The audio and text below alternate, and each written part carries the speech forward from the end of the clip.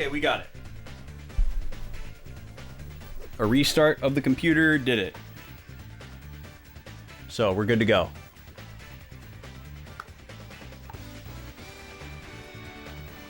Don't know why that happened. Hello. Greetings. How are you? The cameras are working now. Everything's good. We're all good. Oh, I gotta press this button, though.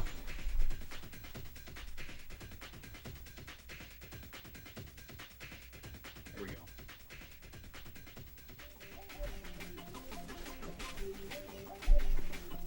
Okay.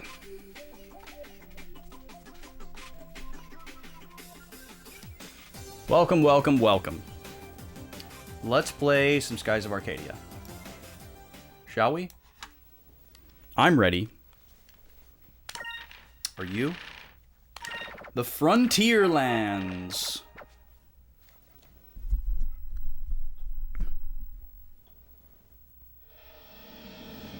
Okay, let's get back up to speed here. So last week I took really good notes. Last week we had to go through that labyrinth. So let's see. We forked over 100k for Crescent Island. It's called Crescent Isle, but I'm going to have to call it Crescent Island, because come on. We paid 25k for one thing and 75k for another thing. And we're going to have a secret base there. Fina opened up about Ramirez. He was the best warrior from the Sylvites. He was sent to stop the Valuans, and we don't know why he defected and started fighting alongside them. So we might find out that he's being like mind controlled or something. Probably going to be some kind of twist there. Then we headed east because we heard about a mystical city called Yafutoma underneath the Blue Moon. We went south to Cape Victory, and we got a little lost looking for a town called Esperanza, and then we realized that it wasn't at the Southern Cape, it was a little bit around the Southern Cape. So we went there, we talked to all the people, they were super depressed. They think that the Far East is unreachable, there's a big storm that stops everybody. They think that it's like a myth. They think that it's like, it was very like, like pre-Western world, pre-America's discovered kind of vibes. They're like, oh, you don't go that way. It's a fool's errand. You're gonna die. Nobody comes back. Yo, what's up, Hitman? Welcome in, dude. And then Valua attacked under the lead of Gregorio, who is the second admiral of the Armada. They're chasing us because we have the prince, because we have Enrique. And so he tried to get Enrique to come back with him, and Enrique stood up to him in a very adult way and was like, hey, I think these guys are doing the right thing. I think you should try to talk to my mom, the Empress. I think you should try to convince her that she's going down the wrong path. And I don't care what you do, but I'm staying with these guys because I think they're the good guys. And it was a pretty clear, well-spoken moment. And Gregorio silently just kind of like seemed to respect Enrique when that happened. Like, he didn't say anything, but the way that they framed it and the way that they, did kind of like nonverbal storytelling there all made it seem like they were trying to say Gregorio feels like Enrique has kind of like grown up and made a decision for himself. We don't know if Gregorio really agrees with that decision, but he seemed to respect it. And then he left. And then we headed towards a place called the Dark Rift, which was the labyrinth place I was talking about. It's a Lost Woods style maze. We found some good items in there. And then we fought this crazy snake boss eel thing that took a really long time. And then after we left the Dark Rift, we started heading northeast towards Yafutoma. And then we got into another battle where we had to fight another ship that was like a basic Yafutoma ship. And then right after that, we got boarded by these two guys, Zhao and Mao.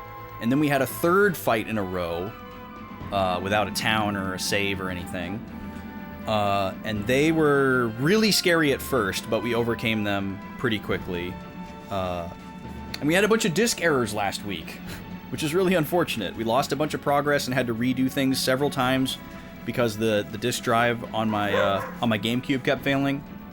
So we're playing on the Wii today. Same disc, same memory card, same file, just a different console. That must be the lady coming home. Dogs are freaking out. Okay. So, we are near Yafutoma, right? Where are we?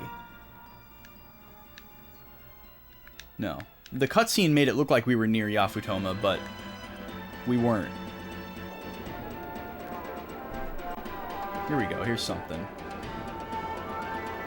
This looks like a gate.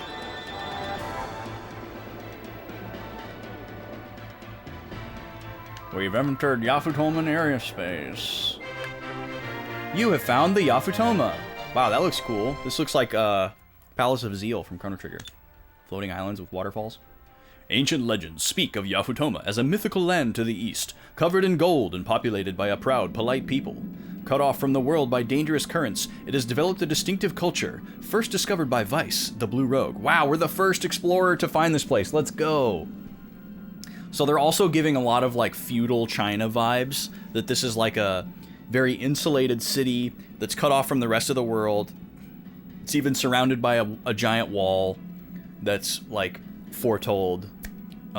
So a lot of feudal China vibes here. And the people that they're depicting are also very... Who are you guys anyway? And how do you manage to stay in the air with those steel ships of yours? I know who you are. You're Westerners. I've read about people from the West, but you're the first Westerners that I've actually seen. So now they're all making nice with us. Well, we're gonna park into town here, see what's poppin'. Oh, we got a back attack by these jellyfish. Oh, and it's our favorite guy here. These little guys, they're the worst. All right, let's crack open some caffeine here. I'm currently in the non-caffeinated Cloud Boy. Let's change that. We got the tropical vibe tonight. No joke, that's the name of the beverage. Tropical vibe. Or the name of the flavor, I should say. Yummy, yummy, yummy. Sparkling starfruit pineapple is how it's described. I don't really know what starfruit is supposed to taste like. Really, MN? Wow, that's a big deal for you, man. I mean, because you usually have coffee every day, right? Probably more than once. I mean, you're like a 5 o'clock in the afternoon cup of coffee kind of guy. What prompted that? Just trying it out, or... Wait, is Ica dead? Or, like, statused or something? Oh, she's asleep. Got it. She's asleep. Well, that's very unfortunate. We need something that hits everybody. So I guess we'll use Vice's special move. Or wait, does this hit everybody? Oh, heck yeah. Rain of Swords. Let's check that out. That might even be better. Magic? Question mark? Also like a good cup in the afternoon. You're prompted from not wanting to feel horrible anymore in the afternoon. That's a good reason. Yeah, caffeine dependency is real, man. It is real. It's just like any other drug.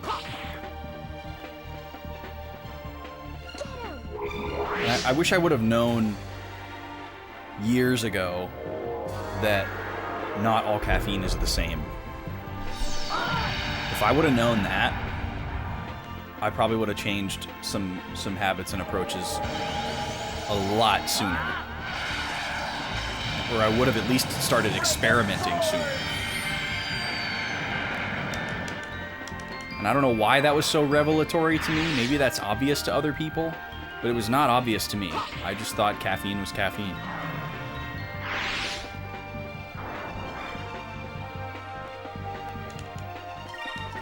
Alright, well, Rain of Swords was pretty great. I don't really know... we haven't fought these enemies before, so I don't know how much better it did than Lambda Storm, but I gotta assume it's stronger with how much SP it costs. Yo, thanks for the follow. Welcome in. I hope that I'm being useful. First week was rough, but you're doing good now. I'm glad to hear it, man. Good for you. Electrum. Isn't that supposed to be... Wait, is that the one that's supposed to be the best spell in the game? Where's my manual?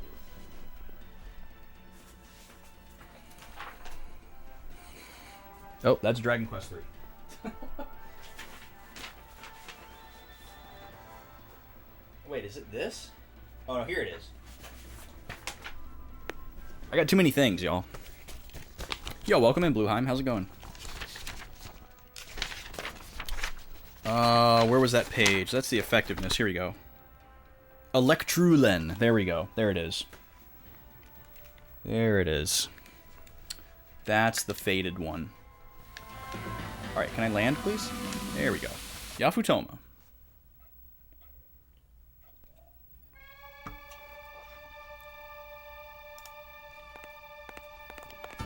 Wow, it starts exactly like, what was that,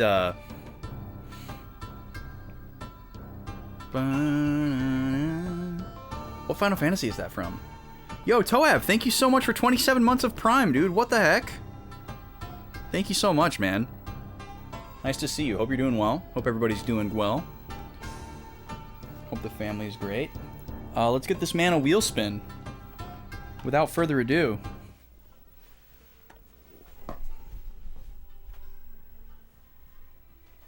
What's it gonna be? I'm hoping for snack. We've got 2 special snack showdowns queued up tonight. One savory and one sweet. Oh! Oh, we went right by it and landed on soda. That's still awesome.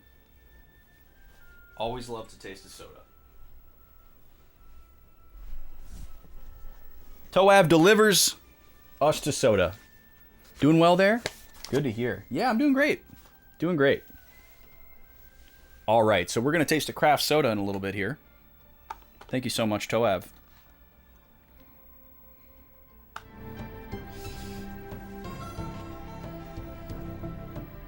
What was I going to say? Was I talking about something? Oh, this song. There's a Final Fantasy song that starts with the exact same, like, note. And the exact same expression. And I can't think of which Final Fantasy it is. It's all getting, like, muddied up in my head right now. It could be 7. It's I think it's either 6 or 7. The water is so clear. It's beautiful. I wonder where we are. Huh? Look at all these nice people. Wow, that ship. It's so huge. Are those Westerners? They dress funny. Hey, look, their hair isn't black. I wonder what they eat to make their hair that color. My hair is really going to stand out over here. Invaders, why have you come to Yafutoma? I was expecting everybody to act like this. These lands are protected by Mount Kazai and the Blue Moon. Under the sovereign reign of Lord Mikado, invaders will be punished. Ooh. She's like, ooh, do me first. Yafutoma? Is this really Yafutoma? Yes, you have invaded Yafutoman lands. Wow, this is like, I don't even know if I want to say what this is like. We did it! We did it! We're in Yafutoma! Yeah! Well done, Vice. This will be recorded in the history books. How dare you invade our lands! I shall strike you down where you stand! Wait! Don't attack them!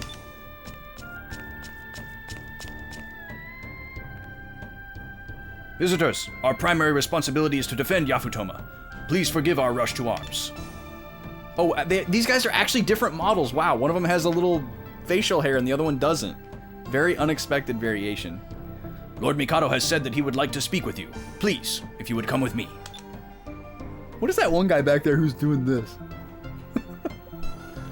Lord Mikado? I suppose that he's probably the king of these lands. We should follow him. And don't touch our super nice big metal boat that you're super curious about, okay? Don't touch that. So, you come from the land where the sun sets. Welcome to Yafutoma. My daughter, Moegi, has always been intrigued with the West, haven't you, my dear? Yes, Father. Please, I would love to hear all about your homeland. Those sleeves. And if there is anything that we can do for you, just ask.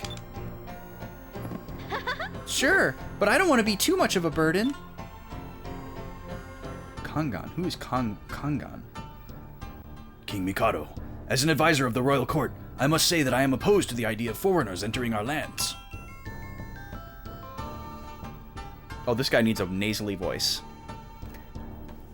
Foreigners have only brought us disaster. We must cleanse them from our lands immediately. I agree with my father. The Westerners can only bring us trouble. We should dispose of them at once. We'll give him a random surfer accent for no reason. They are our guests. We must welcome them. They can teach us a great deal about the West, and there is much we can teach them as well. Wise King! But I would like to know why you have traveled to Yafutoma. We're searching for the moon crystals to prevent our enemies from using them to destroy the world. The blue crystal? I think you are referring to the jewel that has the powers of the blue moon. The object that you are searching for lies underneath Mount Kazai. Here in Yafutoma, we refer to the object as the Magasphere. Interesting. Mount Kazai is considered by our people to be a holy mountain, and deep within the mountain lies an azure-colored jewel. Our ancestors passed the jewel to the successors of the throne. After the cataclysm, the jewel was sealed inside Mount Kazai. An azure-colored jewel. Man, I can't talk tonight. Vice, that has to be the moon crystal. At one time, Mount Kazai was a volcano, and there is no known way inside. The Magasphere has been lost since the days of the old world. If you were to retrieve it for us, we would be eternally grateful. So we retrieve it for you, but then we take it. Deal. It might, Toav, you're right, it might. Glad to hear you guys are doing well, man. I haven't seen you in a while, so appreciate knowing that you're still kicking it. Doing the thing. It'd be cool to catch up sometime. So, the Magasphere is at the bottom of that huge mountain, huh? Leave it to us. Don't worry, we'll get it back for you. Yeah, and then immediately bargain for it.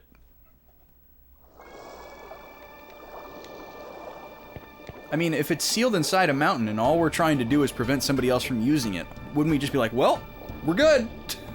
Sealed inside a mountain. That's interesting. They're using blue moonstones as fuel for these flames. That way the fire is blue. Wait, that why the fire is blue? Maybe that's supposed to say that's why the fire is blue? It must look pretty at night. Yeah, too bad there's no day-night cycle in this game. This land of Yafutoma is a beautiful country of countless islands, large and small, lying beneath the blue moon. Oh, visitor from the distant west, may you taste our bountiful water and breathe our clear, crisp air to your heart's content. And when you decide to go to Mount Kazai, please make your way to the ship parts dealer located down near the waterfront. I have already spoken to him about escorting you folks to Mount Kazai. My apologies. I did not realize that you were the person whom Lord Mikado wished to see. However, since it is my job to protect the state and restore order, I beg you to overlook any offense I may have caused. I must say, it is quite scandalous how much skin your apparel leaves exposed. You Westerners must really be shameless people. That is, I mean, perhaps shameless was rather too strong of a word. I beg you overlook any offense I may have caused. Speak freely, my dude. Oh, oh, oh.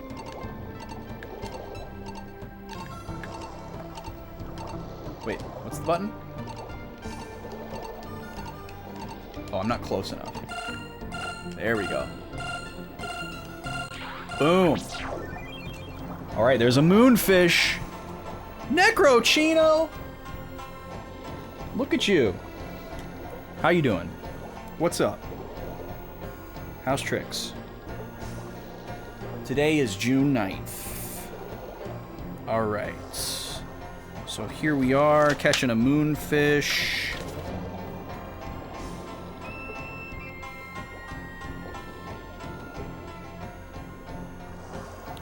In Yafutoma. You're alright? I'm great. I have no complaints. This week was super chill. Went by at a pretty good little clip. Got to do some things that I wanted to do. Got some stuff done. Pretty happy with the week, so. Nothing extraordinary by any means, but as far as like regular old weeks go, it was solid. I gotta fix my camera.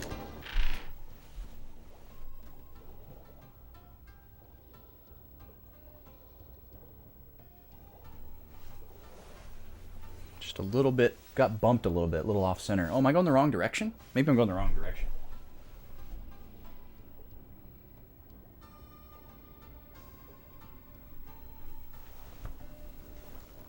Hey, there we go.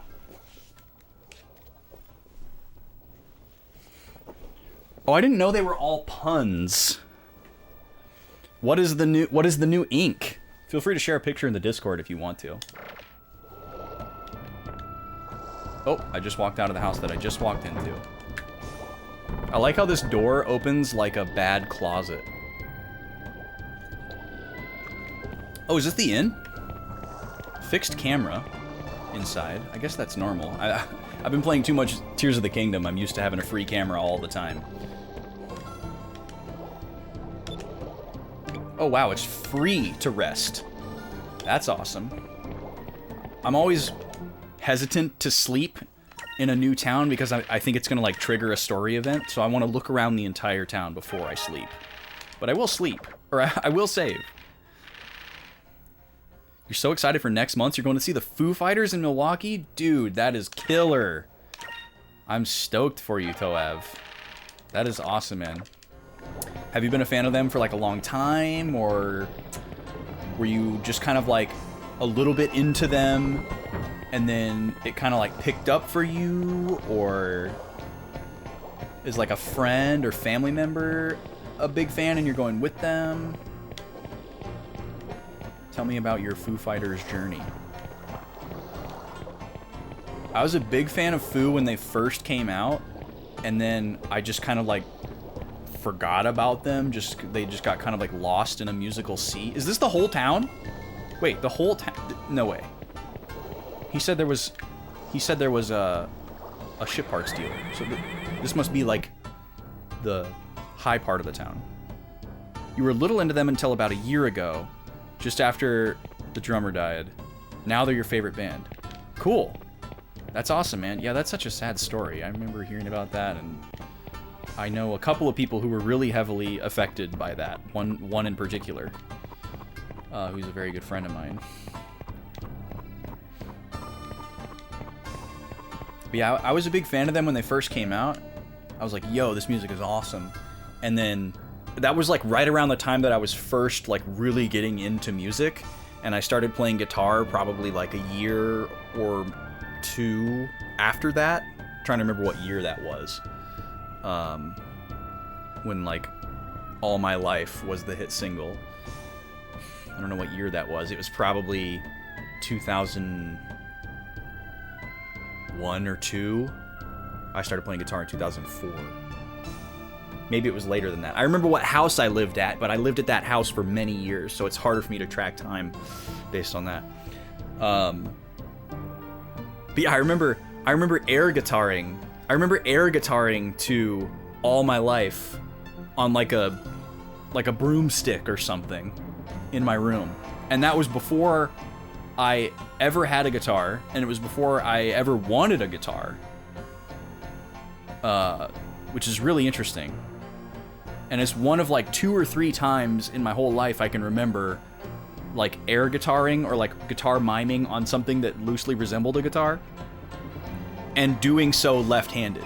Like before I ever picked up a guitar or played a guitar or knew anything about guitar, my body already knew that I was a left-handed guitar player. So it's so weird. There's a video of me when I'm like 3 or 4 years old air guitaring to a song. Like I see like an adult air guitaring, and so I like mimicked them or whatever, and I did it left-handed. And then I can remember standing in my room with the door closed, blasting All My Life on the stereo, air guitaring on like a stick or like a broom or something like that, and I was doing it left-handed. And then, lo and behold, a few years later, I picked up a guitar for the first time and held it upside down without even realizing it, because it just naturally felt like, this is it, here's how it goes. And my buddy was like, yo dude, it's upside down. Or backwards, or whatever he said. Their newest album came out a few days ago. Nice. Lots of grieving? Yeah, I bet, man. Nothing to inspire you to write some crazy music like Heavy Feelings. I can definitely relate. Like, the heaviest songwriting periods of my life are all centered around like either specific events or like, you know, just heavy periods of like heavy emotion, whether it was like anger or like loss or stress, you know, anything like that. So it makes sense. Oh, I didn't know about Dave's mother. I followed the whole Taylor Hawkins story. I know about all that. I was totally plugged into that because a couple of my friends were very heavily affected by it. So I knew right away when that news broke, and I watched some of the coverage of it. Hello, you must be one of those Westerners I've heard about. It's really true that you don't have black eyes and hair, isn't it? My dream is to bring lots of Westerners like you to this country as tourists. Wow, that's very opposite of feudal China. I want people from all over the world to see our picturesque Mount Kazai. Look at him just staring.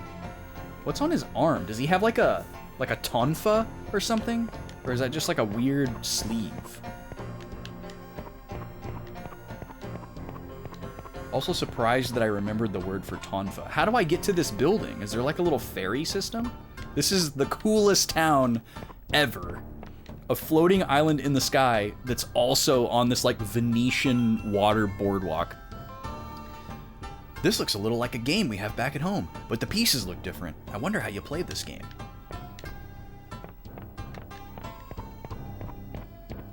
Yo, speaking of games, and since Toab is here, Toab, as a resident board game and tabletop game enjoyer, have I ever talked to you about the card game that I created? Oh, this guy must be the ferry guy, gondola guy. Hey, it's a foreigner. Step right up for your tub ships. Tub ships?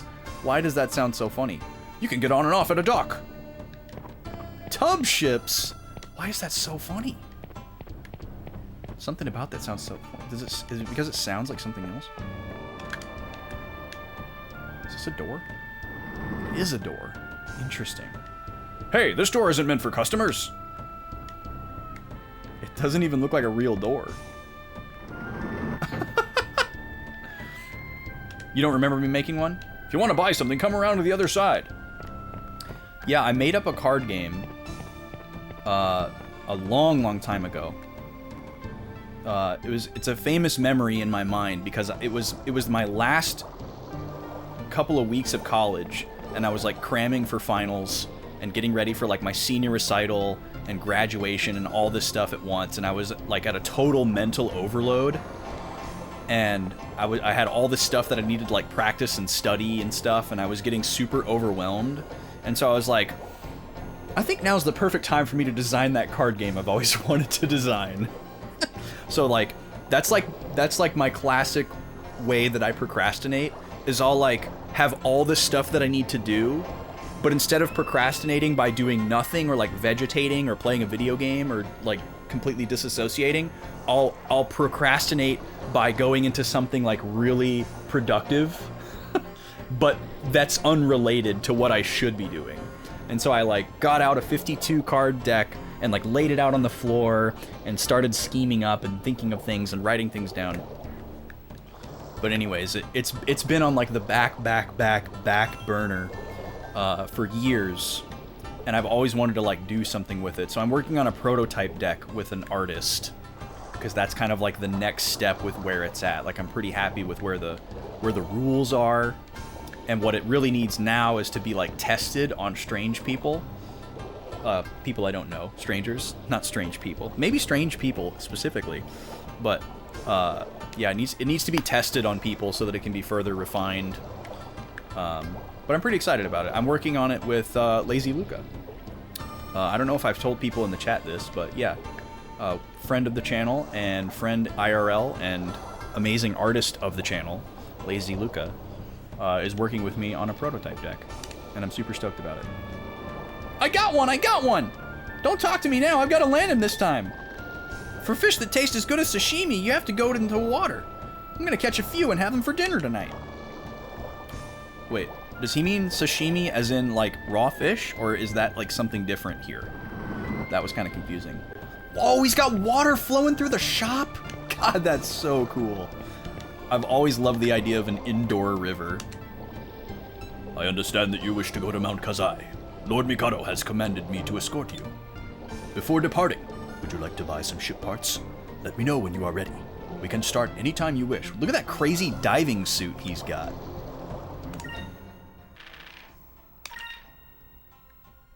But yeah, I'd love to tell you about it sometime, Toav, because I know that you're somebody who could not only appreciate the concept, but also somebody who could probably like very adeptly like comment on like strengths and weaknesses that you might see in the design with how many games you've played. So I should probably show it to you sometime. Let's see, we just spent a bunch of money upgrading our ship, so this is kind of unfortunate that all this new stuff just became available. But yeah, basically the elevator pitch for the game is taking the idea of like a game that's really accessible and that can be picked up and played by like, you know, a family or a group of friends, like, you know, something like Uno or, you know, Phase 10, those kinds of games where you like buy a deck of cards off the shelf, you read the rules, and then everybody can sit down and they can play it. So taking that concept and then combining it with the idea of a collectible competitive card game like Pokemon, Magic the Gathering, etc., where you have like strategies and combinations and gambits and stuff like that, but removing the collectability feature and removing the like price barrier of like, oh, well, you have to have these really good cards to be able to play at a high level, and just giving everyone the same cards, right, from that other camp. So it's like everybody's playing with the same cards, and there's no barrier to entry, there's no like collecting. It's just you have to be able to do whatever you can with the cards that you have. So it's not a deck building game because the deck is standardized. So there's an element of randomness to it. Everybody gets dealt cards from the same deck like you would in something like Uno, right? But instead of just being like, okay, I'm going to play blue cards on the blue cards and I got to get rid of my cards, it's like more strategic. It's like, okay, I have to understand how these cards work. I have to find ways to combine these cards together to be successful against other people's cards. So you have that element of like a Yu-Gi-Oh! Pokemon where you're like battling against other players and you're trying to be the last player standing, but everyone's on the same playing field as far as what cards they have. That's kind of the idea of it. It's basically the strategy and excitement of a deck building game, but with the accessibility of something like Uno.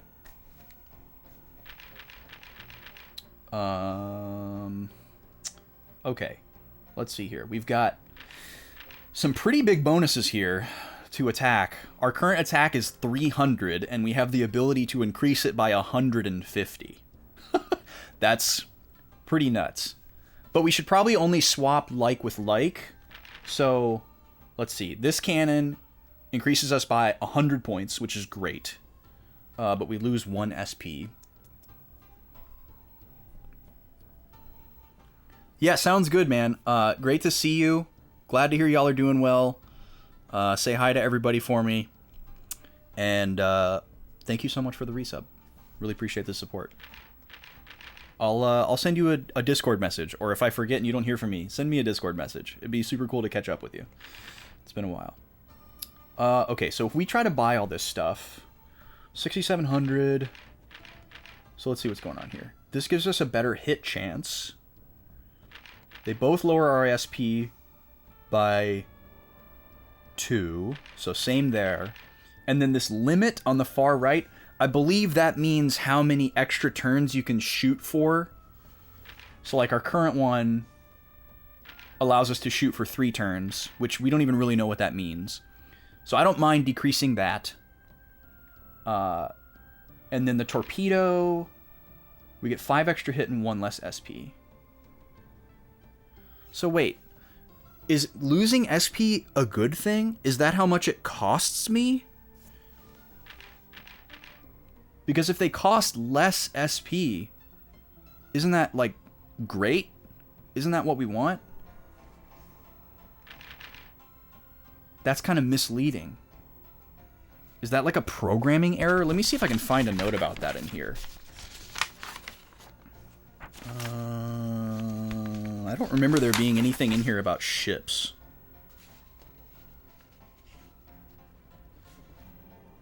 Ship parameters. That's close to what we're looking for. The problem is this isn't the whole manual. I didn't print out the entire manual. I just printed out the pages that had stuff that I thought was super important.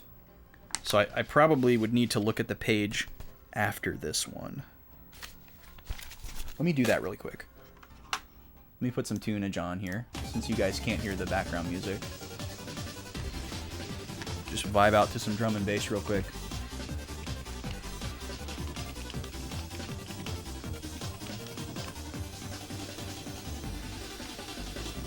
I could buy the manual for $40 on eBay.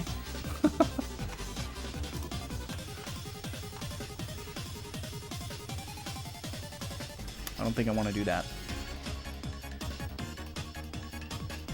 Okay, here we go. Here's a PDF.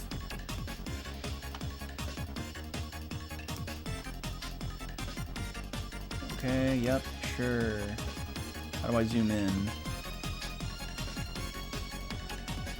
There it is.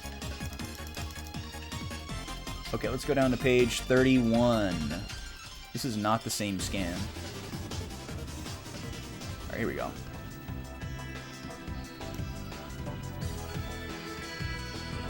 Wait, what is this? User registration? There's 100 pages in this manual?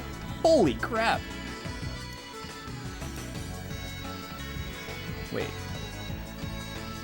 Okay, I don't know what I'm looking at there. Super move. Equipment. Character status screen.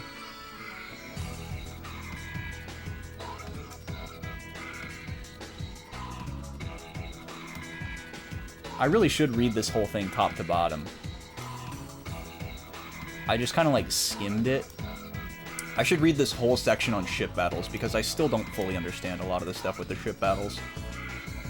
It definitely doesn't say anything here though about how to interpret this information. We got status effects explained here. We've got the ship battle screen explained. Magic, battle commands explained. Sailors Guild. Okay, buying weapons. Let's see here.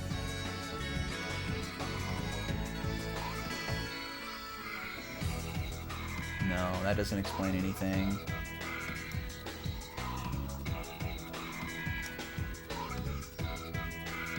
Maybe I do want to pay $40 for this manual. There's a lot of really good stuff in here. And it's annoying to have to look at it in this way. Controls on ship battles. How to change discs? What? It's a one-disc game. Why is that in there? That's so weird. This section this section is labeled how to change discs, but then it just shows you the basic controls. So it's like they typoed the header of the section. Is there a way I can pull this up really quick?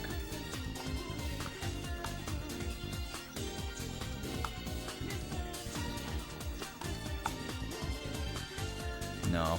My browser sources are too smart. They're looking for specific web pages, and they're not seeing them. That's so wild. All right. Well, we're just gonna take a chance on this either way. All right, let me turn this crazy music off. Okay. So, we're gonna buy. Well, actually, let me look at this other stuff really quick here. These accessories. So this raises our magic defense. This doubles our magic defense, which is pretty incredible. Maybe we swap that with the heavy armor deck. And then what does this do? A bit of Yafutoman culture to help calm the mind and soothe the soul. But it doesn't do anything. So is there like a hidden property to that? Or is it just like a flex? That's so interesting. Okay, so 6,700 plus... we'll call it 11,000, so 17,000 plus 5. Yeah, so we have just enough to get all of these things. But we don't even know if they have new people equipment, so we got to check that out. Let's keep looking around town.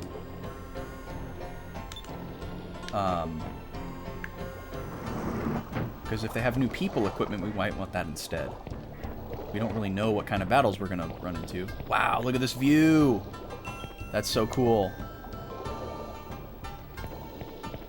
It's also cool that, like, after playing so much Tears of the Kingdom and having that be, like, the main thing in my brain, that I can still be impressed by graphics in this game. Whoa, look at the face on this statue. It sort of reminds me of Pow, just a whole lot scarier. I wonder if it's a Yafutoman animal. I said aminal. Alright, so there's our boat. So maybe there's not a weapon shop. An interesting looking barrel. And it looks like it's filled with loqua. I guess they drink loqua here too. This is a strange container. It's packed full of small white grains. Wow, Vice has never seen rice before. And yeah, big surprise, Vice. Everybody gets drunk. Even out in the middle of nowhere. Actually, especially out in the middle of nowhere, statistically. Those are usually the drunkest people. And this cool waterfall. Too bad I don't have my Zora shirt. I could go swim right up it. We got some duckies down here, little duck family. Look at that. Love it.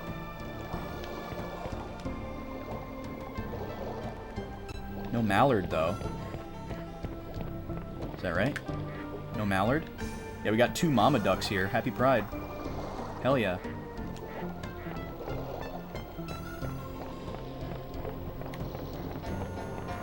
Alright.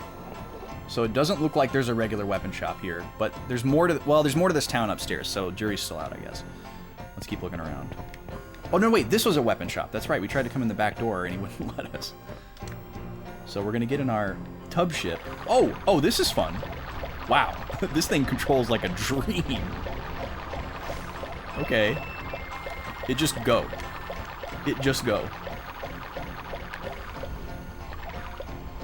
Boy, you would be ripped if this is how you got around everywhere. How does this even work? Is that a chest? It's a chest, right? How in the world am I supposed to get that? I guess I come out that little door?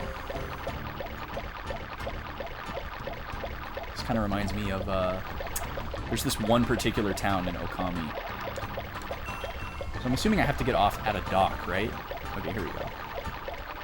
There's one town in Okami that has water running through it. And it's really bright and colorful like this. Oh, there's a Cham. Or Chom? I can never remember.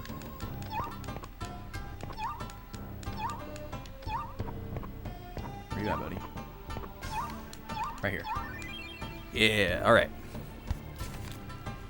Okay. We haven't fed Cupel in a while. Probably should check our inventory here. I think we have like 3 or 4 of these we can feed him.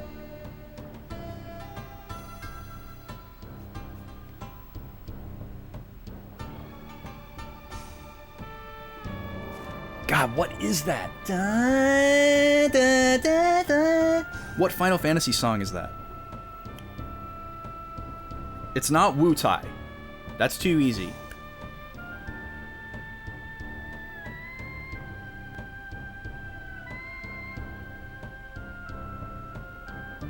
I think it's Final Fantasy VI.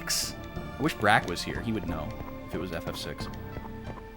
He lives and breathes that soundtrack.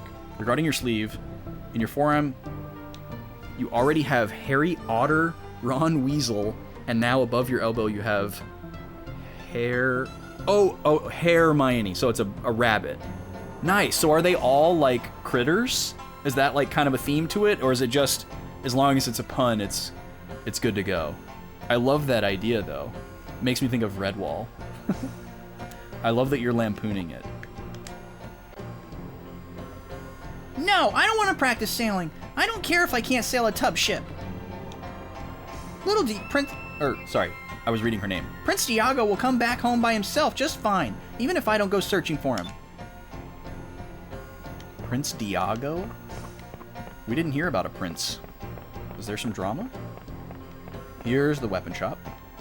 So I guess that door was there to, like, let us know that back doors are a thing so that we could go out the back door of this building. They're all critters. That's so awesome. Have you ever read a Redwall book, Necro? Because if not, you should. Huh? This umbrella's made of paper. How could you stay dry with a paper umbrella? It's for a really, really big drink. Not a person. Oh, that is a person. Well, my, what can I do for you? What do you got? Items. Let's see. 1,000 HP for all allies for 600 gold. Yeah, we're going to invest in that. My God, we need those. Let's get 15 of those. Restore all HP for one ally. Only 200? Okay. Looks like we're not buying ship parts. We're buying items. I'll buy 10 of those. 10 MP for one ally for 400. Yes, please. I'll take 5 of those. And revive an ally with max HP for 450. Let's get 4 more of those. Alright. Well, that doesn't leave us with a lot left to spend on ship parts or weapons, but I don't care. The Great Wall that surrounds this island was built by our ancestors in order to protect the country. But the Great Wall isn't what really protects us. What really protects us is the blue winds. So that must be what we navigated through to get here? All right then, please come again. Yeah, pardon me while I sneak out your back door and steal whatever you're hiding here. Oh, it's a drawbridge door. That's fun. 3,000 gold! Hey, we recouped some of our losses there. Beautiful.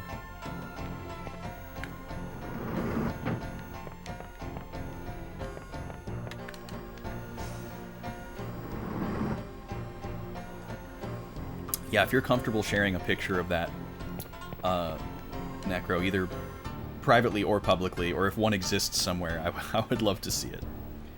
Wow, there sure are some strange weapons here. Some of the weapons look similar to the ones back home, but others I've never seen before. God, I wish I could go into first person in here. There's so much cool little details I'd like to look at. Look at that huge fork on the wall.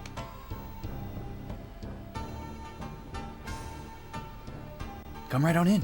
What can I get for you? Alright, 13 more attack. 23 more attack. 16 more attack. Ooh, and a sleep side effect? I mean, if we're about to head into a dungeon, I'm assuming we're going to be mostly doing on-foot battles. So I think this is what we should invest in. Scale mail. Okay, so we have an upgrade for everybody here. Here. We're going to need 2 scale mails. Well, maybe just 1. Enrique, it's kind of a wash. 1 Soranchu robe. 1 long robe. The Jade Swirl Ring. Increases magic defense and will. The Unseen Hand. That sounds like the crime syndicate from a terrible Steven Seagal movie. An enchantment that enables a warrior to attack faster and avoid enemies. Boy, we would really like to do both of those things. Maybe we could just pick one character and invest in speed over everything else and see how that does. That might be kind of a fun experiment. Okay, so we're going to need to immediately raise some funds here. Let's start with armor. That seems like the responsible thing to do here. We can afford all these armor upgrades. So we're only buying 3 pieces of armor. Or actually, no, we can't afford all these. It's gonna be really close. But once we sell some stuff, we'll be able to. And we do have some stuff we can sell. Maybe let's sell first. I'm indecisive. All right. So we've got some old weapons that we can. All right. Now we got to go one step further back, and we got to check our equips. Make sure we didn't like pick up something new for free.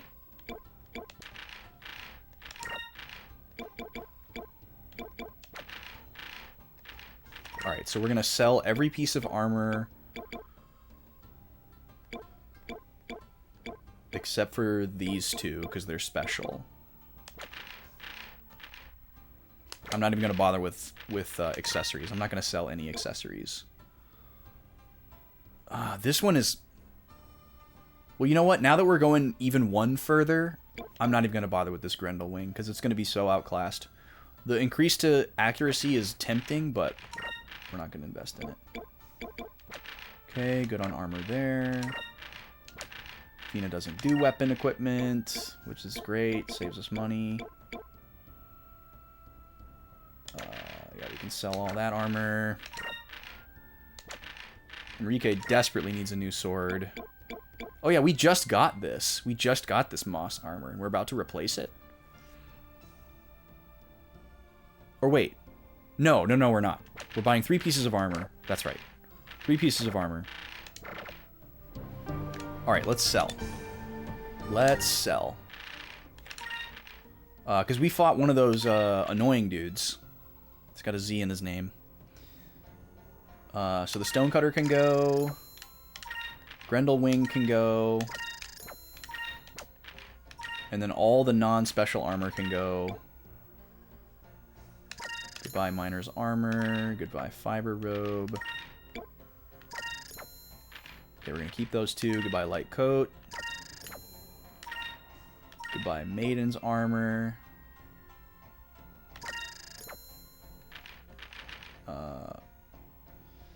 Why do I feel like I'm going to need those? I'm not going to sell them because they're not worth anything. Alright.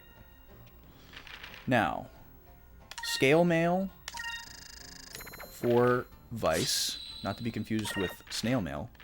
Saranchu Robe for Aika. And then a long robe for Fina.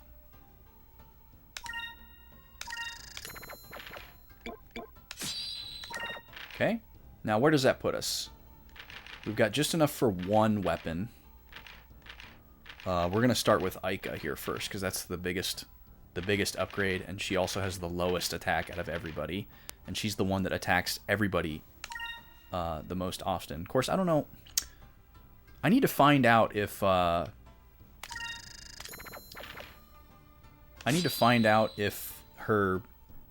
What is that called? Lambda Burst is based off her attack stat or her magic stat. Which, her magic's higher, so that's great. But either way, new boomerang for her. Let's sell her old one.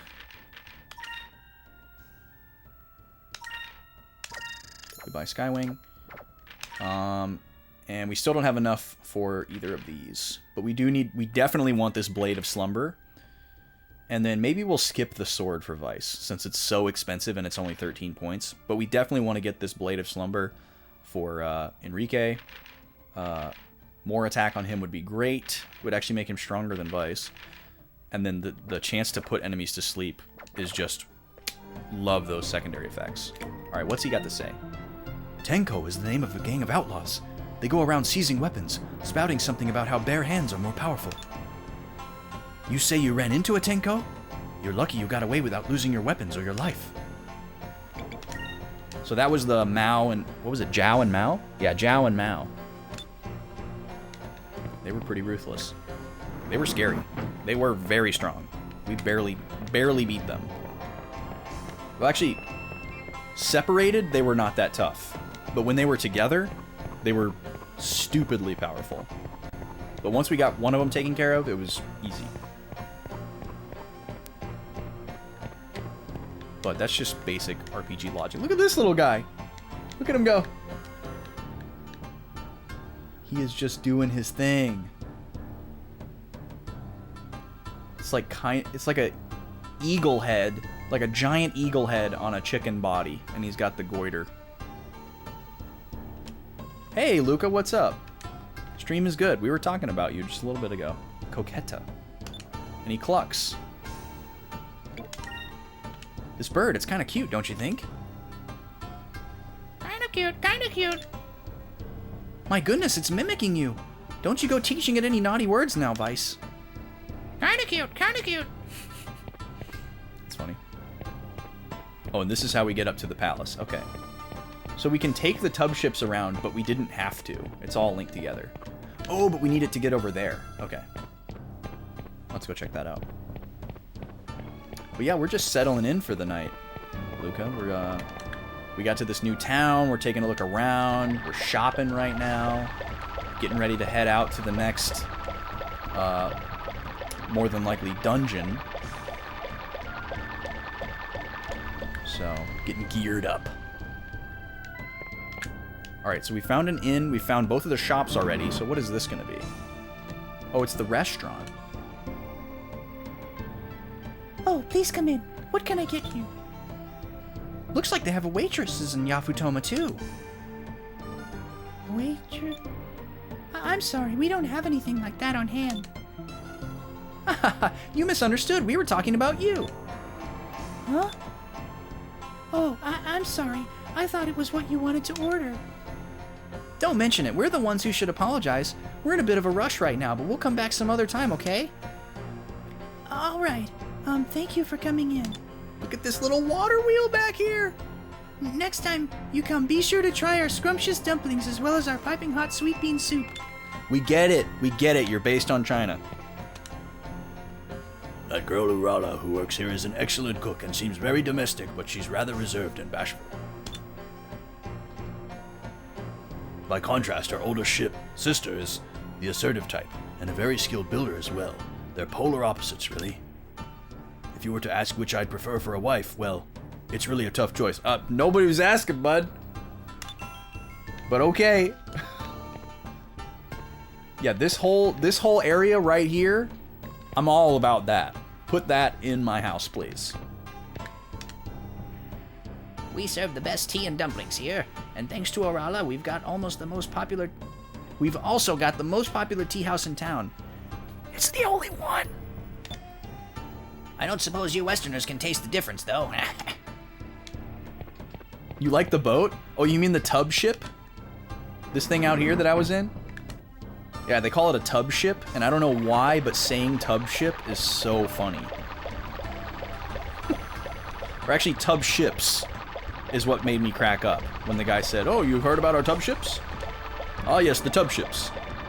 I don't know why that's so funny to me, but it's really funny. Alright, so we're not going to be able to afford any of that gear for the ship. But that's okay. Maybe we'll do... This is probably the best plan. We do the dungeon with what we have, with what we were able to just upgrade. And then all the money that we inevitably raise in the dungeon, we can come back and spend on the ship parts when we're done. Because we're going to be running into on-foot battles probably more than we are ship battles. So that seems like a good plan. I'm looking for a save point.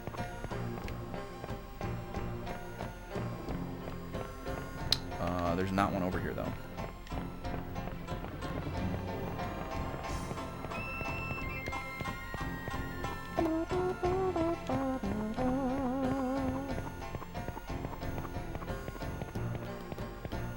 Oh, I forgot to try to read this. Why is there a sculpture of a turtle here? Do the Yafutomans worship turtles or something? Quite the conclusion to jump to there. Hey, there's a turtle on this cup of coffee. These guys like worshiping turtles? Hey, there's a turtle on this sidewalk. Are they worshiping turtles? There's something written in Yafutoman. I'm not sure, but it probably says something about this switch here. Wait, there's a switch?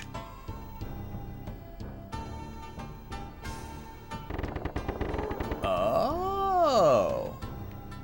There's a chest over there. Okay, I saw that purple mass, but I didn't realize it was a chest.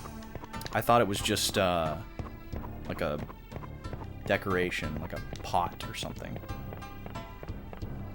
Oh, but we need to do this while the tub ship is at the other dock, or we can't get over there. Maybe the guy at the weapon shop would let us walk through, but I'd hate to try it and then find out we can't, so we'll just do this.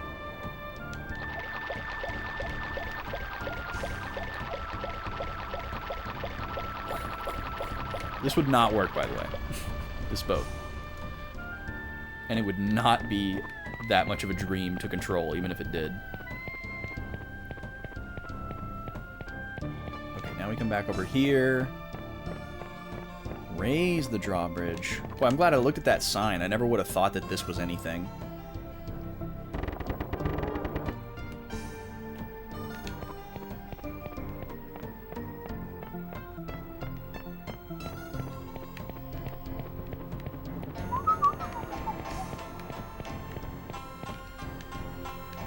Look at that boy right there. That's cool. There's a little platform coming off of it even. Hold on.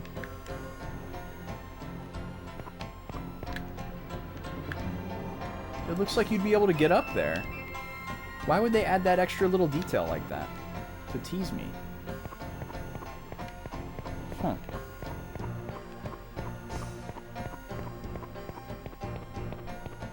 If this was Tears of the Kingdom, I could get up there. You better believe it. I'd find a way. Get in my little hot air balloon or something. Oh, I forgot to do the thing. I love that little chicken thing. Hello, fellow gamer. What's up, Thunder? How you doing? Are you a gamer? Never heard of this game? Wait, are you memeing? Or are you for real? We all gamers here? Yo, easy mode. How you doing, dude? What's up, Moon Man? Ah, Moonberry. Okay, that was worth the struggle. You're great. I'm great as well. Happy to hear it. Oh, you're a fan of this game. This is my first time. But I'm also a fan of this game. There's definitely some things that I would, there's definitely a few things like I would ask for from this game that I'm not getting. But, you know, it's pretty old. I'm trying to only compare it to the last RPG we played because it's from pretty much the same era. I'm not being a super harsh critic, but oh, it's no big deal, Thunder. I was just surprised because this is a game that I always heard about but never played, and now I'm finally playing it. Yeah, I'm definitely enjoying it, Moomin. Definitely enjoying it. I just wish there was fast travel. And a little bit more tutorializing.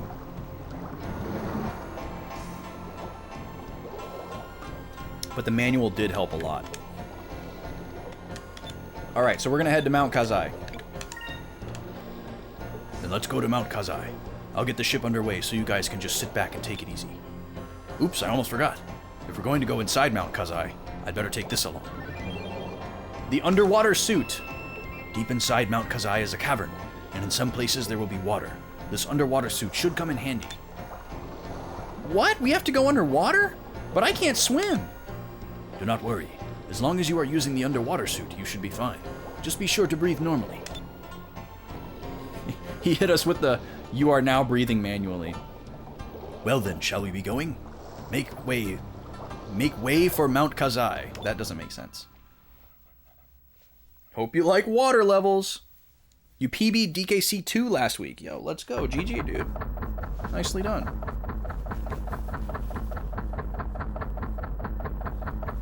I don't like or dislike water levels at face value. Just depends on how it's done. Now, if we're talking about water towns, always love a water town in an RPG. Like a seaside town, or like something like what we just saw with like the ferry system, little Venetian, or, not Venetian. Yeah, Venetian kind of thing. Love that.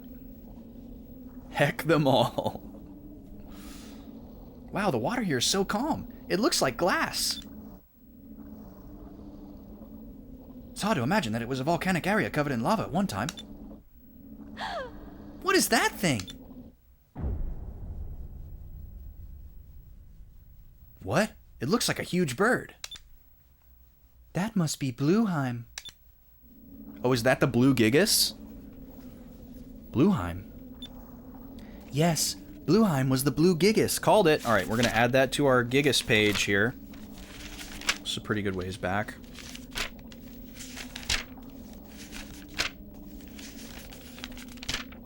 Here we go. So the Blue Moon Nation is called Yafutoma. Hadn't written that down yet either. And the Gigas' name is Blueheim. So creative. Wonder how you got that name. Alright, cool.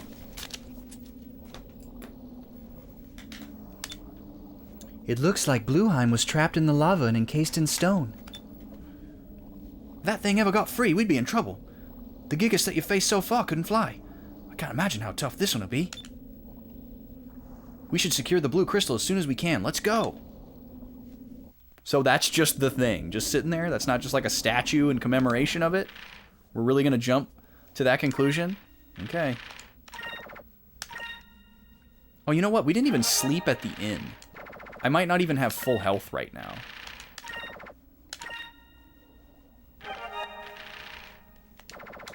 Oh, thanks, Thunder. I try to just spice it up a little bit, you know. Let me see if it'll let me go back to town here. Okay, yeah. I forgot to sleep at the inn. So I'm going to do that really quick. I want to be at full health before I go in. Yeah, I mean, I have a lot of people that listen to my streams more than they watch. And they just kind of lurk and chill in the background. So I figure if I can, like, vary the voices for the characters in some way, there's, like, at least some chance that they might be able to tell who's saying what without looking at the screen. And, you know, I enjoy doing voices, so.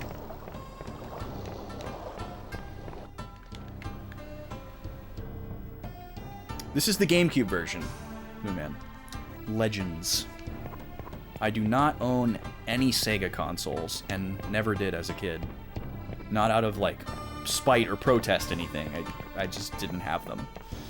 So I don't have a connection to them, and I haven't invested in, like, collecting any of them.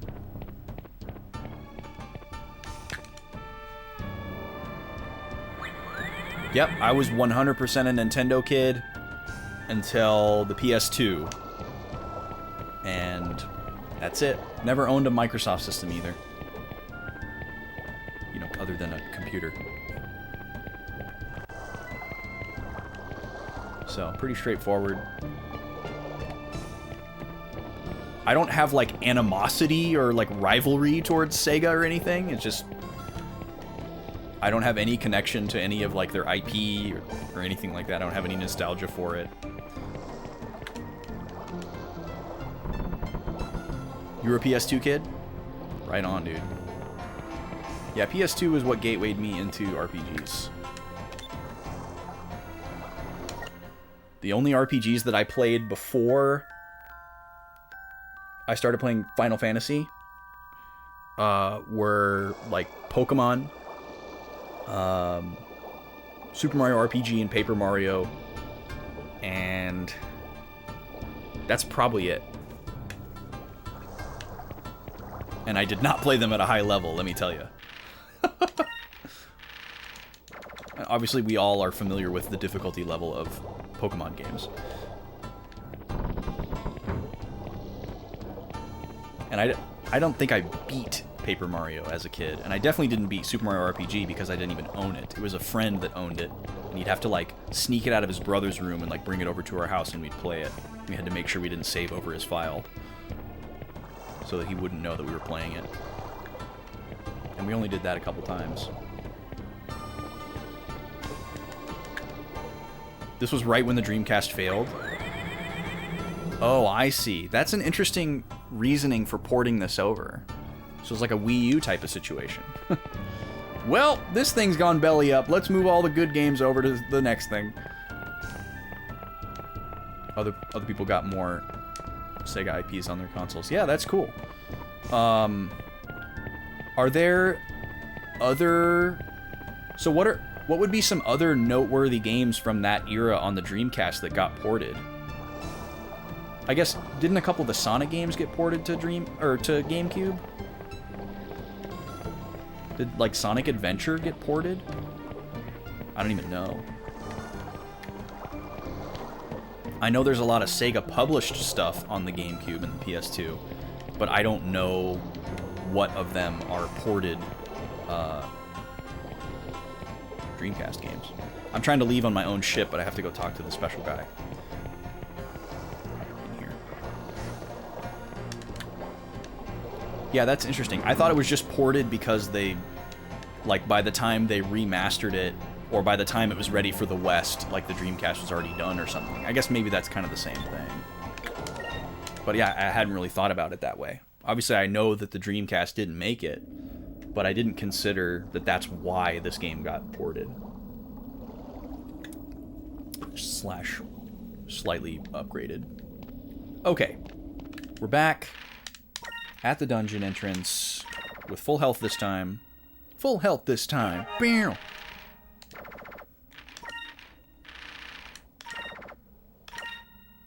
Jet Set Radio Sonic Heroes. Oh, it was gonna be a Dreamcast game, but then they just moved development to the GameCube. Sonic Adventure 1 and 2 went there. Okay. That makes sense. The old Dreamcast. The only thing that I knew about the Dreamcast back in the day was one particular person that had it, and we only went to their house a few times. And he was older. He was probably like, I don't know. He was probably like 20, 22. And he was a cousin of one of my friends. And we were like, well, let's see, what was that, 2001, 2002? So we were like 11 or 12 at the time. And he had it all figured out. He knew how to, he had his whole setup in his computer where he could like rip stuff onto a disc and play it on the Dreamcast because there was no like piracy control or whatever. And so he had like all these movies burned to DVD, and he had every game for the Dreamcast on this big CD spindle. And I just remember, like, that was like my introduction to the Dreamcast. So I just thought that that's like how the Dreamcast worked. I didn't know that it was like a normal game console where you were supposed to go to the store and like buy the game and put it in the system just like anything else. I thought it was like, oh, this is how the system is intended to be used. This is interesting. And like the internet was super new to me. I didn't have the internet at home at this time at all, so I didn't really understand how the internet worked. And I just remember sitting in this guy's room and watching him be like, oh, do you guys want to watch such and such movie that just came out? And we were like, sure. And then he would just like go to the computer, and then like a CD would come out of his computer, and he'd put it right in the Dreamcast, and then we were watching the movie. And I'm like, this is interesting. How does this all work? And he's like, oh, you guys want to play this game called Power Stone? Okay, cool. And he just went to this like CD spindle, which that was a familiar sight to me. I knew what CDs looked like, and I knew how they were stored. And he was like going through them, you know, and they're all just blank discs with Sharpie written on them. And he would just pop it in there. And then we were playing this game, and I was like, this is weird. And I didn't know what piracy was. I didn't like, you know, I had no idea what was going on. And I was just trying to take that all in, and I was just like, this is a weird game system. I was like, you need a lot of stuff to make this happen. And then later I was like, oh, that's what was going on. But we thought it was super cool. But never through any of that interaction was like, I want one of these. and like out of all the like smorgasbord of games that we must have sampled through that format, because he had literally hundreds of them, not one of them was I like, wow, I'd really like to have this game for myself. I was always just kind of like, okay, it's a game. This dungeon is pretty. This is really cool. Oh, here we go. So we're gonna put our iron boots on. Ocarina of Time called. Thunder's got a question. What's your question, Thunder? This is interesting. Oh, look at me go! I look like Zant from Twilight Princess. Put my hands out like that and floaty. I'm guessing there's not going to be battles in the underwater sections. Boy, these drinks give me the burps. Sorry about that. I'm trying to like suppress them. It's weird, like with as many bubbles and seltzers and stuff that I drink, those are never really a problem. This is different. What's this rock? It looks like some sort of switch. Well, it's an RPG. Better press it. Boy, it really does just look like a giant light switch. Which game should you speedrun after you get a time that you're satisfied with in DKC 2? Donk 3, Crash Bandicoot 4, or Super Mario World? Well, I'm a huge fan of Super Mario World speedruns. So that could be really cool. There's a lot of different categories that I know exist. Not that those other games don't have a lot of categories too. I'm sure they do. Obviously, with a really popular speed game like that, you get a really large community and pool of resources that you can pull from, which I would see as probably only a good thing. If you choose Donk 3, you got to get linked up with Broatmeal, which I think you are already. Super talented Donk 3 speedrunner. He could connect you with all the right people and resources. I don't know anything about Crash Bandicoot, so I can't speak to that. But I think if I was going to speedrun a game personally, and I was choosing between games that were 2D and 3D, I'd almost always be likely to choose the 2D game, because I feel like it would be easier to learn. Not that that's the right reason to learn a speedrun. No, Broatmeal does Donk 3. Broatmeal does a ton of Donk 3. So yeah, he could definitely help you out. In fact, whenever I catch him, he's usually doing Donk 3. Yeah. Yeah, he's big on Donk 3. And then Gooby that mods here does a little bit of Donk 2. But I don't know if he's done that lately. I think he's kind of put it down. And he was never like really pushing it. Does he do any percent? I'm pretty sure he does any percent. Yeah, I know he doesn't do hundo. I don't know what categories there are besides any percent and hundo. So he's probably doing any percent. It looks like it triggers some sort of water release valve. Ah, I see. The switch is probably here to fill this area with water. Alright, so here we go. Classic water puzzles. So did we fill the water here, or did we lower? Oh, it's a one-way thing. You turn it on and it's on. Okay, so it's not like a water temple type of situation. 103, beat Krematoa, true ending, all stages. Yeah, he must be doing any percent then. Because he's doing all kinds of skips and zips and stuff like that. And he's definitely not collecting stuff. It could be warpless. I don't know enough. And I never get to see full runs either, because he's always like going live when I'm going to bed. So I usually get to see like the first couple of levels and then I gotta go to bed. Or, you know, I get to watch him do like a couple of resets. But yeah, definitely get in touch with Bro. Pop into his streams. He's really good about talking about tech while he's doing it. So that seems like a good... Whoa, look at this new boomerang. It looks like a freaking spatula. It's wild. It's super wide. And it's only one-sided, too. Look at that thing. It's crazy. And there's like a little sticker on it. Still got the new sticker on it. Okay. Lambda Burst.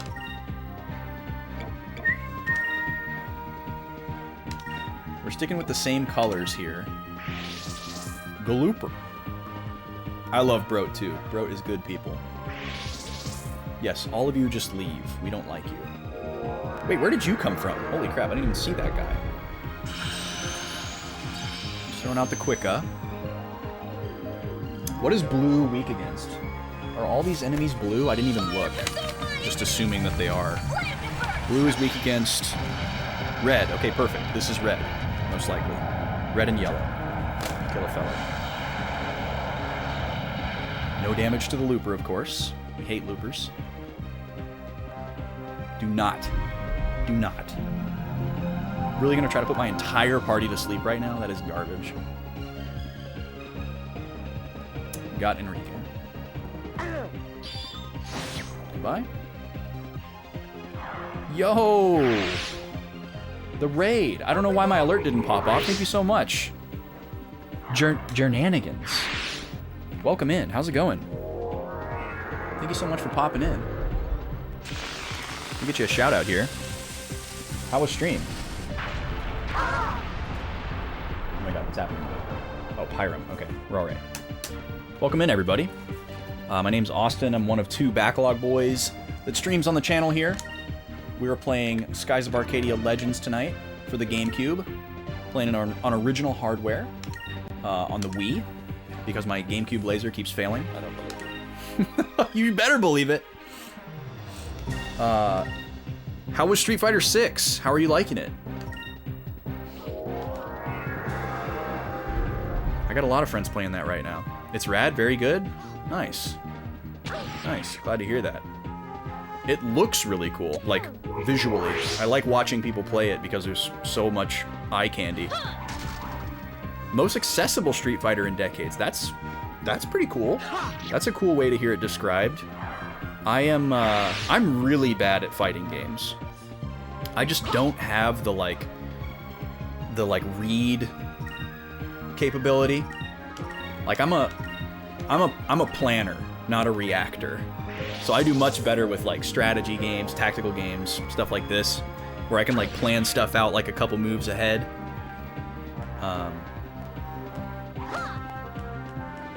I can do some like, I mean, like I have good reaction time, I have good reflexes, but there's so much more to it than that when it comes to a 2D fighting game, and it's just never clicked with me. Like I can play Smash Bros.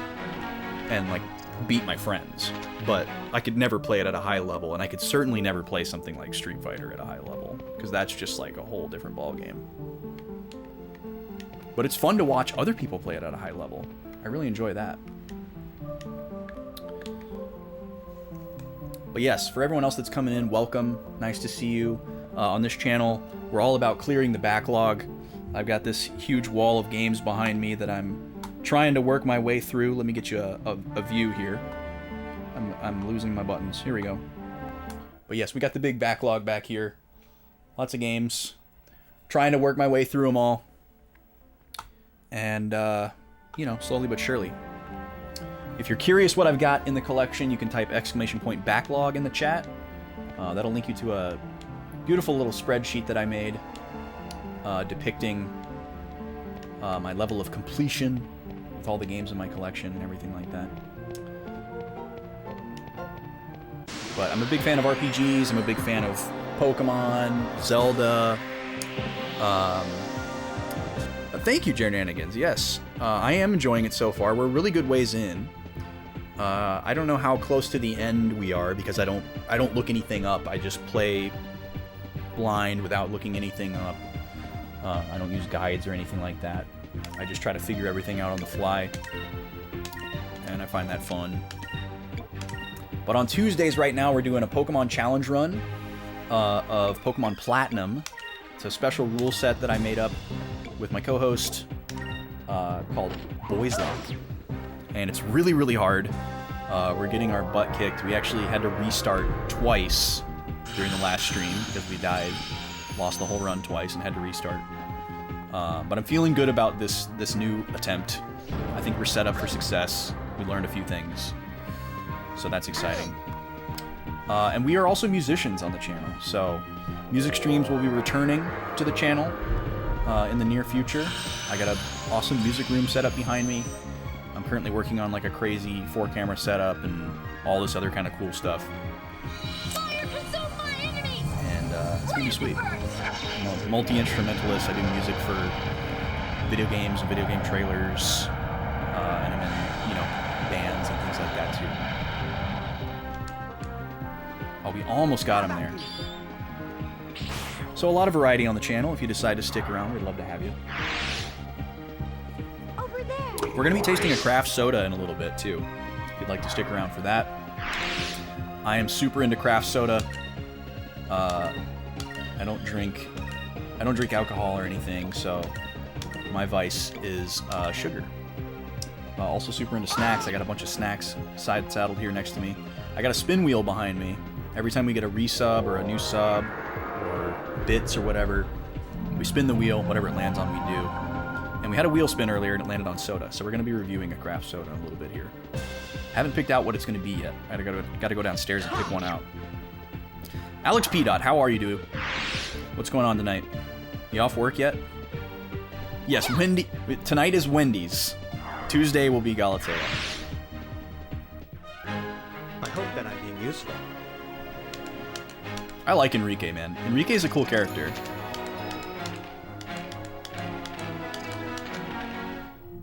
It's a cool idea for a character, and they've executed it pretty well. So is this place like an insane labyrinth here?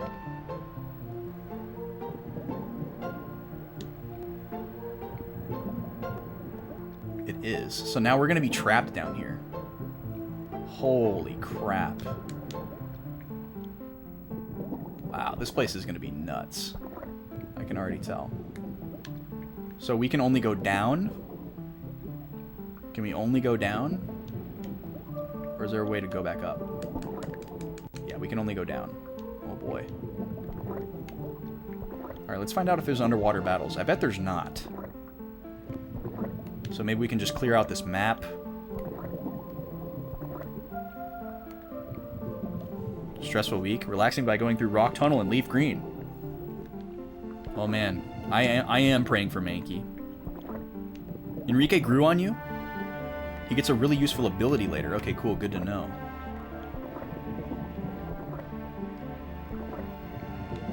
Yeah, we're at the point we're at in the story so far. I really like what they've done with his character arc. It's like a simple idea, but it's pretty well executed. And yeah, it's cool. It's fun. When he stood up to Gregorio, that was a defining moment for me. That was really cool. Like, just how blunt he was and how, like, direct he was. You know how in movies where, like, two characters have a falling out because of some kind of, like, misunderstanding, and if they had, like, a 5-second conversation, the entire thing could be resolved, but obviously they don't have that conversation because it's, like, a plot line, you know? And you have to, like, you know, just be frustrated, and that's like an intentional choice made by the, you know, writers or directors or whoever. It seemed like they could have set that kind of a thing up in this moment, you know, like where,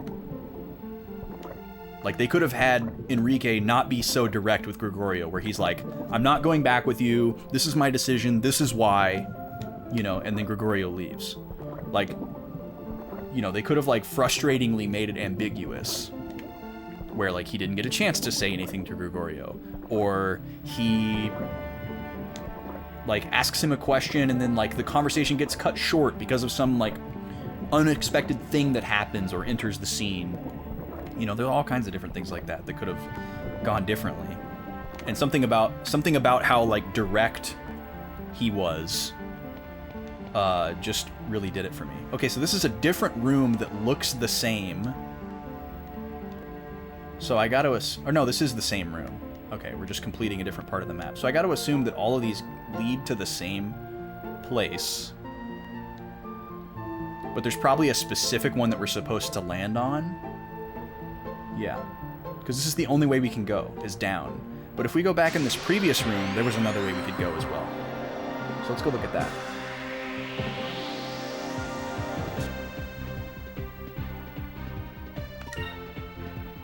Slithar. It's like a crappy Dungeons and Dragons name.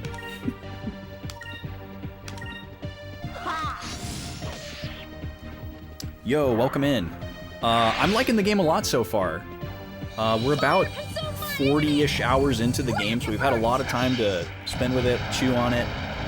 I really like how it differentiates itself from other turn-based RPGs that I've played, and I've played a lot. I like pretty much everything that's unique about it. I like. There's not really anything that I am like, they tried too hard on this, or oh, I recognize that this is unique, but they should have kept it the same. There's not really a lot of that going on here. There's a couple things that I wish were tutorialized a little bit better, but we're talking about a 20-year-old game here, so I understand. Mainly the ship battles. Like, I can tell that there's a lot of mechanics going on in the ship battles that I just don't understand. And even after reading the manual, I still don't really understand them. So I wish some of that was a little bit more explained in the game, like via menus or something. That was easy. And I wish there was fast travel. That's really all I feel like this game is missing so far. Yeah, that's true. The Cham system isn't really explained that well, but I guess I'm just not as concerned about that. It just seems like a smaller aspect. But yeah, you're right. That could definitely be explained better. Okay, let me go back into this room here, because... Wait, didn't this water raise up?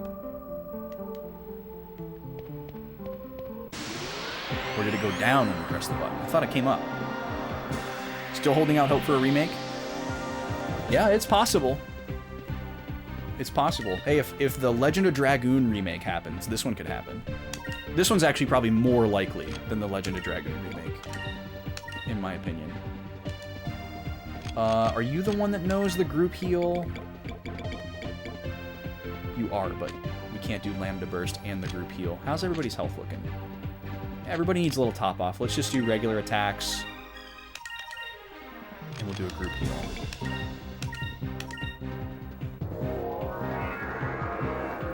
Yeah, I mean, you're right. You're right, Moo Man.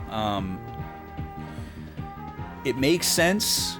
Those two franchises are making them money and keeping them alive, so obviously they have to prioritize it.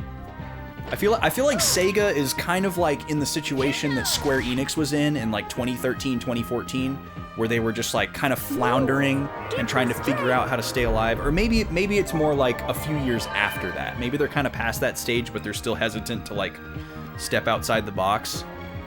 You know, like before Square Enix like really hit it big with Final Fantasy XIV and then became like the richest studio again. You know, and then they started like farting out bad games again. And experimenting a little bit. You know, maybe they're in that kind of a situation where they're just like, hey, we got to stick to our guns for a little bit here, build up some cash, and then maybe we'll have some like subsidiary B teams work on some cool stuff. But yeah, I mean, with as good as Yakuza is doing right now, they've got to be really happy. They've got to be really happy. And I would imagine as long as they have spare people, they could have some people on the side working on stuff like this. Okay, so we can't push this button again. And it made the water go down. Okay, I just misread how it looked earlier. So we need to check out these other rooms here. We didn't check these. We have not had a non-linear dungeon yet, so this would be revelatory. Okay. So here's a room where we need the water to go up. So these could be like progressive switches. I could see us needing to come, like, we're probably going to go hit a switch somewhere else that's going to raise... Wow, I didn't even think I was moving. Oh, yeah, Billy Hatcher. That is a popular one, especially for the speedrunners. That's actually another game that our mod plays. Count Gooby. He run... And another Sega game, Shenmue. Shenmue and Shenmue 2? Or maybe just Shenmue 2. He runs Shenmue 2 for sure. Billy Hatcher. And DKC2. We were just talking about him because we were talking about DKC2. Because Thunder runs DKC2.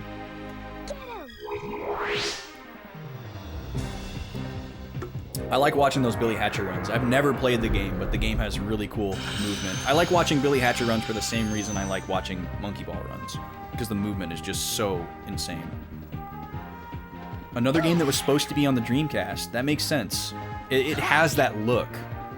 Even though I never owned the Dreamcast, with as much like gaming history as I have under my belt now, years later, it's pretty easy to spot like the look of a Dreamcast game. I wouldn't be surprised if Monkey Ball was planned for that too. Maybe the first one was on there, because that was like 2001, right? Yeah, I saw the run as well, Moo Man.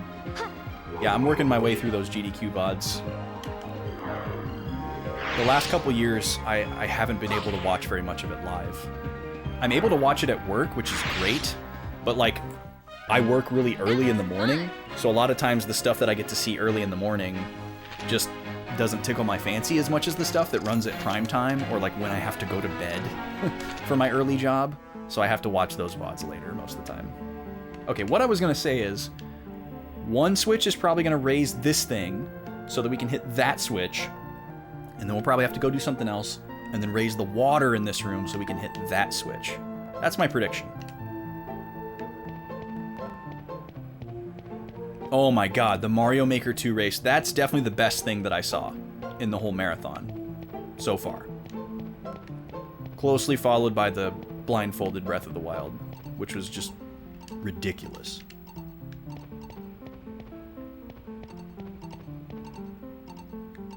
Oh, maybe I need to be over there. Alright, let me check out this route first. I love GDQ so much. I'm so thankful for it. I definitely wouldn't know about speedrunning if it wasn't for GDQ. You know, like, I never would have found out that that was something I thought was really cool. So, super thankful for that. Even though I don't do speedruns. I mean, I guess you could argue that I speedrun OOT Randomizer super recreationally, but I don't really think of that like that.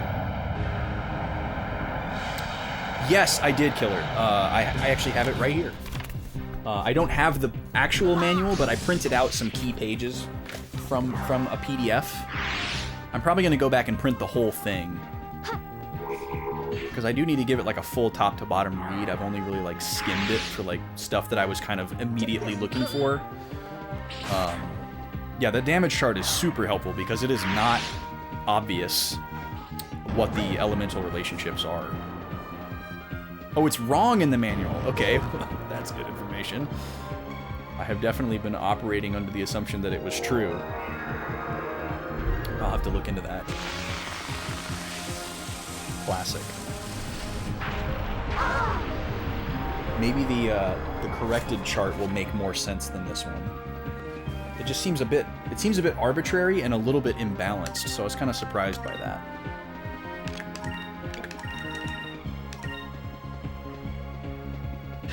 Not all of it, but some things are changed? Okay.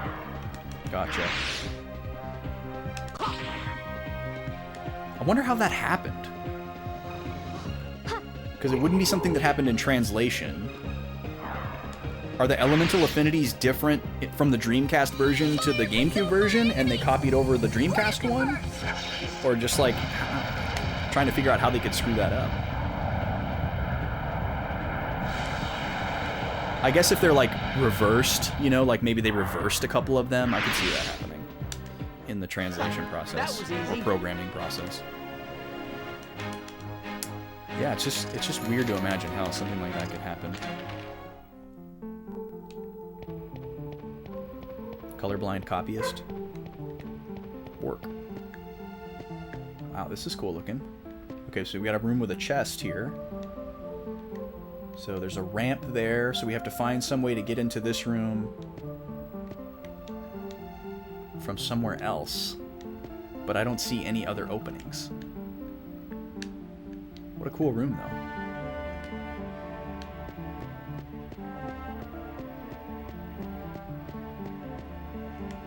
And this dungeon is huge compared to the ones we've been in so far. Holy crap. That's just a straight up dead end? Okay. You got me.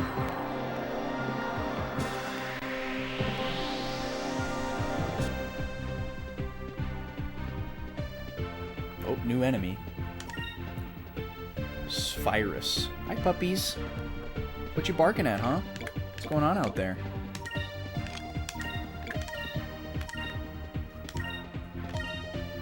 Supposed to rain tomorrow, so Nima's unhappy already.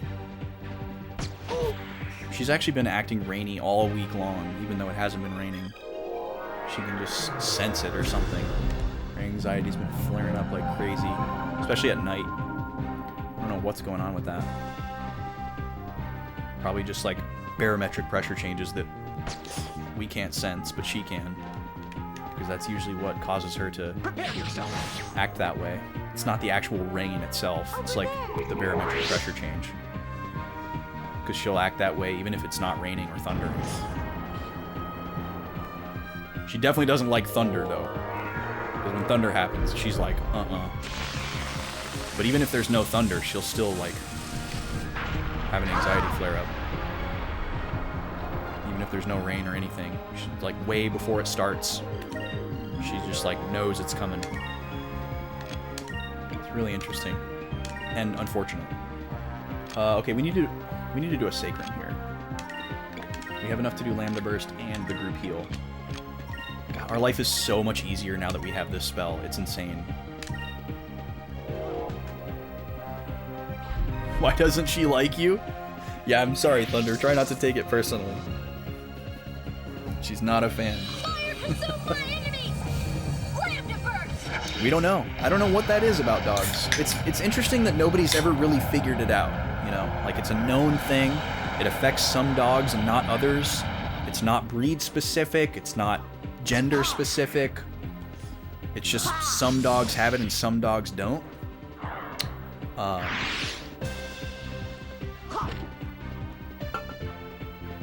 My theory, and I've never done any homework to research if this is a shared theory with anyone else or if there's anything to support it, but my theory has always been that it has to do with the ears, that it all starts in the ears, that the dogs have really sensitive ears, and that she's sensing something in her ears, whether it's like the change in the pressure that gives her kind of like a compressed, oppressed type feeling, like not actually like she's hearing something, but like it's just a sensation. And because she's a dog, she doesn't know what that is. She can't like reason her way out of that. She can't be like, oh, it's just a change in pressure, I don't need to worry about that. Like dogs can't do that. So, because as she's like lived with this more and more, she seems to have kind of like a learned relationship with it. Like, it's almost like she's embarrassed by it, like she knows that she's not acting normal, but she can't stop herself from doing it. And like she used to shake when it happened, and she doesn't really shake anymore unless it's like really, really thundering, super hard, crazy rain. So usually she just goes and lays down. Like, she has a couple of spots, and she goes to her spot, like her bed, or she likes to go in my ISO booth over here because it's really quiet in there. And she just lays down, waits for it to be over, and then she's fine. But yeah, exactly, like how your ears pop. There's like that pressure. So it could be that she just has like a physical level of discomfort, and that's what it stems from. Like, and she just can't help but like fixate on it because she's actually physically feeling it. How like an old person an older person or a person with like an old injury can feel the change in the barometric pressure in like an injury or like a poor joint, or the way people feel elevation change when they dive or fly in their ears. I've always suspected that it's something like that she's experiencing, because she's not smelling it, you know, like she can smell it if she goes outside. Like sometimes she'll go outside before it's gonna rain and she's like, oh, she can smell it, and you can tell that like means something to her. But obviously when she's inside the house, she's not smelling rainy weather or anything like that outside.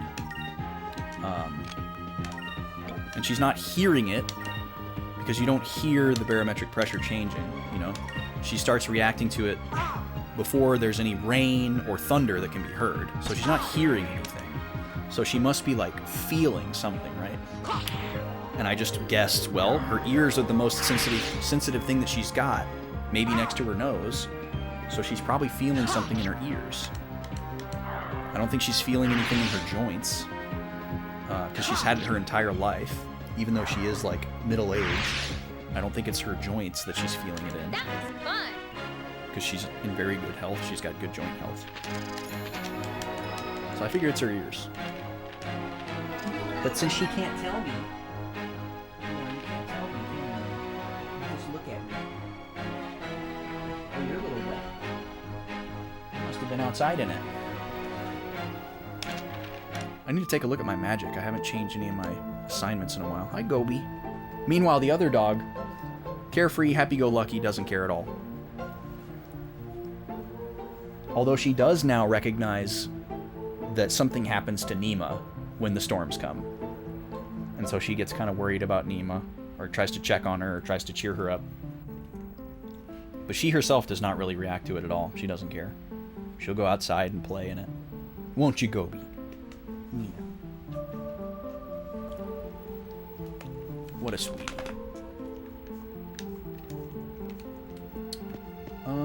Let's see here. Let's check out this last room. Oh, we've got a ramp here. This looks like it's not going to be a one-way. This looks like we're going to be able to come back from this, but there is a passage down there. Okay, before we go any further, I'm going to take a quick restroom break.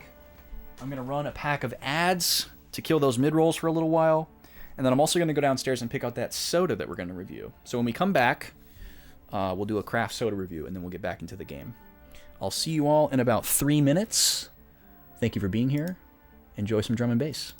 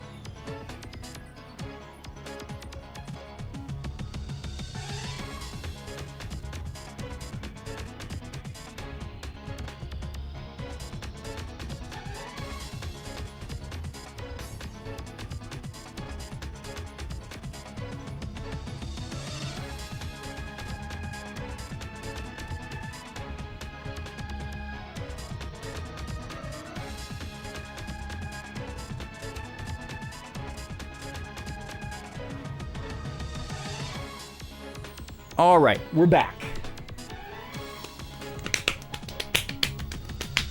So it's time to taste a soda. We're gonna go to the big can here. Hello, hello. Oh, I forgot to bring my glasses cloth up here. So, I need one of these. As many of you know. Yo, Gooby, welcome in, dude. Yes, we're listening to a little bit of a VGM D&B. One of my personal favorite subgenres. As many of you know, we like to taste craft sodas on this show. But if you're new, what that means is small batch, real cane sugar, interesting flavors, luxury brands, that sort of thing. Your favorite subgenre is C and B, chili and base.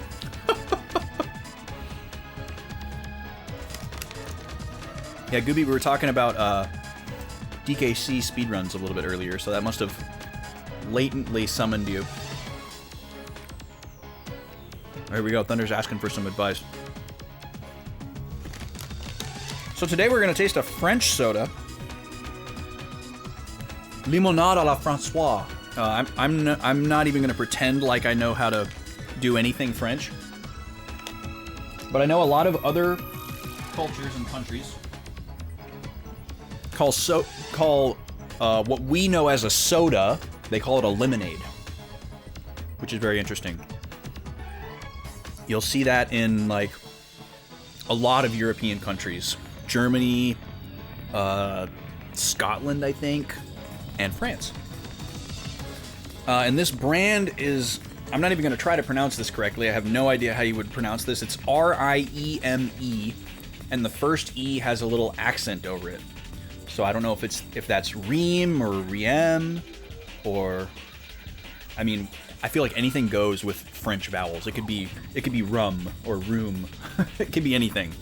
French sparkling lemonade, but that means soda. And this is the lemon lime flavor, citron vert. Natural flavors. Let's see what else we can find out here. Created in 1921 by Marcel Alcide Riom, so that's the last name, at Morteau, France. Today, Riem preserves the authentic, refreshing flavor of the original recipe for your enjoyment. Cool. So the sweetener in these is actually from beets, beet sugar. You guys ever heard of beet sugar before? It's a natural sugar, but it just doesn't come from sugar cane. It's refined from beets instead of the sugarcane plant. I don't know anything about the like nutritional aspects of it compared to cane sugar, but it's a similar flavor, and it's just a different source. So that's the sweetener in here. And other than that, we can see natural lemon flavor, citric acid. That's it. Less than 1% juice. So yeah, this looks pretty promising. If you can't tell on the camera, it is completely clear. I mean like 100% clear. This could pass for water. There's no like floating pulp or anything like that. I'll bring it up to the camera here so you can get a closer look. Here you go.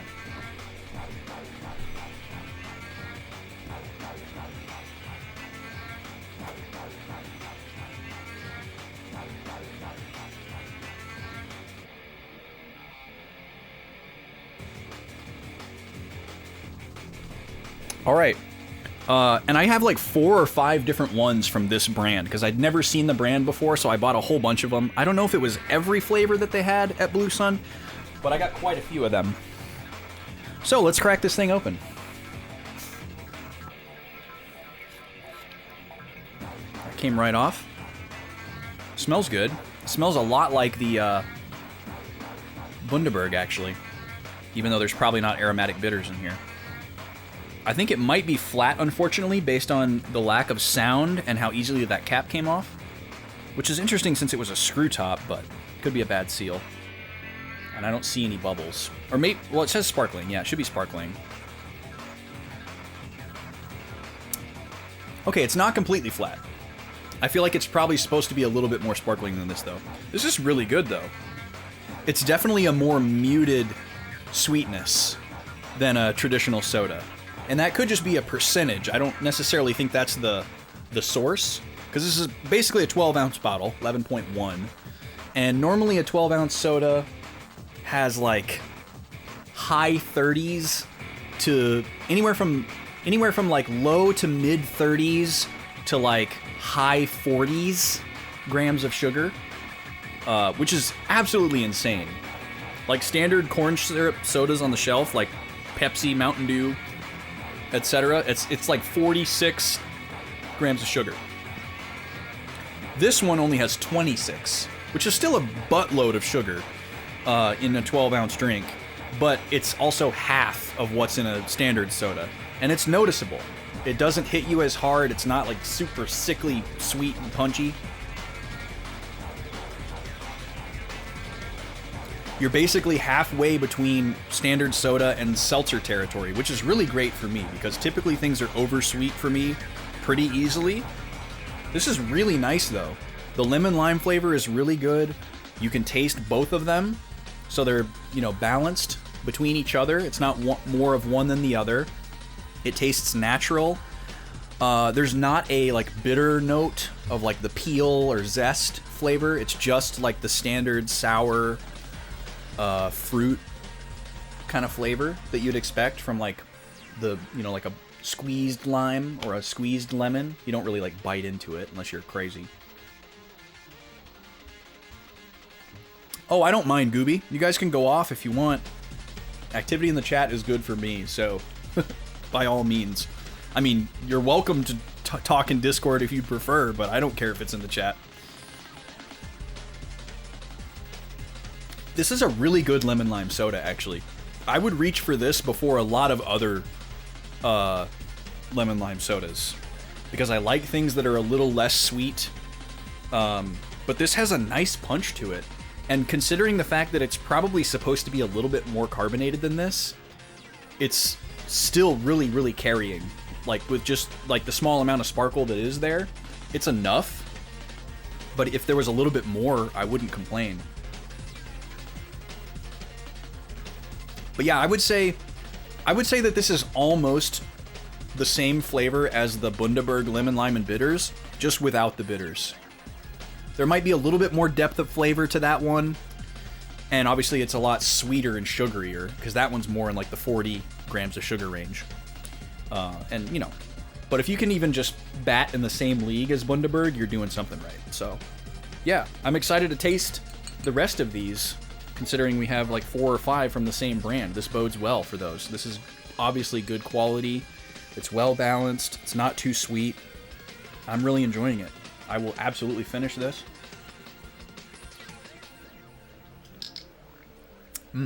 So yummy. Really, really good. All right. Let's get back to the game here. Man, reviewing a soda to drum and bass is intense. I guess doing anything to drum and bass is pretty intense. Okay. And game audio is still on, right? Yeah. I love that I don't have to mute the game audio. I can just pause the game because it becomes so quiet that you just can't really hear it anymore.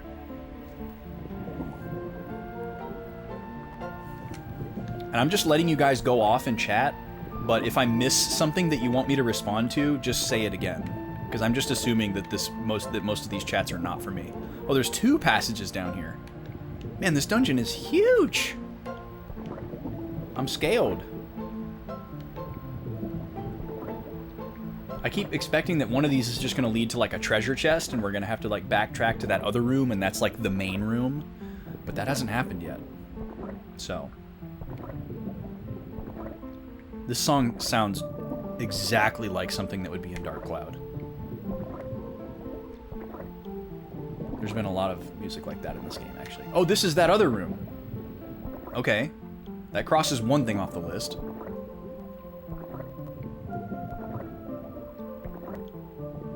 It's fun, though. This is peaceful. Oh, this is one of these Zivlin dudes, isn't it? Got her toy. Good girl. These guys suck. I hate them. Okay, here's how we usually deal with these guys. We do Incrum right off the bat on Vice. Well, let's not have Vice do it. Let's have Vice start attacking. Zivlin Bane.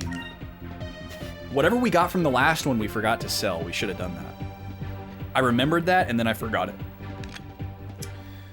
Let's have Aika attack with her new dealie. We'll have Fina do Incrum. She's the weakest. To give up her turn, and then Enrique can attack also. This guy is red. I'm not going to worry about our colors, though. That's never the problem with this guy. Oh, of course, we're both right next to him when he uses Burst. Oh, it doesn't even matter, though. He used it on Fina. Of course, Fina's dead now. The one character who can do full revive. Wait, does she have, like, 1 HP or something? Vice, how are you going to miss? Come on, man. Move! Give me strength! Alright, well, I'm glad she didn't die. Hopefully we can keep her alive.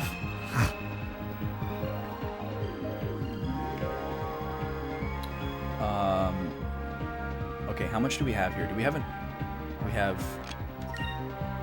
we don't have enough to do... What does this do again?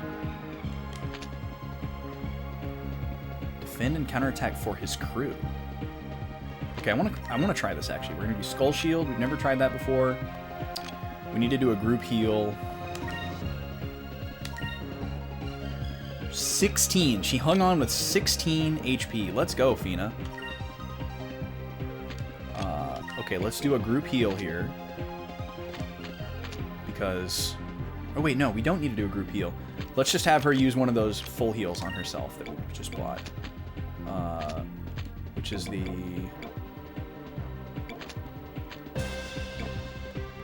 Rizon? No. Sacrum. No, that's 1,000 to everybody.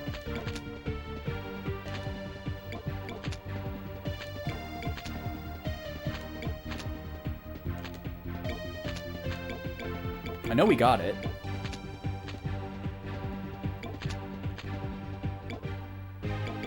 Oh, it's this one, Sacralin. Okay. Hopefully she gets to go before she dies. Everyone else won't die to Burst. Because they're near full health. And then Enrique... Sure, yeah, go ahead and do Royal Blade. Yo, Draconics, welcome in, dude. How you doing? Oh, Gooby, you were at There Is No Easy Modes quiz yesterday. Nice. Heck yeah, dude. Yo, let's go! He blocked its attack, and so she's still alive. Okay, Skull Shield rules. So it just negates all damage? Wait, that's busted. There's no way. There's no way it just negates all damage for the whole party for one turn. Is it just like one free dodge? Don't answer that if you know. Let's try this. That was so clutch. I'm glad we decided to try it. Why wouldn't I just use this every turn? I'm gonna use it again.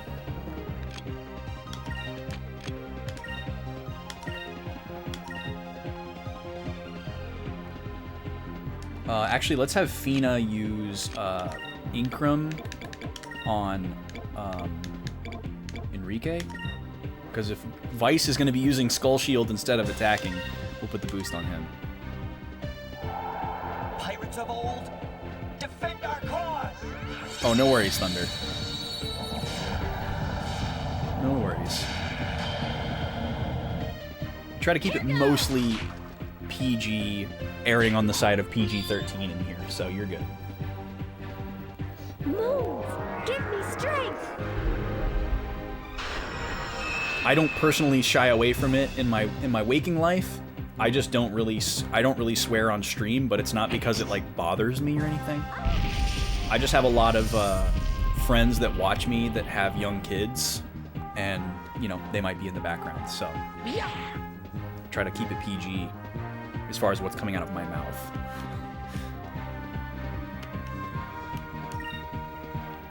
but a few here and there in chat is not a big deal.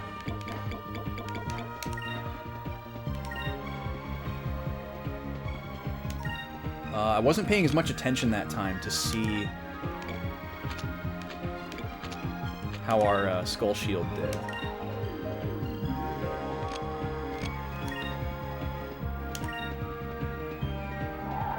Pirates of old, defend This our game cause. definitely runs better on a Wii. We haven't had any, like, stutters. I guess maybe it's just the age of the laser and not the console. You actually don't know? You think you've used it once out of 13 runs of the game? The regular attack might not be strong enough. Oh, okay. Yeah, that could be part of it. Oh, really, Gooby? Just specifically this game? Not like RPGs? That's wild.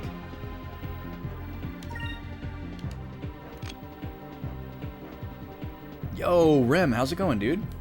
It's coming along pretty good. I don't know how familiar with this game you are. I know it's one of your favorites, but we're in the water dungeon right now. We just kind of got into it. We're looking around, figuring out, getting our bearings, that kind of thing. Let's move away from the defensive strategy here and try to get this guy the heck out of here. Sacrum is 8. Dang it.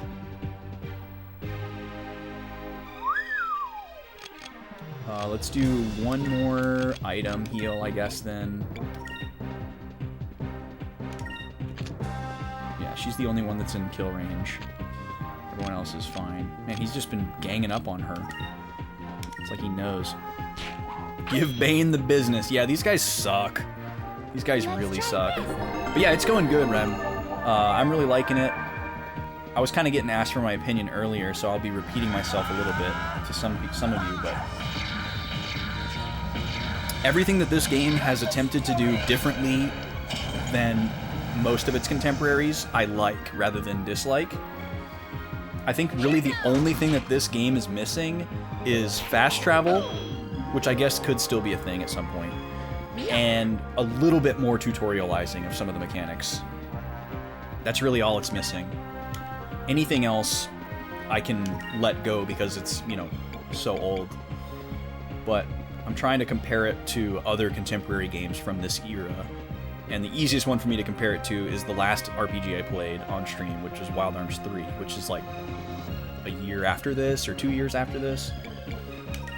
And it definitely had a little bit better quality of life, in my opinion.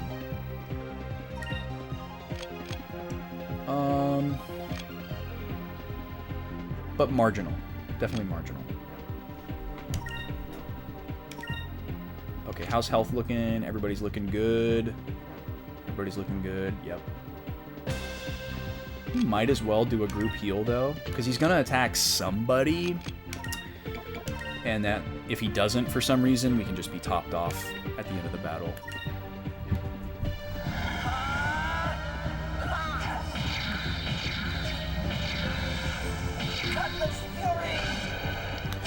Did you play this game when it came out, Rem? Or is it something that you came into later? Also, how's Cocaine Odyssey? Alright, cool, we got him.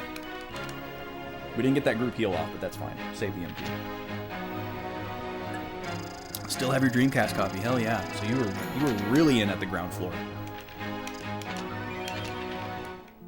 Magus Seed. The Wind Song Orb. That sounds important. Hey, Nima. What's up, Poochie? You sensing a storm, huh? Something's going on with you. Why have I never looked at this screen before? This is super useful. 5, 4, 4, 4, 4, 3. 4, 5, 3, 4, 4, 2. How does Vice have so little silver? Nobody else has a 2 in anything. How did that happen? Vice has never not been in the party, except for that time that we trained Aika and Fina by themselves. Huh. That must be it. Okay. I was gonna look at that item. That's right. Black spot.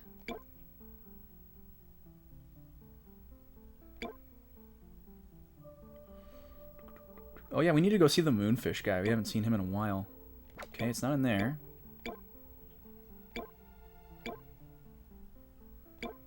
It's not in there. So is it an accessory? Kind of sounds like an accessory.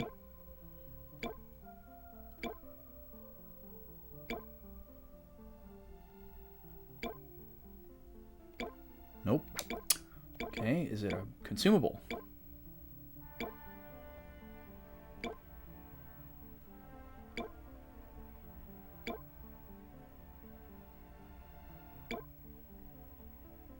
Chalice of blood.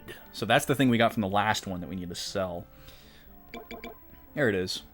The Windsong Orb. Okay, so every time their chest is just a valuable item that you can sell. That's it.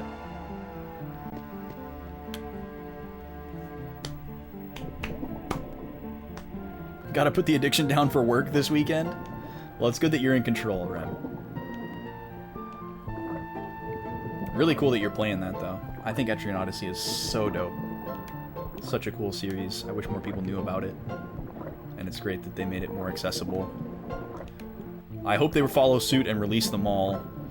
I'm really sad that they never remade 3 for the 3DS. Because you can play all of them on 3DS except for 3. I mean, you can play the DS copy, obviously, but that engine that they remade 1 and 2 in, that's the same as 4, is really nice compared to the originals. And it was just a shame that they never got to 3. Yeah, and a lot of people say that's the best one. Yep. Yeah, I was really disappointed that they didn't ever do it. Because I have the remakes of 1 and 2, and I was waiting for 3 to come out. And if they would have done 3, I would have bought 4 and 5. But now I just have 1 and 2, and now they're all like stupid expensive.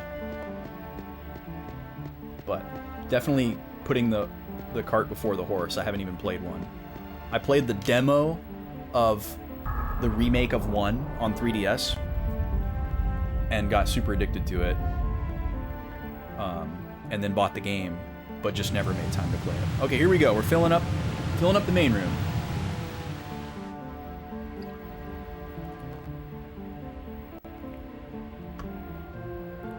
Oh yeah, take care, Thunder. Thanks for stopping in, dude.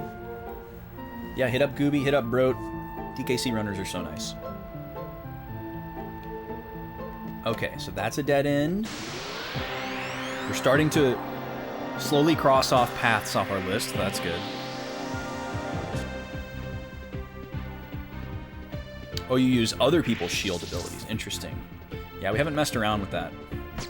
Well, actually, we did try Aika's shield on, like, I think it was like some specific boss or something like that. But it didn't do what we wanted it to do situationally or something. And so we stopped using it. I don't think I've ever tried it in other contexts. Did I just get silenced? I can still do Lambda Burst. That's all I care about. Fire consume my enemies! Lambda burst! Yo! Shoutouts to bowling.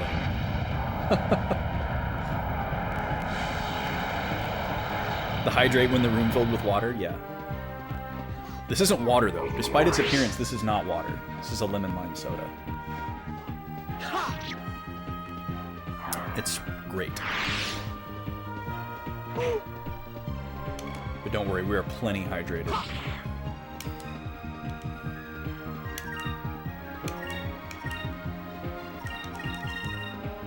It feels like we're building up SP faster than we have been recently, which is really nice. Welcome in, Moon Knight. No chess tonight. Too bad Vaughn's not here. If Vaughn was here, Vaughn could play some chess.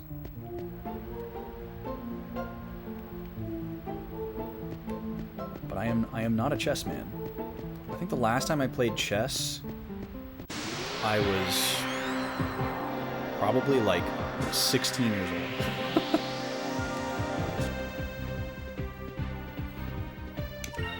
I've not played a lot of chess in my life. I think it's a really cool game, but if I was like watching people playing chess, I wouldn't really know what was going on. Consume my enemies! Slam to burst! Skies of Chess. Chess of Arcadia, yeah. Wait. Then I am playing a player and in his bio, your Twitch is given. Yes, because my co-host is a chess player. I'd be interested to hear who that is, though. That's pretty fascinating. Yes, there's 2 people that stream on this channel. I'm one of them.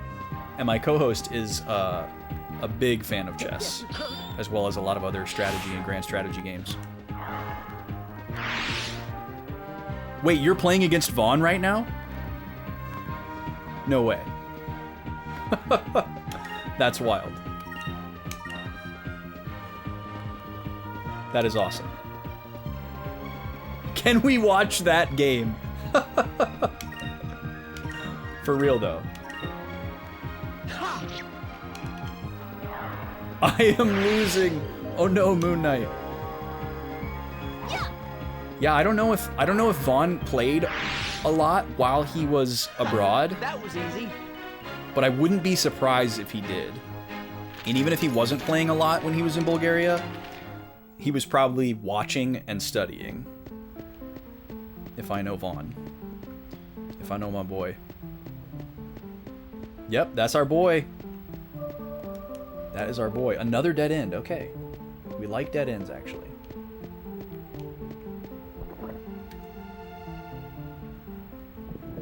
We love our boy Vaughn.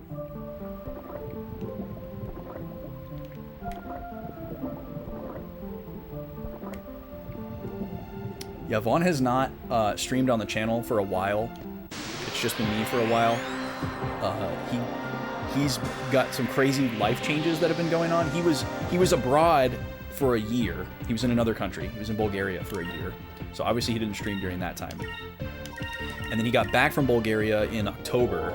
Or not October. September?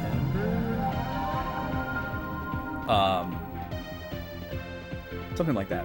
Late summer last year, and then we did like a big welcome back Vaughn marathon stream, 2-year anniversary type of thing in October. That's why I said October. And he's planned to return to stream ever since then, but things have just been wild and crazy for him. He's gone back to school. He's gotten like a different job. He moved into his own place. He's got all kinds of stuff going on. So he just hasn't had... He's like just recently gotten to the point where he has like the means to stream, but he still hasn't really had like the ability to have the time. So we're eagerly anticipating his return, but also patiently. It's kind of blurry, but are the DS-shaped cases for Pokemon Ruby and that behind me? Yes, yeah, right behind my head here is like Game Boy through Game Boy Advance into the beginning of the DS. So yeah, I've got all 5 GBA Pokemon games right here that you're seeing. DS ones start right here and end down there. Original Game Boy trilogy here. Pokemon Pinball, Gold, Silver, Crystal. I got them all. I have every mainline version Pokemon game. Except for Let's Go Pikachu and Eevee. Because I don't want those.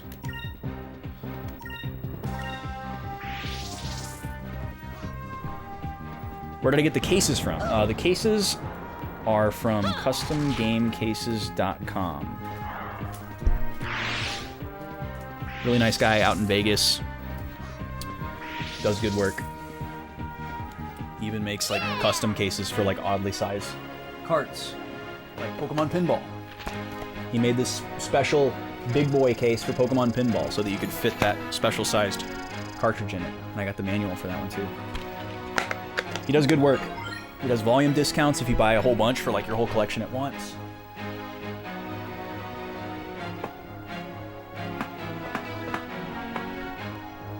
Yeah, his Game Boy cases are really nice. I like them a lot. I have them for all my cartridge games. So all my SNES games and N64 games are in his cases, and then all of my Game Boy family games are in his cases. Everything else, you know, comes with a case. He doesn't make cases. He doesn't make replacement cases for games that were manufactured with cases, like, you know, PS2, Wii, stuff like that. Like, he doesn't make cases for that. Just stuff that didn't come with cases. Moon Knight. This is a game called Skies of Arcadia. Legends. It was originally a Dreamcast game, and then it was kind of like slightly upgraded and remade for the GameCube. It's a RPG from the year 2001?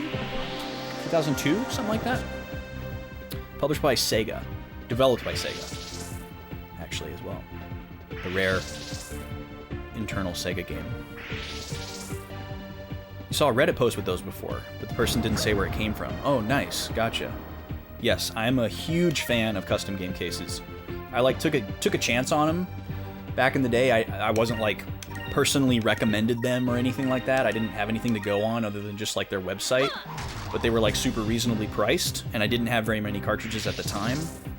So I just bought a couple of them, and I was like, these are nice. I'm glad everyone is okay. What's my name? My name is Austin.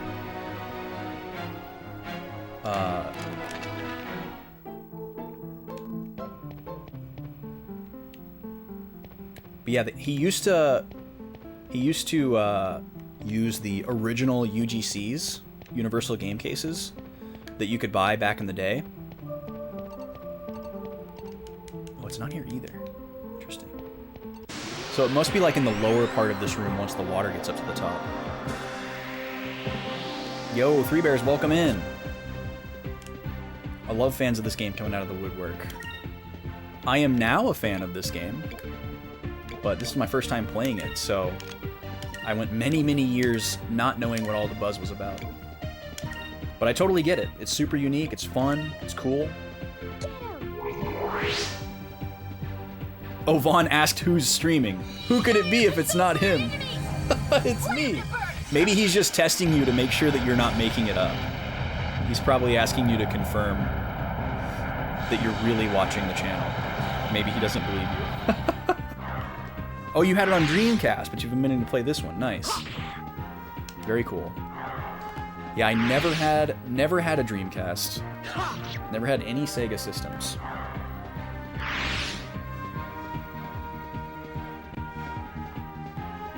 I feel like I missed a chat here. Hang on. Oh yeah, Gooby said, can I buy 80 copies of Shaq Fu cases? You sure could, Gooby. You absolutely could. And I bet Jeremy wouldn't even ask you why the heck you were buying 80 Shaq Fu cases. He would just print them and ship them to you. And he'd probably offer you a volume discount too. Along with Grandia 2, this was the best turn-based RPG on Dreamcast, of which there were very few. Yeah, I believe that. Still haven't played a Grandia yet either. I got the collection that they made for Switch, which I believe is 1 and 2.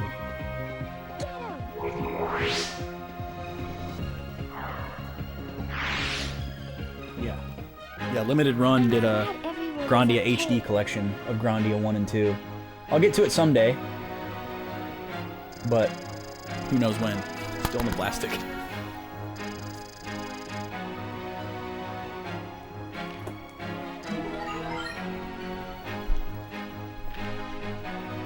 Yeah, I've been interested in it. I'm definitely getting to the point where like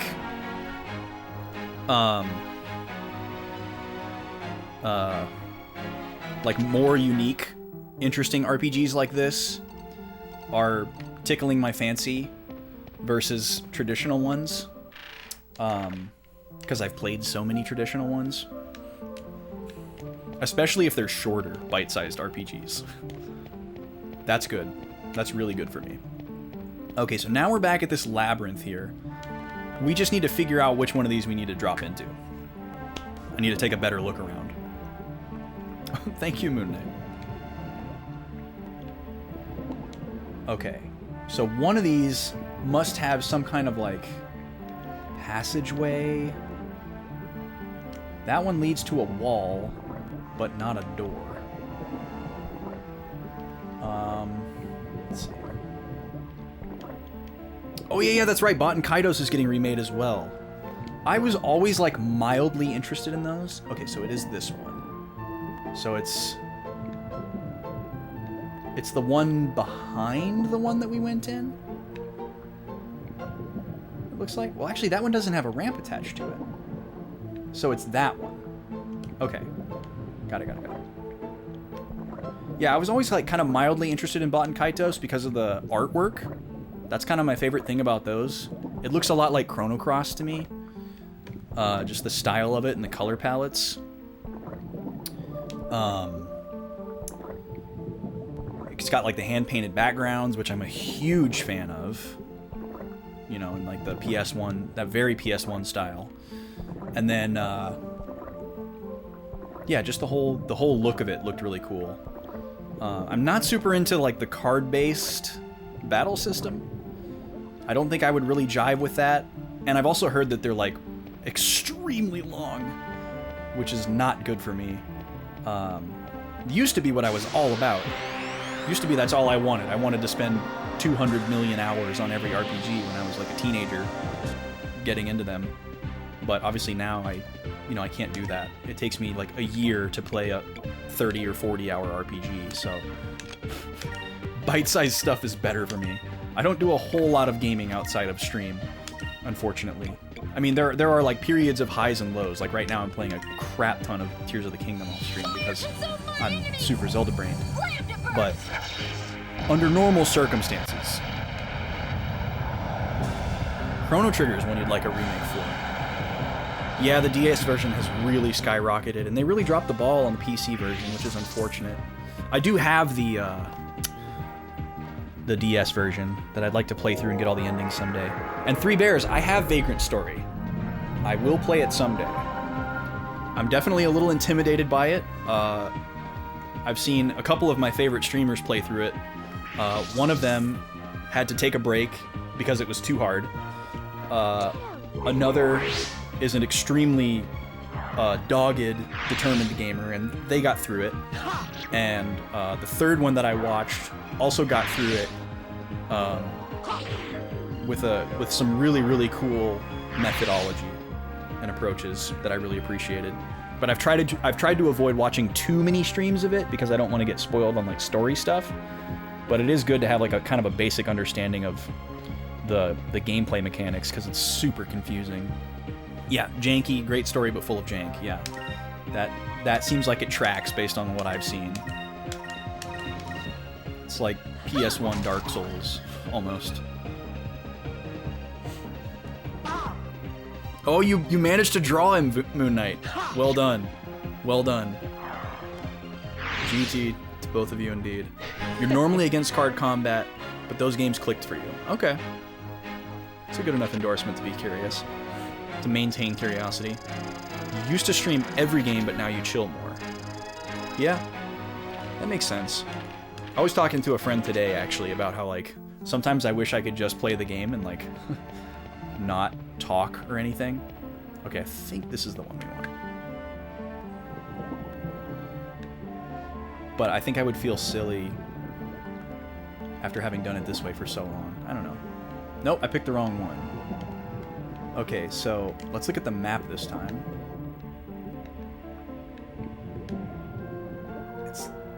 That's the only one? No, it's that one. Right in the center of the room? But that one didn't have a ramp. Okay, so we'll try that other one next. Yeah, streaming's definitely taxing. You have to be in the mood for one. For sure. Yeah, you definitely shouldn't force yourself to stream. Which is unfortunate, because a lot of people do. But I mean, I only do it 2 days a week right now, so I look forward to it. Obviously, it's a totally different animal if you're, like, trying to push super hard and, like, be super successful on the platform and, like, doing it every day and putting your whole heart into it and everything like that. That's totally different. But yeah, I have a good time. I like visiting with people and hearing what they think about stuff, and I'm also just kind of naturally an outer monologue person. Like, I grew up thinking out loud and talking to myself all the time to, like, problem solve and work through things, and, like, especially if I'm, like, building something or making something, like when I'm, like, editing videos or writing a song or whatever, I'm always, like, talking to myself. So the outer monologue thing comes pretty naturally. So, okay, is it this one? My six-pack. Yeah, right. I can show you a six-pack of sodas. Okay, I think I'm on the right one. No, I'm not on the right one. I keep getting turned. Is like the north to south different on this map than the other one? Okay, so this was the center of the main room. So by that logic, we would need to do the top right. Or just below the top right. Okay, let's try this one more time. At least we're close to the door this time. You made your backlog worse? Oh no. I know exactly how that feels. I do that all the time. What soda are we talking here? Wait, were we talking about soda? Oh, in the six-pack. Well, you know me, Rem. I'm all about craft soda, so we put some really interesting stuff in there. They'd all be different. They'd all be like from different flavor families, probably be from different brands. You know, I'd build you a little variety pack so you can kind of... I'm always trying to gateway people into the craft soda realm, so... You've never done this correctly in under 3 tries. Well, that makes me feel better. Now I realize why I was getting the rotation going. You like the cut of my jib. Well, thank you. Cheers. Yeah, I don't drink that pleb stuff anymore. I don't put corn syrup in my body at all if I can avoid it.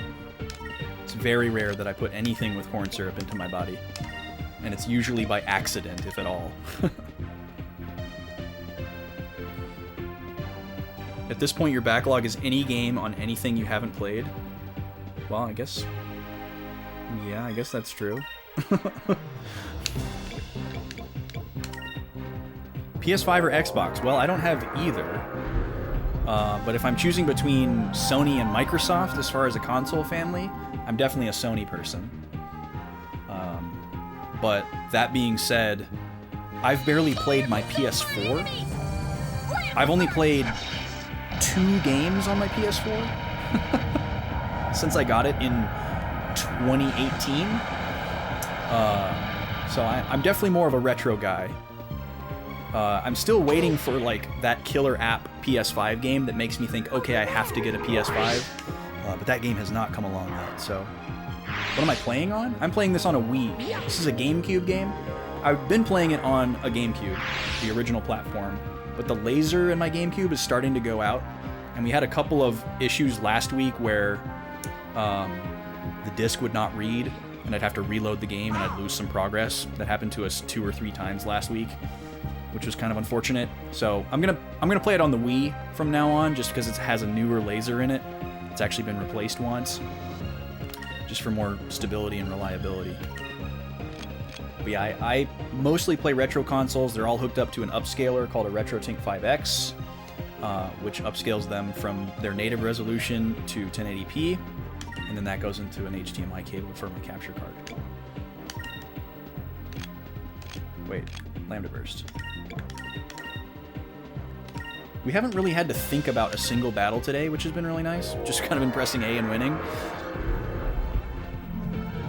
Used to love Xbox, but they really dropped the ball lately for the big first parties.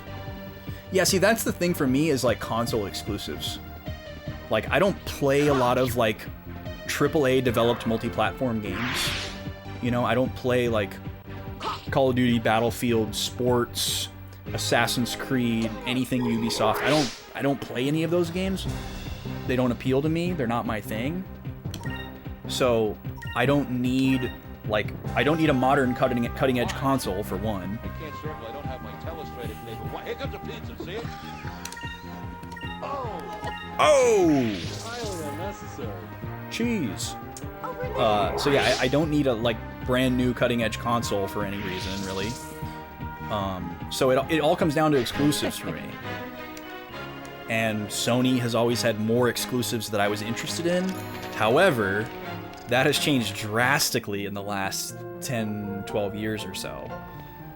Like, there used to be a ton of Sony exclusive franchises that were like my favorites. Things like Sly Cooper, Ratchet and Clank, Final Fantasy, Metal Gear Solid, and then Last of Us came along. God, I did it wrong again. So, okay, I need to do the opposite side.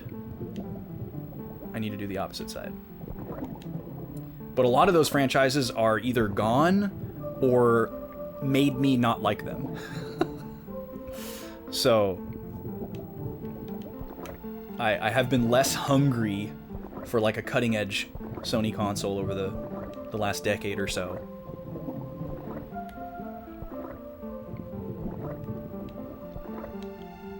You completed Ratchet and Clank, but you couldn't play the second part because it's on PS5. Yeah, Ratchet and Clank is still around, luckily. Really happy about that. One of my all-time favorite franchises for sure. Love those games to death. They mean a lot to me.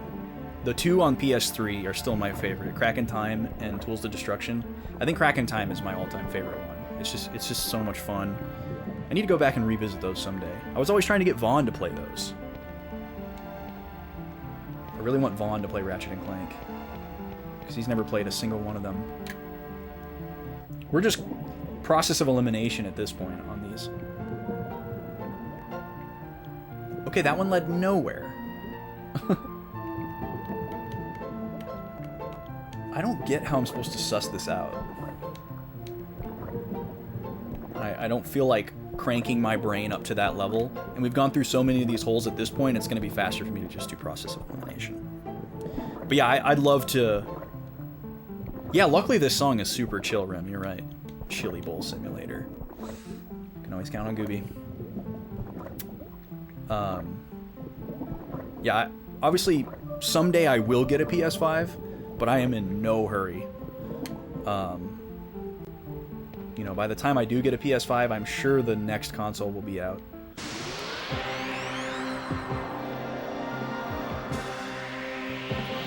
I could be wrong, though.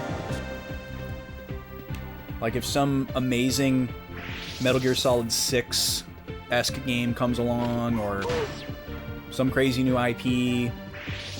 But I mean, as far as like those IPs that I mentioned that I like on Sony, I'm like a game behind on all of those. Like, I haven't played Last of Us Part 2 yet. I have it on PS4.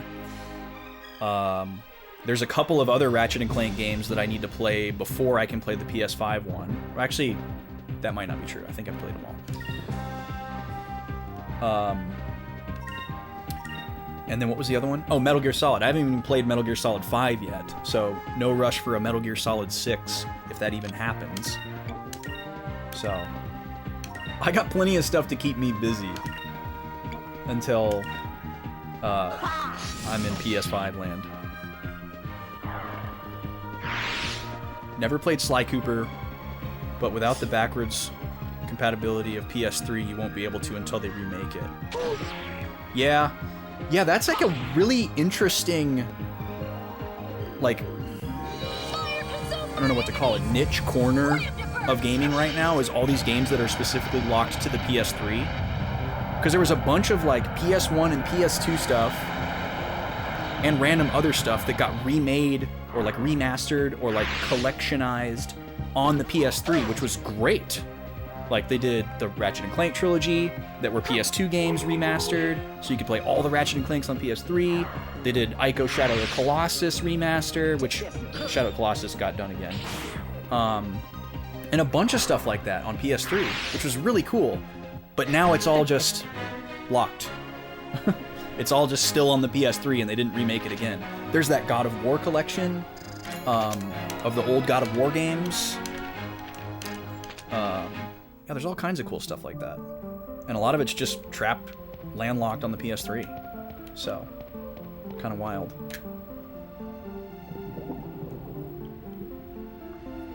So far, it's Jedi Survivor, Horizon DLC, Rift Apart. Oh, I just went in the same one, didn't I? Yeah, indie scene is huge. No way to catch up on everything all at once. Yeah, very true. And I'm not that plugged into the indie scene. most indie games I'm completely unaware of unless it's like made by somebody that I know, or somebody tells me about it, or it's in like a Nintendo Direct or something. There's plenty of stuff that passes under my radar. And since I'm kind of old school, I really only collect physical games. So whenever something releases digitally only, it's that much more difficult to get me excited about it and on board for it and want to buy it. Because of all the digital games that I do have in my collection, I forget that they're there. I'm like, oh yeah, I have that in my Steam library, or downloaded on my Switch, or whatever it may be. I just forget that they're there. You know, if I can't like walk up to my shelf and look at it, I forget about it, even though they're in my fancy spreadsheet. In the same way, you're like, meh, there's so many games, pretty much everyone, you know, jumps on the few new ones. You've also missed a ton of existing games from past platforms. Yeah, I mean, there's no way to play it all, right? I would like to try out Jedi Survivor, though. I'm actually a fan of that actor. He was in a show that I watched, and the show itself wasn't that great, but he was really good in it.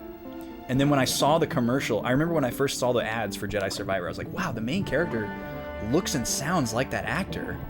I wonder if that's who that is, and then come to find that it is. So I'm kind of interested in checking it out just because of him, and, you know, because I like Star Wars. I have a cursory interest in Star Wars. Star Wars is cool.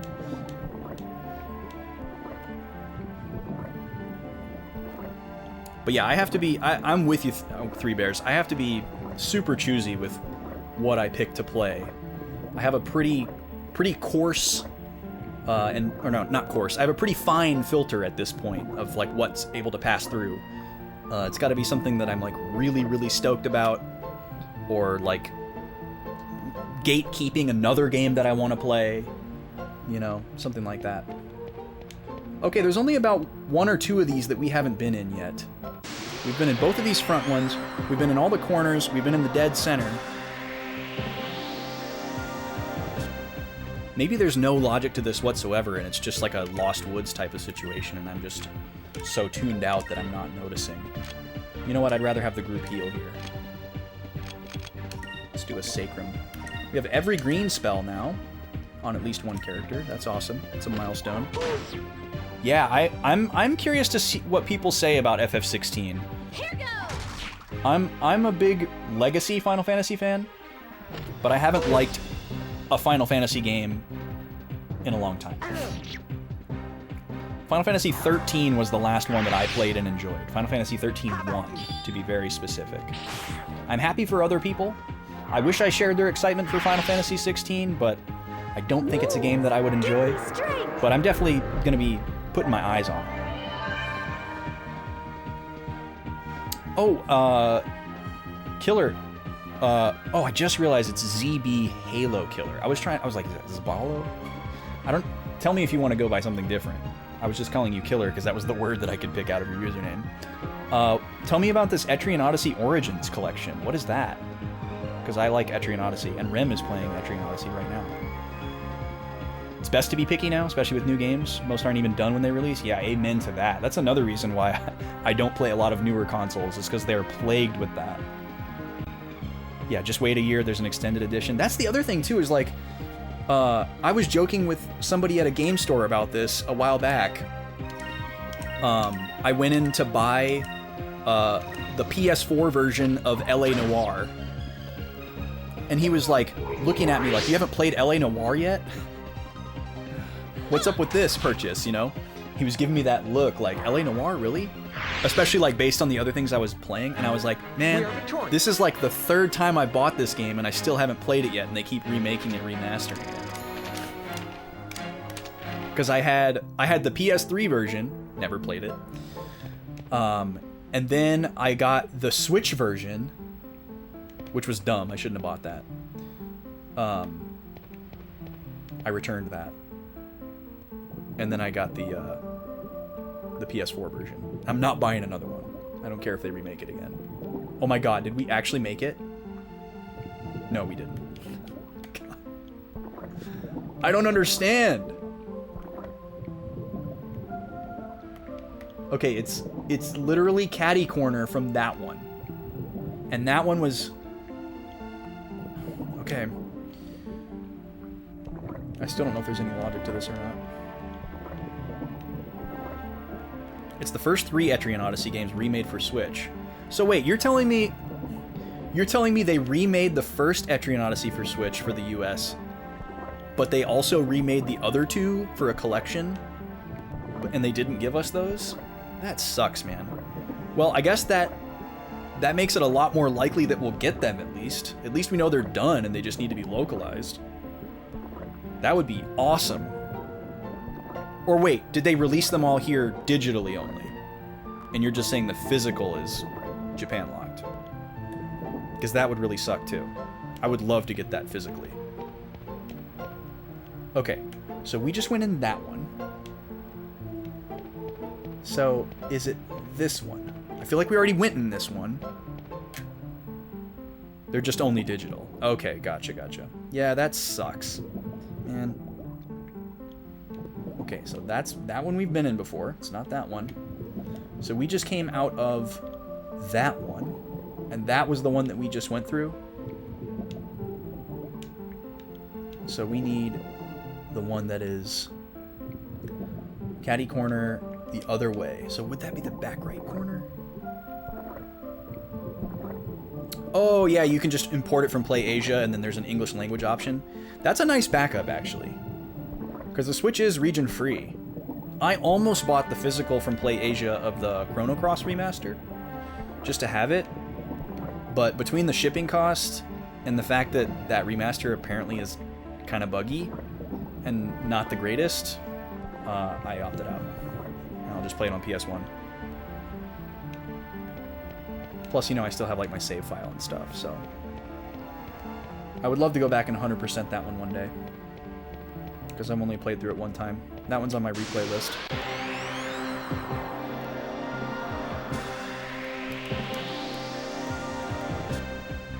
You can get Etrian Odyssey HD.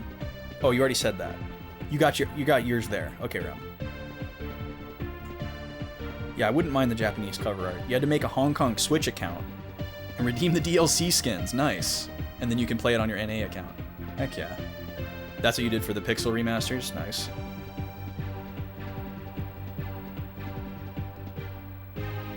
Yo, Flozax, what's up, dude? I mean, to be fair, usually Europe is the one that gets shafted, so they deserve to get something.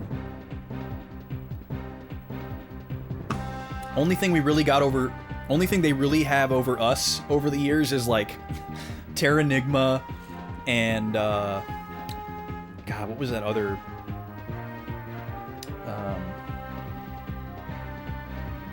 I can't think of it right now. Not much is the point. Not much. There's a lot more stuff that we got that they didn't get.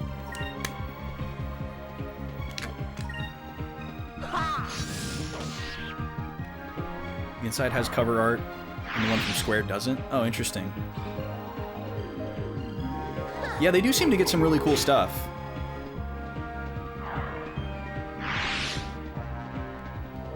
Yeah, we just don't go as hard as they do. It is kind of disappointing. But I'm just gonna have to be blissfully ignorant. I've got plenty of other holes to throw my money down.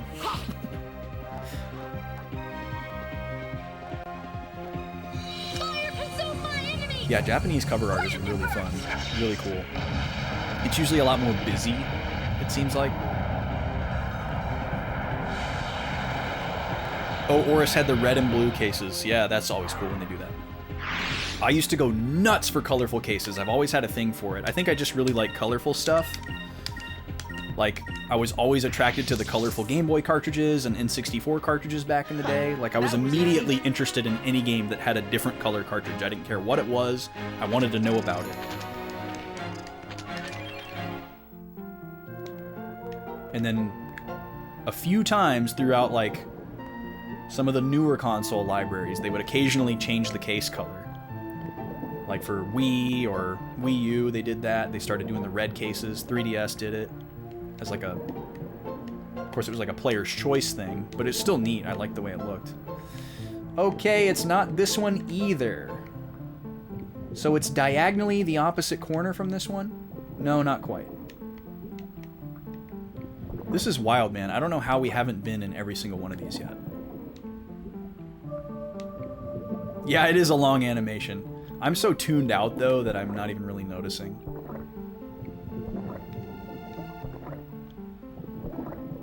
Yeah, Lambda Burst is just too useful. Like, you get it super early. It's the most inexpensive ability that hits everybody on the screen. Like, I feel like you're naturally just gonna use it over and over and over.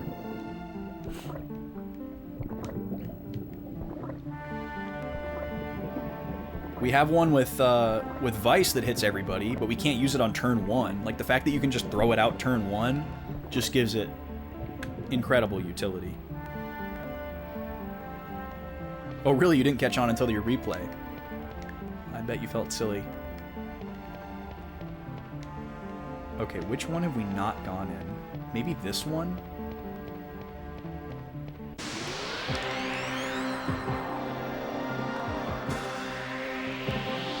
I feel like we've been in this room for hours. It's probably only been like 45 minutes though. An ad for Chili Bowl Simulator Collector's Edition. Okay.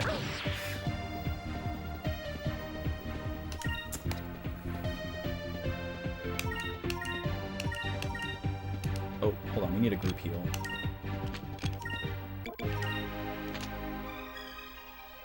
Yeah, that's worth it. This summer, feel the heat, feel the spice, and taste the cumin in Chili Bowl Simulator. With the new Chili Bowl Simulator, you can feel exactly what it's like to be the chili. You can make the chili, you can eat the chili, and of course, you can swim in it. If you pre-order now, you'll get entered to win our special collector's edition. It's going to be a limited run of the physical edition of the standard Chili Bowl Simulator, but inside, something special.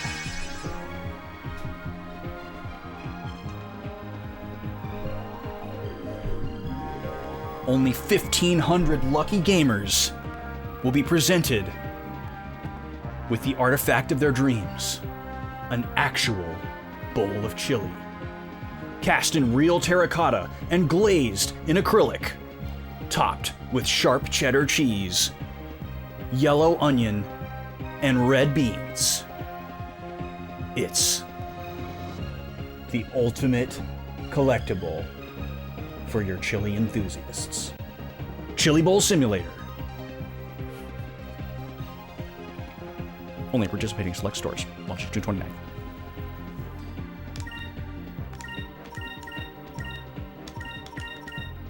Here goes! No, mine does not have a handle. Over there! The meatloaf! Yeah, I had to bust out the bowl. I'm sure you were baiting for that, so I had to give it to you. Chili Bowl controller. That was fun! That would be insane.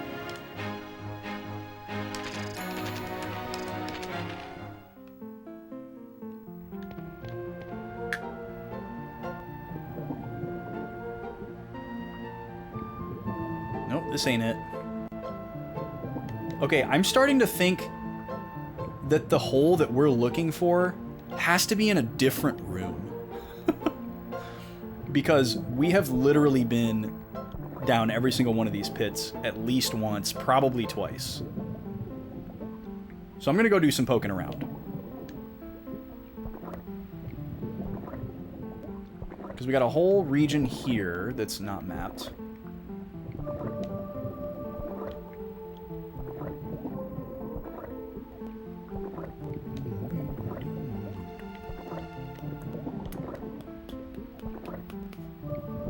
That's true, there was the chainsaw controller.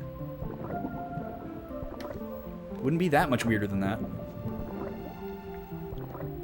I do remember the Dragon Quest Slime controller. I wanted that thing for a while. Because that came out around the same time as Dragon Quest VIII. And I was playing it a ton. That one was just so weird because when you were holding it and playing the game, the slime was upside down. I always thought that was really strange. It's like $100. That's actually less than I would have thought. But yeah, definitely more than I would be willing to pay. I guess the nice thing about it is I wouldn't use it, so I wouldn't have to worry about like the state of the buttons or the joystick or anything. I would just display it. I don't have any Dragon Quest merch, which I'd love to correct. I've been planning to buy CIB copies of like the Famicom and Super Famicom ones, because they have all the really cool Toriyama art on them. And CIB Japanese games are so much cheaper than CIB US games. So that's kind of been like on my radar for a while, but I've never pulled the trigger on it. I've definitely got some space where I could display them though, so that would be cool. I'm a big fan of Dragon Quest, and I'm a big fan of Toriyama's art. But yeah, you can get like a handful of those early Dragon Quest games, CIB, for like 80, 120 for a lot. And you know, they're not in like impeccable shape or anything, but I wouldn't really care about that. And obviously I don't care if the cartridges work either. I just want to display the boxes. So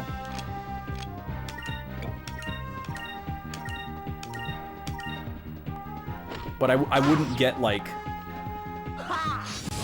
reproduction boxes that are like really nice and new and crispy. I'd rather have the old beat up actual ones with the game inside. I was crawling eBay one time looking for those, and I found a listing where somebody had found like a lost box of sealed copies of Dragon Quest V for Super Famicom. And they had a picture of the box with like the Enix logo on the side, and like you could tell that it was like very recently opened, but that the box was really old. And you could just see there was probably like 35 copies of it in there, just brand new. It was wild. That was easy. And he was selling them individually, but he had those pictures on there. It was just like, wow, what a find. Where do you find something like that? Just like tucked away in a storage locker somewhere or something. Crazy. Okay. Is there a way I can look at like the whole map? No. There's not.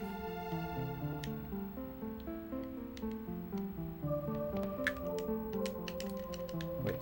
That was weird. Why can't I do first person right at the edge?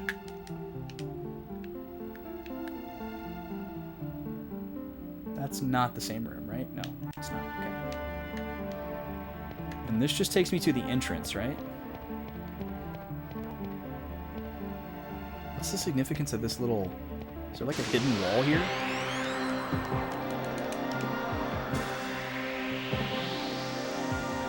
Your favorite DQ game is Rocket Slime. Interesting. I've never played any of the Dragon Quest spin-offs, actually. I'm currently working my way through the mainline series in numerical order. Skipping the ones that I've played already. The first Dragon Quest I played was 7, but I didn't get very far in it because I was really young. And then I got into 8 because I bought it on a whim so that I could play the Final Fantasy XII demo, because I was a moderator of a Final Fantasy forum at the time. And I was going to be the one to get the demo day one and review it for the friends of the forum. So I like bought that and played through the demo and like did a write-up for it for that forum. And I was like, well, I bought this game, I might as well try it. And I ended up absolutely falling in love with it. Ended up buying the strategy guide. Spent like 230 hours playing it. Definitely one of my favorite RPGs. And then I was like, holy crap, I gotta play more Dragon Quest. And then since then, I went back and I played 7 and beat it. That game is incredible. That's probably still my favorite in the series. And then a couple years after that, I played 5. Played a fan translation on an emulator, and absolutely loved that. And then I was like, okay, I got to go back and play them in numerical order. So those 3 are the only still the only ones that I had completed until a couple years ago. And then in 2020, I played through 1 and 2, on the Game Boy Color, and I'm still in the middle of Dragon Quest III. I started it over a year ago. I'm very close to the end of it, but it's very rare that I have time to like sit down and play it. It's an off-stream game for me, so. That was easy. And then I'll play through 4 and 6 on the DS, and then I'll jump to 9, which is also on the DS. And luckily I got my captured 3DS all ready to go for those. Okay, this has got to be a false wall, right? What's going on here? DS spinoff, very silly, kind of like Link to the Past. Interesting. That's cool. Oh, speaking of Link to the Past, if there's any 2D Zelda fans in the chat, definitely look up a newly announced game called Quest Master.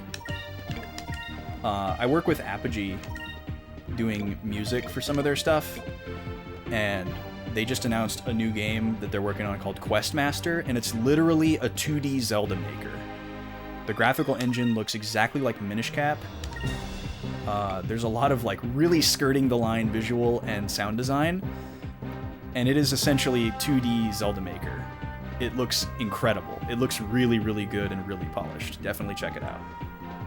Yeah, check it out, Ren. It is not a Nintendo product, but I'm sure they've done their homework to figure out what they can and can't do.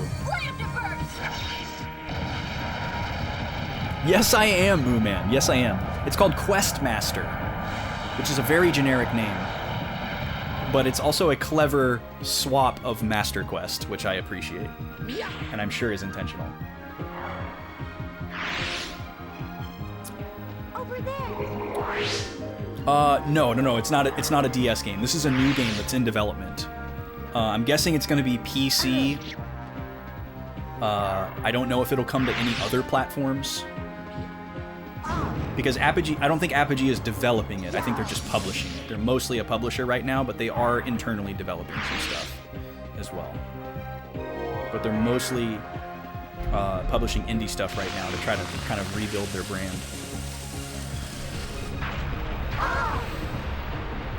I got to do a couple of trailers and songs for them, which has been really fun.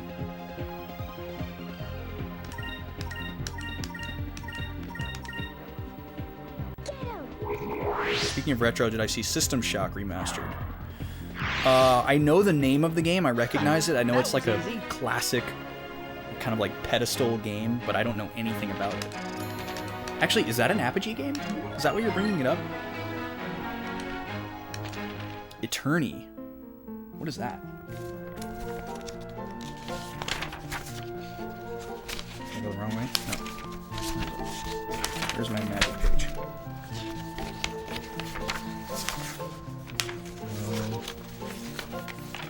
I did go the wrong way. Here we go. Eternity. Oh, that's the death spell. Okay. I gotta use the restroom really quick, guys. I'll be back in 60 seconds.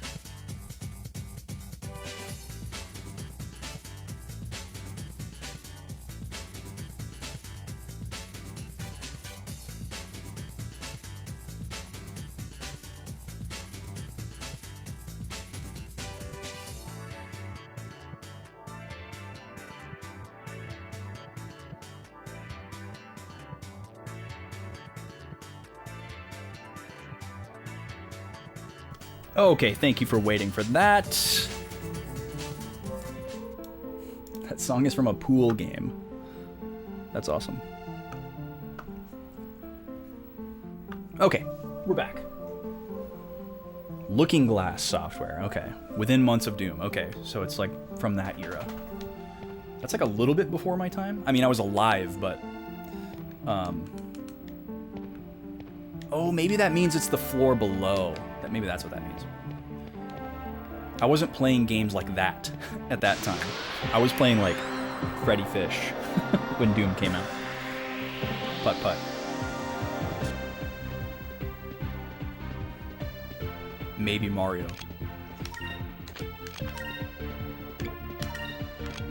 I've actually never played through the original Doom. I've always been looking for like a really compelling Doom clone that really piques my interest that I'd like to play through. I don't really like playing games on PC, and I don't really have the desire to actually play the original Doom. But I like the engine. I like the Doom engine a lot. I like the simplicity and straightforwardness of it, and just like the vibe that comes with it. Rise of the Triad. I don't know what that is either. The name sounds familiar, but I didn't grow up with Apogee games or anything like that. I just work with them now a little bit because I'm fortunate enough to have a friend who's, or actually a couple friends now that work with them.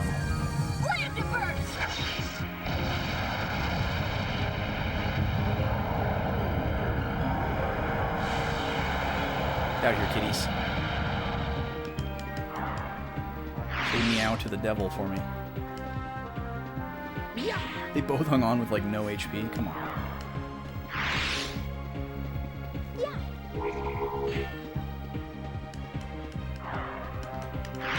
But it is pretty cool that they're coming back after being away for so long.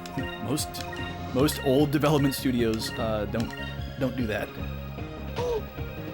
Most studios that close their doors usually close their doors for good. And if they are going to reopen, it's usually, you know, after not very long. God, I hate these guys so much. Get out of here. Alright, let me take the time to heal Fina here in between battles. Useful.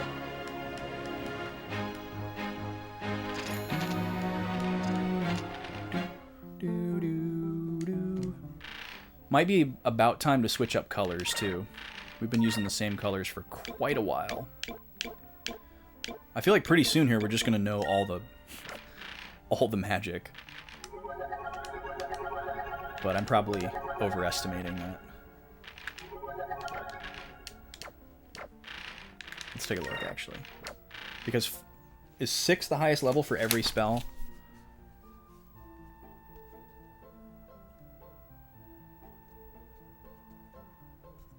Yeah, it is.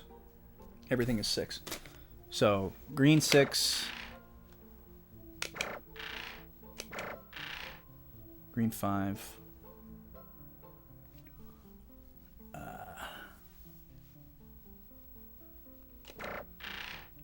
As long as everything's really even, that's really all I care about. But we haven't touched blue and purple in a while. Because we kind of felt like their spells were less priority for us. We're also in a water dungeon right now, so the fact, like, thinking that we might need water or ice seems pretty unlikely. So maybe we just stick with these colors for the rest of this dungeon, and then we'll switch them after.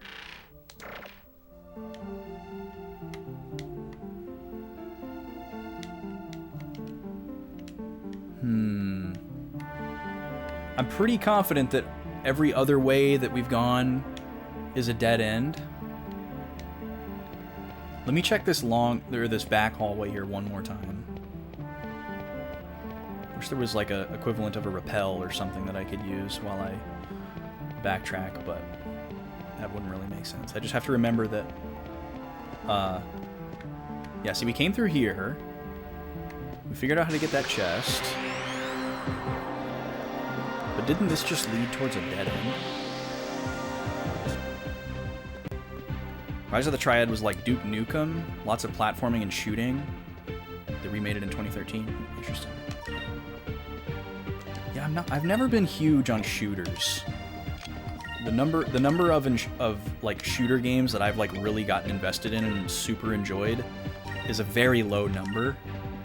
And they're pretty much always like notable exceptions that have like some type of like unique mechanic or art direction or soundtrack or just like a really good story that carries the gameplay loop. Because it's not like a compelling gameplay loop. Like, let's see, shooter games that I have really enjoyed. 13, Mass Effect trilogy, The Last of Us, BioShock.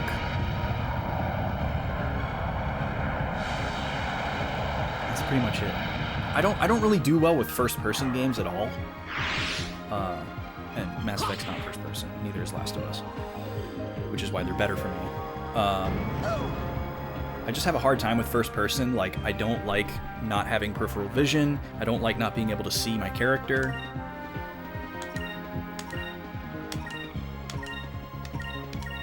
I'm also just not good at shooters, like when I'm playing with other people. So that aspect of it doesn't really like appeal to me. I would like to play through all the Halo campaigns someday. That is something that I would like to do. Probably on stream. Yeah, 13 is such a cool game. Are they remaking it again? I did not hear that. I knew the first remake was a travesty. I remember being blown away that they were choosing to remake it. And then when it came out and was terrible, I was heartbroken. But unfortunately not surprised. Ooh, I think we got a rare drop there. You feel like we have a similar taste in games? Well, there you go. Great minds think alike, right? Let's see what this moon robe looks like. That sounds like a Fina thing.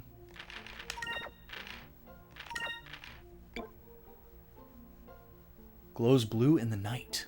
Resists enemy magic spells. Well, it's not better than what she's got on. How about Aika? Nope. So it lowers magic defense, or it lowers regular defense, but increases magic defense. And it's like a 10 up, 10 down split. So basically a wash. Maybe it's worth a bunch. We can sell it. That's really cool to hear that they're remaking it again, though. That could be awesome. Okay, so that was the room with the waterfall. There was 2 different ways to go. One led to that chest. The other one was a dead end. And then this way is also a dead end. You can see it on the map there. So yeah. We're gonna go back to that same room. And we're gonna go in every hole systematically. We're gonna number them. Whoa! What is that? This must be a rare encounter. Which is scary.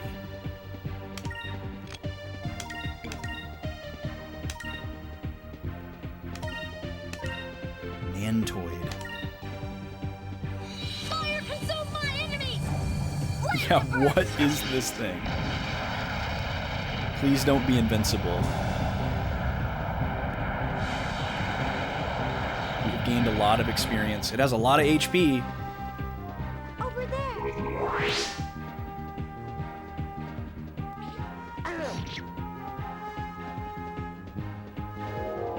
Okay. It's a green color creature, but it's using fire magic. Okay, that's not that scary. You can handle that. If that's your only trick, I'm not worried. That's fine. Wait, did we just silence him? Let's go? Or did he do that to Enrique and I just visually couldn't see that? These guys are so silly looking. These guys are actually more terrifying than the big worm.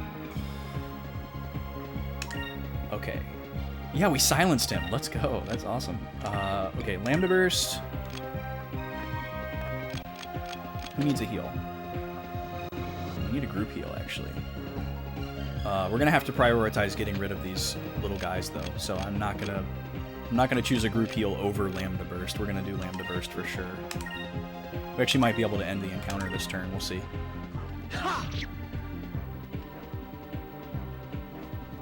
Just kill everybody, Aika. Come on.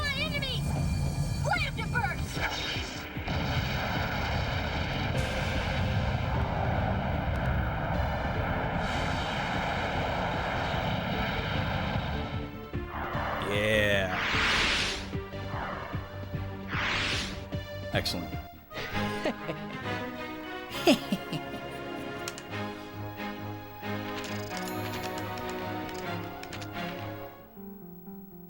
Grill 'em, Wendy. Nice. Fresh, never frozen.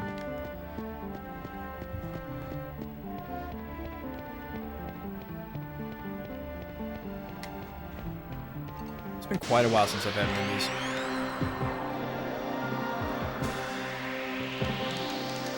Dave Thomas would be proud. Hell yeah, Dave. What a freaking hero. What a good dude. Alright, this time we will take the group heal.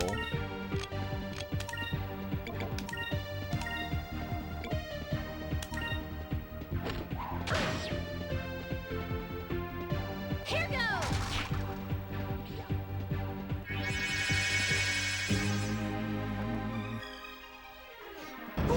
I wonder how we got silence on that guy. Prepare yourself. We don't have a weapon that can inflict silence. We have one that can inflict sleep. But I don't know how that happened.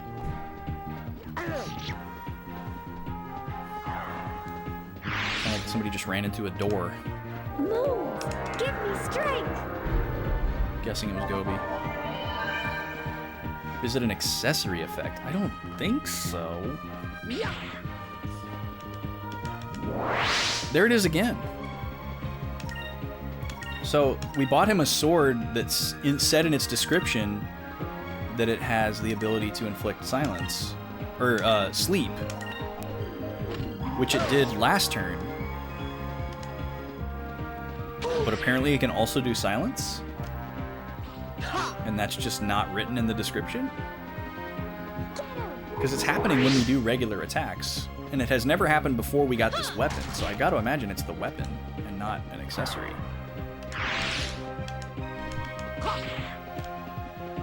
We'll take it, though. That was easy. Sleep would definitely be better. But silence is good, too. A lot of bosses can be affected by status. Yeah, that is like an annoying thing that kind of gets imprinted on you in games like Final Fantasy and Dragon Quest. Like, you get all these cool, like, statuses or, like, special moves, and it's like, can't do that on a boss.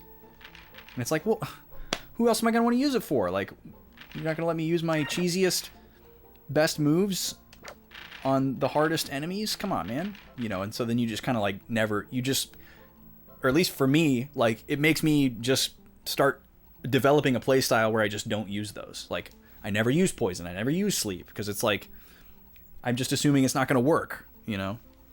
And then you forget about them. Yeah, that's an interesting way to describe it, Three Bears. It favors the player without making it too easy. Yeah, see, that's another thing that doesn't bother me at this point in time. Is like, I don't care if a game is easy. I just want it to be fun. A game doesn't need to be challenging in order for it to be fun. Sometimes games that are too easy and I feel like my intelligence is being insulted, you know, that's not fun. But I don't need it to be, like, super difficult in order for it to be enjoyable.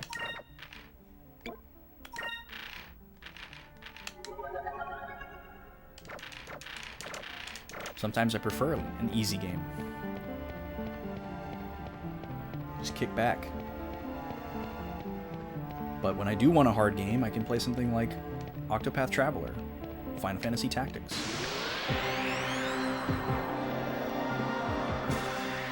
VMU games? What is VMU again? Sounds familiar, but I cannot think of what that is.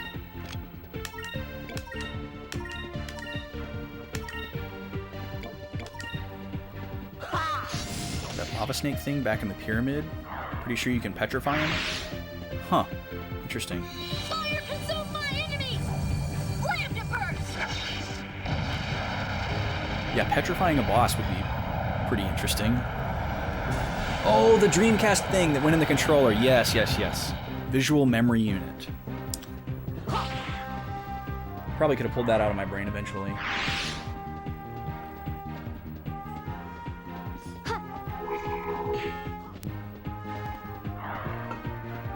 Yeah, the same guy I was talking about earlier, my friend's cousin back in the day, that had the whole piracy setup. He had the VMU as well, and I remember him showing that to us. I remember thinking that that was really interesting. I think the closest thing to that I had seen at the time was like Tamagotchi and like Pocket Pikachu. So like that was what my brain associated with it, and I was like, oh, it's like one of those. I didn't know what a Pocket Station was because I either had just gotten a PS2 or hadn't gotten a PS2 yet, and I never had a PS1. So that would have been the only other thing that I had seen that was kind of similarly shaped and functioning. Even though I think it was more of a thing like that. That was fun! Plugged it into the Dreamcast controller, and you could download the game and watch Ask Mini Games on it. Yeah. Yeah, and it had like cross functionality too, right? Like you could like do like a little mini game on it, like while you were on the go, and then kind of like plug it back into the controller, and it would like upload data back to the game, right? It was almost like a transfer pack type of functionality between like Game Boy Color and N64, but probably done a little bit better. Yeah, it is kind of like a very primitive version of the Wii U, you're right. Yeah, that's another thing, Halo Killer, that is really cool about that. Oh, I'm going back to the entrance. This is not what I wanted. I got turned around. That's another cool thing about custom game cases is not only do they make games for, or cases for regular release games, they also make cases for ROM hacks, fan translations, fan-made games, things that didn't release in the US. Really, really cool. Yeah, they make custom game cases for like all of the popular Pokemon ROM hacks, which is really cool. Alright, we're going over here. Oh, you could plug them into each other. Oh, cool, cool, cool. That's awesome. Yeah, I bugged Jeremy for like 2 years to make this Pokemon pinball case, and I finally did it. Or he finally did it. Same thing with the Super Game Boy. When I was first ordering my cases, I kind of went in chronological order. Yeah, his prices are great. It's super reasonable. And if you buy a bunch at once, you can get even lower prices. He'll do a volume discount for you. Just email him if you're buying like more than 10 or so. He's got like a pricing structure for volume that's not on the website. But you can hit him up. He's really nice. Oh, he does do DS games now? Wow, I need to go on the site. I haven't been on in a while. He didn't always do DS games. But it makes sense, because like those cases are getting really hard to find. And the cases that he uses for the Game Boy games are DS cases. They're modified DS cases. So it makes perfect sense that it wouldn't be that difficult for him to do it. Okay, here we go. We're gonna do this old school. We're gonna draw this out. So we are currently... Wait, I'm gonna use my graph paper. This will be better on graph paper.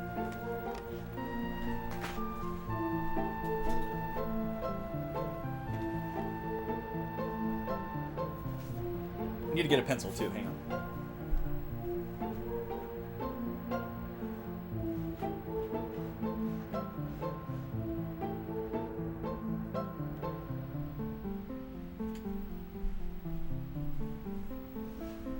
Probably figure this out in like 2 minutes now, once we actually start paying attention. The browser disk. Oh wow.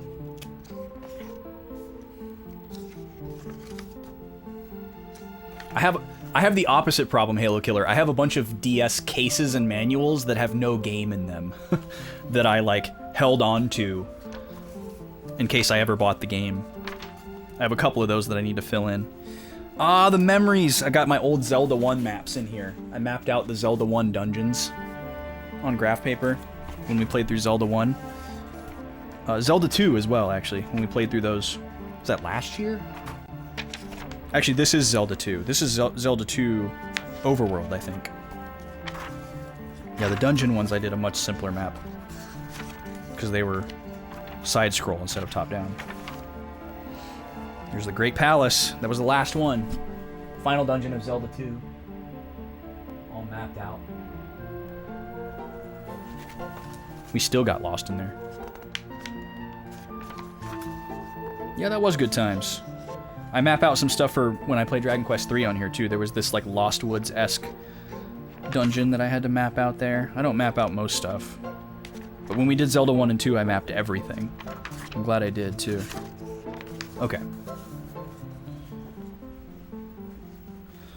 For this game, the VMU on the controller would beep to find the chams instead of the in-game beep. Oh, okay. Kind of how the Wiimote would make noise. That's cool. That's a nice little easy like immersion. $75 just for the case. That's insane. Yeah, DS stuff has skyrocketed. It's so bad. The music is better on the Dreamcast version. Interesting. I wonder if that's just like that was just because of like the disc capacity, because it had a normal size DVD rather than the mini DVD. So they had to compress it a little bit for GameCube. Okay, here we go. So we're gonna call those squares 1 unit. So 1, 2, 3, 4, 5, 6, 7, 8, 9. 9 units by... It's 9 by 9. Okay, so we're gonna call this room 9 by 9.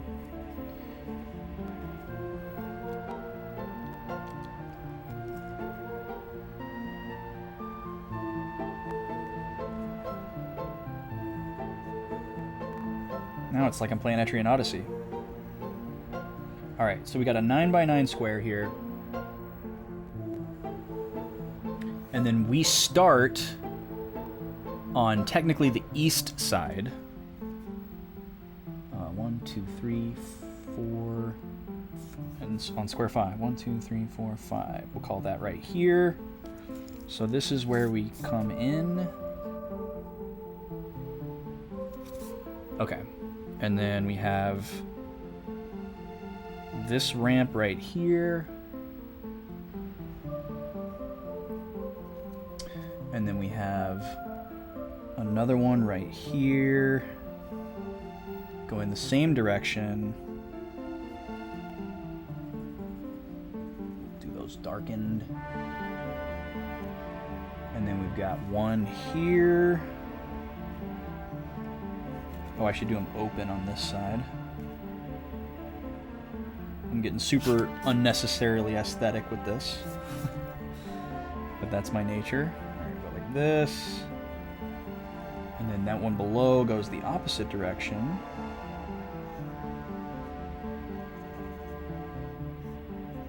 Okay. And then this one goes vertical.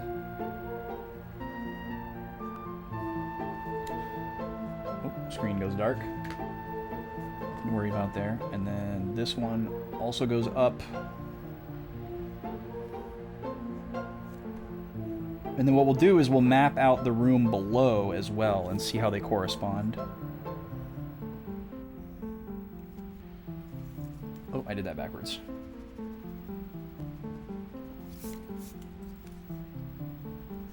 I should have just done this from the beginning. I love doing stuff like this. But we were talking about cool stuff, so I was just rolling with it, seeing if we got lucky. But that was not good enough, apparently. Alright, and then lastly we have this one. Okay, so I've recreated this. And what I'm going to do is I'm going to number each one of these entrances arbitrarily. And then when we get to the bottom room and I map that one out, we're going to match up the numbers and see where they go. So, we'll just go kind of top to bottom, left to right-ish. So we'll call this one number 1. Or actually, let's do letters. We'll do letters. A, B, C, D, E, F, G, H. All right, and we'll start with A, which for me is going to be this one. I have labeled this one as A.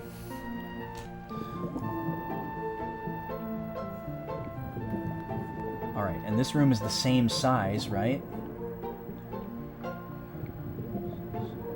Yes. Same size. So this is the top. And now we come down here to the bottom. And then we're just going to assume that the compass is the same here. It doesn't really matter. 3, 6, 9. 3, 6, 9.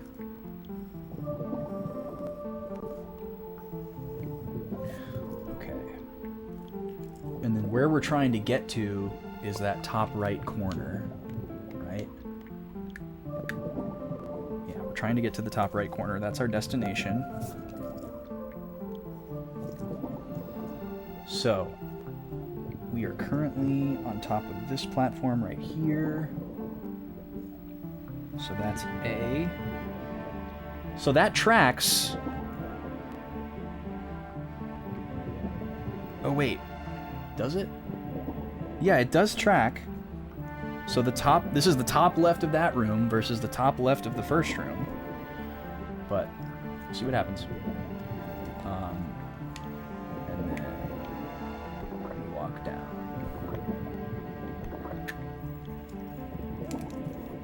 So that'll be open on this side.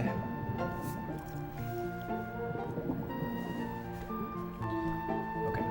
And then let's finish drawing this room. This doesn't match up exactly, but it's not a big deal. So we're gonna 1, 2, 3, 4, 5, 6, 7. No, we're gonna call that 2 units of space. Again, doesn't really matter. Okay, that should be like that, and then this is all raised. 1, 2, 3, 4, 5, 6.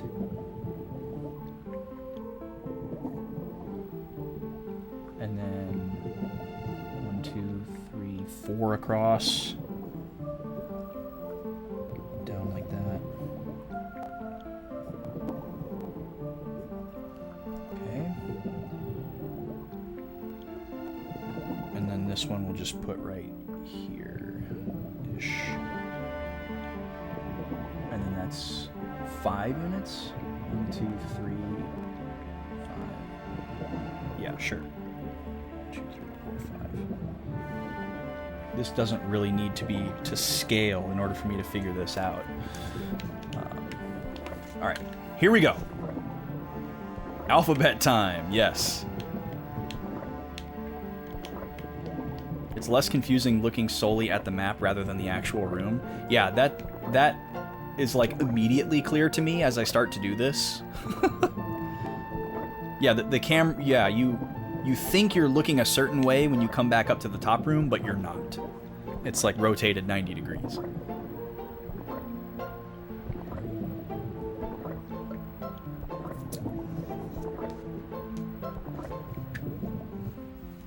Okay. So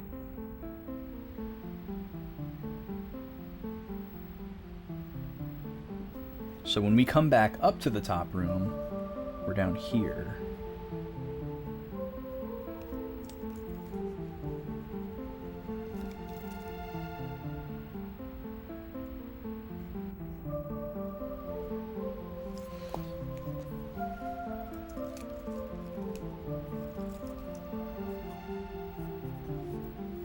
Okay.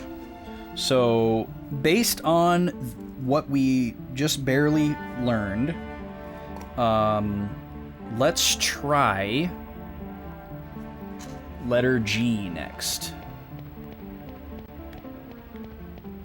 I know we've already gone in this one, so I don't know how this could be it, but we're gonna try it anyways.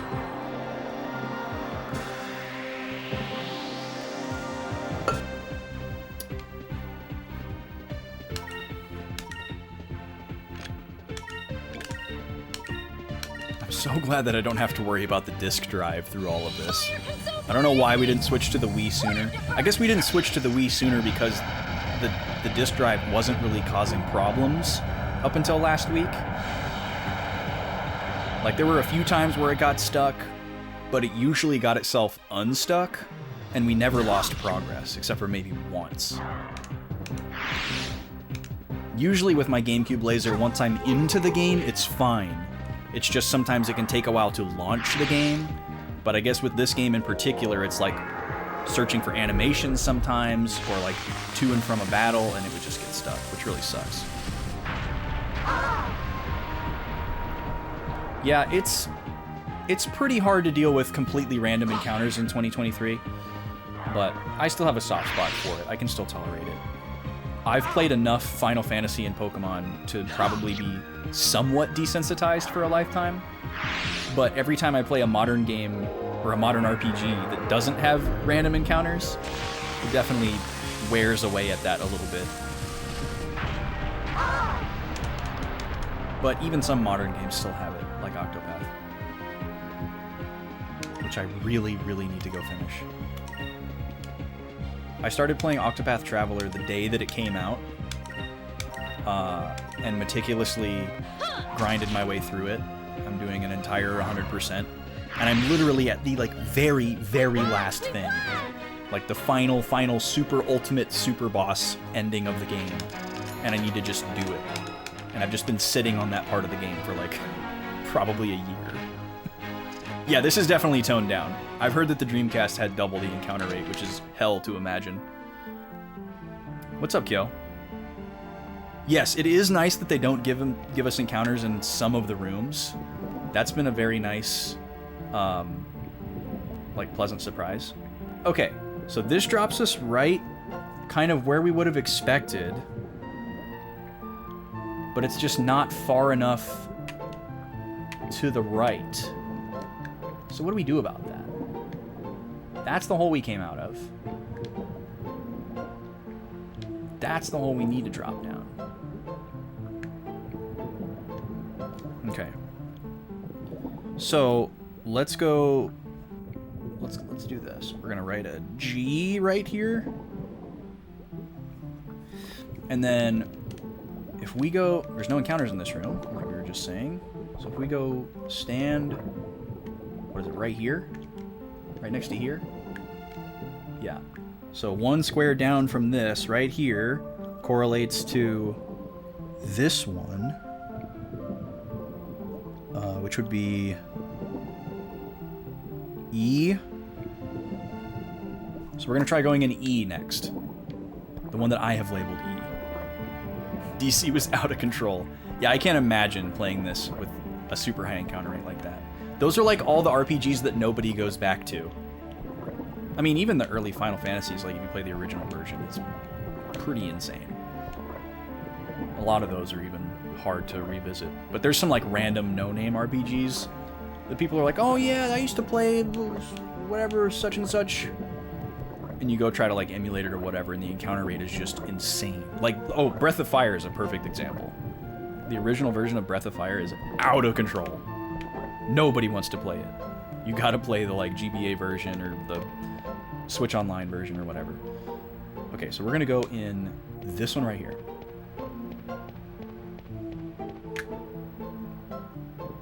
You looked into 100% Octopath for achievements on Xbox, but it seemed way too tedious. Yeah, I don't do anything with like achievements. We did it! We should have done this a long time ago. We got it. We're out of here. Alright, so that's the answer. E. The best letter. We should have known. Alright, all this does is lead us to a switch, and then we're going to be backtracking. Cool. I don't want this dungeon to get any bigger. You did just buy Octopath 2? Oh, you opened it and the cover art has a crease. Oh no, that sucks. Yeah, I bought Octopath 2 as well. I love that series. I'm sure Kyo wants to say something mean about it, which is totally fine. I totally get why people don't like Octopath, but I love it.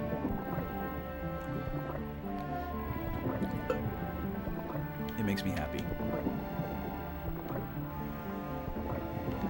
Yeah, you don't like Octopath, right?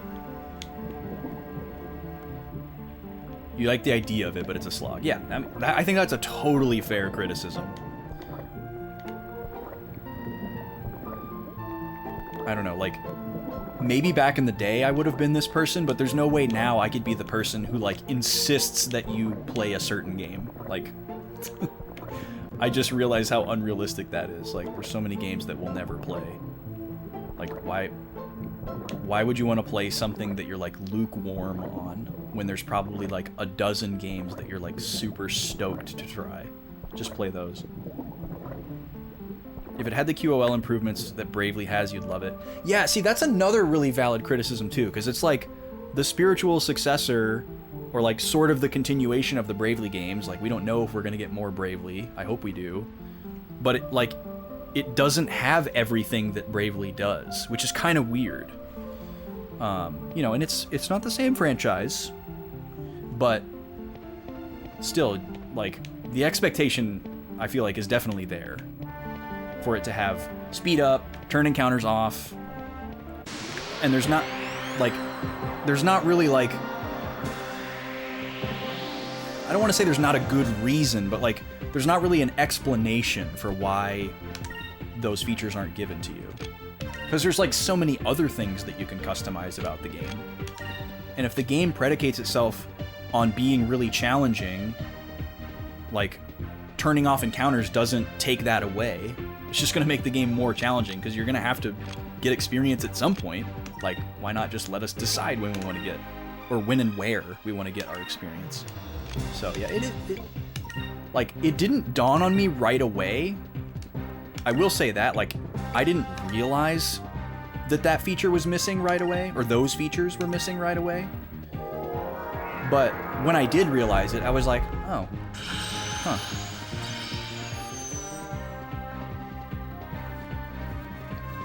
Get all the info on every monster, but there are 2 that you can have not spawn anymore. Oh yeah, stuff like that really sucks. I love doing stuff like that if it's tracked in the game and I can get some kind of, like, checkbox or, like, a, you know, number go up kind of thing. But I've never been an achievement hunter. I think it's just because I haven't spent enough time on post-achievement consoles. Like, between, like, my PS3 and my PS4, which are the only achievement-enabled consoles that I own, I've probably played maybe 20 games. Probably not, though. Probably more like a dozen. And, like, a trophy pops up and I'm like, oh, cool. Like, there's, like, a little bit of serotonin that I get out of it, especially if it's, like the confirmation that I beat the game, you know? Or, like, oh, that must have been the end of the last boss fight. But then it's almost like a spoiler. I don't know. Your biggest issue with the first Octopath is the level jump from Chapter 1 to Chapter 2. I vaguely remember that. I wonder if I was less affected by that because I, like, methodically did all the Chapter 1s before doing any Chapter 2s, but I still feel like I experienced that. Yeah, it's definitely not a perfectly balanced game. It almost seems like it kind of likes to be a little bit broken. Because there's a lot of, like, really cheesy stuff you can do. You feel much the same? Yeah. It's weird because it has the Brave aspect in the battle system, but not the rest. Yeah, it's like obviously trying to be almost the same, but it's not exactly the same. Okay, so that switch didn't do anything in here. It just raised the water in the main room. So can we drop down in the main room now? The water's not quite up there, but we'll try it.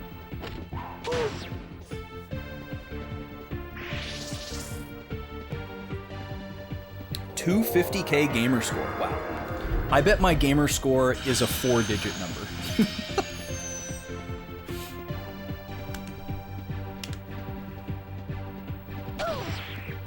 I don't know if you can look up people's gamer scores somewhere when they're not online, but you probably laugh at my gamer score.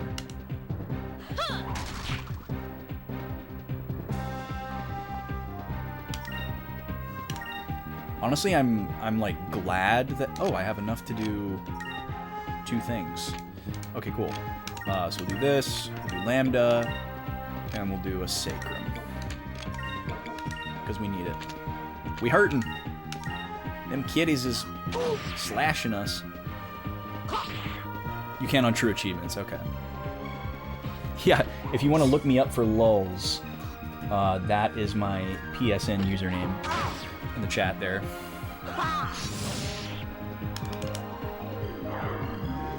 You have 2 games that you've platinumed? Yeah, I want to say I probably have like 2 or 3, and they were just coincidental. I didn't like try to get them. I know I platinumed at least one of the Sly Coopers, because I have the Sly Cooper collection, and I 100%ed all 3 games, not knowing that it would unlock a teaser trailer for Sly 4. That's one of my core memories in gaming. Definitely one of my top moments playing a game. Just like accidentally unlocking a trailer for a game that I didn't know was going to happen and losing it. I know there was a platinum associated with that, but I can't remember what other ones I've gotten. It's a very small number, and they were just coincidental.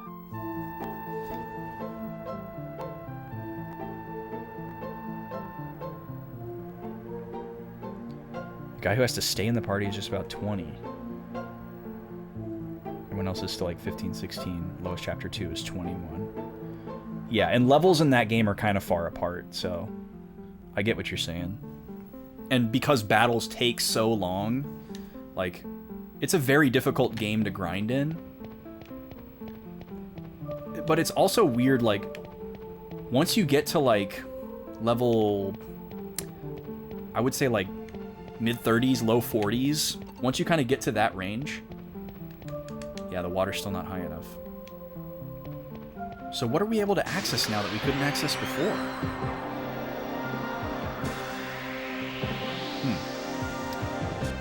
Once you get to that point in Octopath, it's almost like the levels don't matter. In a weird way. Oh, we gotta heal. Luckily we got back attack here, so we don't really have to worry. Wait, this is the full heal for one character, right? Yeah. Good old Sacrum! Base of your spine. Heals the whole party. 1,000.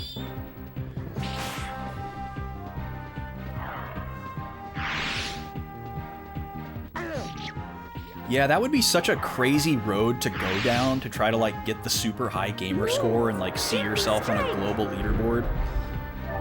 Like, I can't imagine a world where I'm caught up in that. Like, that just sounds like it sounds like hell, honestly. Like, if I cared about that and I couldn't stop myself from caring about that, I feel like I would just be resigning myself to a very low quality of life. Maybe that's too steep of an assessment, but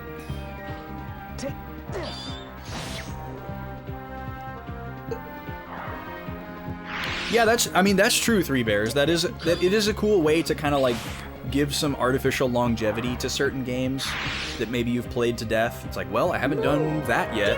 I haven't shot 1,000 enemies with this one particular gun yet. I guess I can go do that. But yeah, some of them are so wild and arbitrary and silly that I could just never see myself doing. I know for a fact there's been a couple of games I've played where it's like, well, I really like this game, and maybe I've already 100%ed it. Let's check out the trophies. Maybe I'll get those. And I look up some of them and it's like, okay, I'm never doing that. No way. I think I like trophies more as like, you do something really weird in the game and you're kind of like chuckling at like something weird that happens, and then you find out that it's a trophy because it just pops up. Like that is really cool. Like a weird set of circumstances that would be really hard to like create on purpose. And you're not thinking like, I wonder if this is a trophy. Like, you're just playing the game. Those are my favorite kind of trophies. Where you, like, die in a really dumb way, and the game gives you a trophy. Or, like, you, I don't know, like, accidentally hurt somebody that you're not supposed to hurt. And you're like, oh, you know, and then you get a trophy, and you're like, they're laughing at me. You know, like, I love those. Those get me excited. But like going into a list and seeing like defeat 10,000 enemies, like that doesn't get me excited.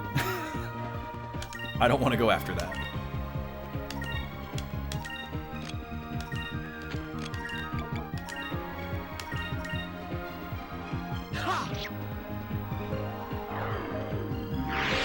Free shipping for the cases is 150. Yeah, that's a lot. That's a lot. I definitely know some people who could easily case up that many, but that's a lot to buy at one time. You should email him though. Like if you're buying like 20 or 30, like something like that, send him an email. He will hook you up. He's really nice. Still can't reach that. So I think we're gonna have to like, I don't know what we're gonna have to do. Maybe one of these dead ends opened up? I don't know. We're just gonna have to walk around and find out. Water didn't go up in here.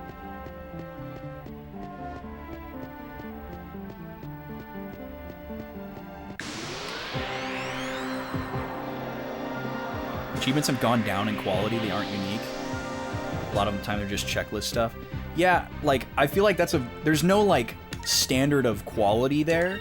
You know, like, it depends on the developer. And maybe it depends on numerous other factors, too. I don't really know what goes into making those. Maybe sometimes the person making the game doesn't even make those. You know, they might just outsource it because they don't have the time or they don't know how. I could see that being a thing.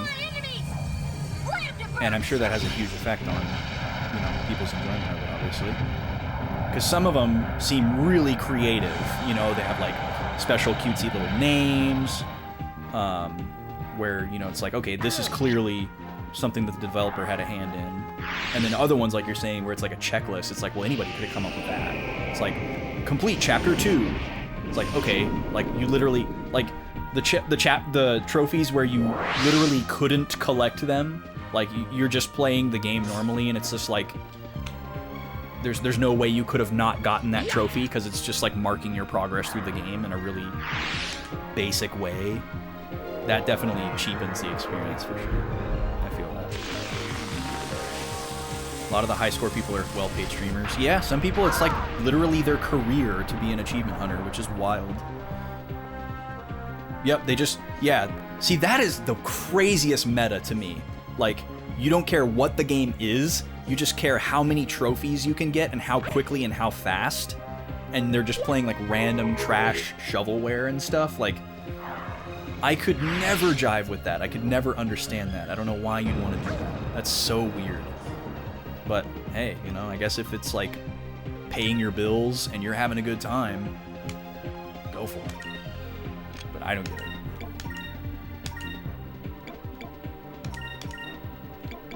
I guess I could be talked into it if I knew that was going to be the arrangement ahead of time. Like if somebody was like, "Hey, you're going to make 70 grand a year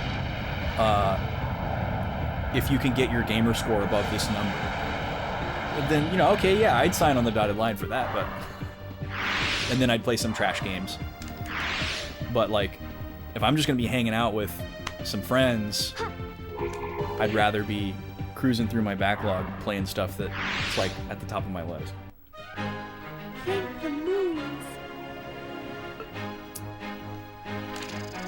And if the channel grows, the channel grows. Okay, that's still a dead end.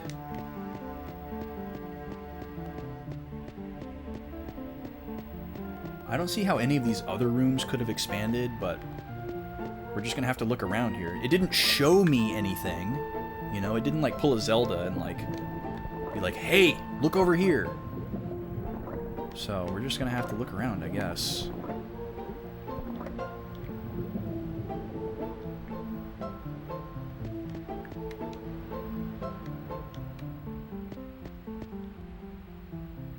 This is another dead end, right? Oh my god, I wish it was easier to look around corners.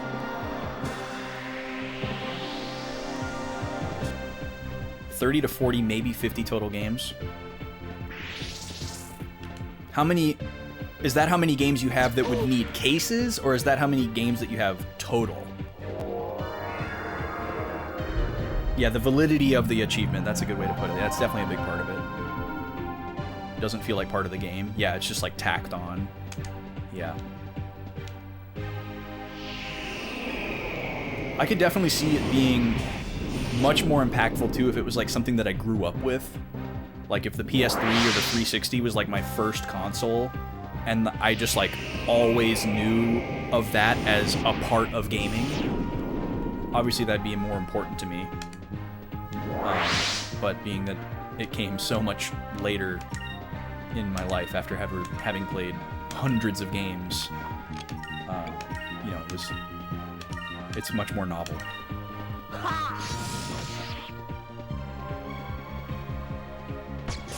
Yeah, I would never play shovelware just to get my gamer score up. That's just wild to me.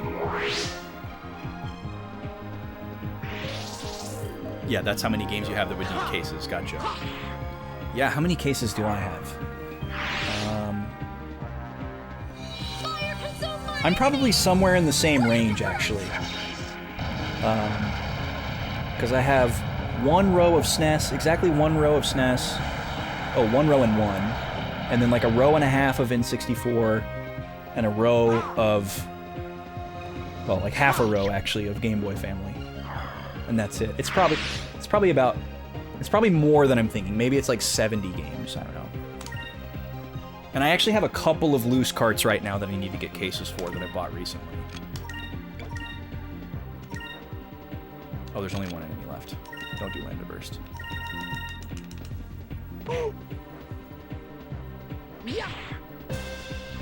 All the Game Boy Advance in color. Most of the N64 you still have the boxes for. Nice. Very nice. I didn't keep any of those as a kid. I wish I would have had the presence of mind to, but that's just... I did not have my, like, meticulous tendencies when I was a kid. I was actually a very messy kid until I hit puberty. And then some, like, switch turned on, and I became, like, super meticulous and obsessive tendency. And I started having, like, really clean room all the time, everything, like, super neat and organized all the time. But before that, clothes all over the floor, toys all over the floor. And that's when I was ripping open. I bet there's some old Christmas videos of me, like, literally just ripping open, like, N64 and Super Nintendo boxes that would just make your stomach turn. Oh, it's this guy again. Thank you for the follow, by the way. Welcome in. Let's do a Sacrum.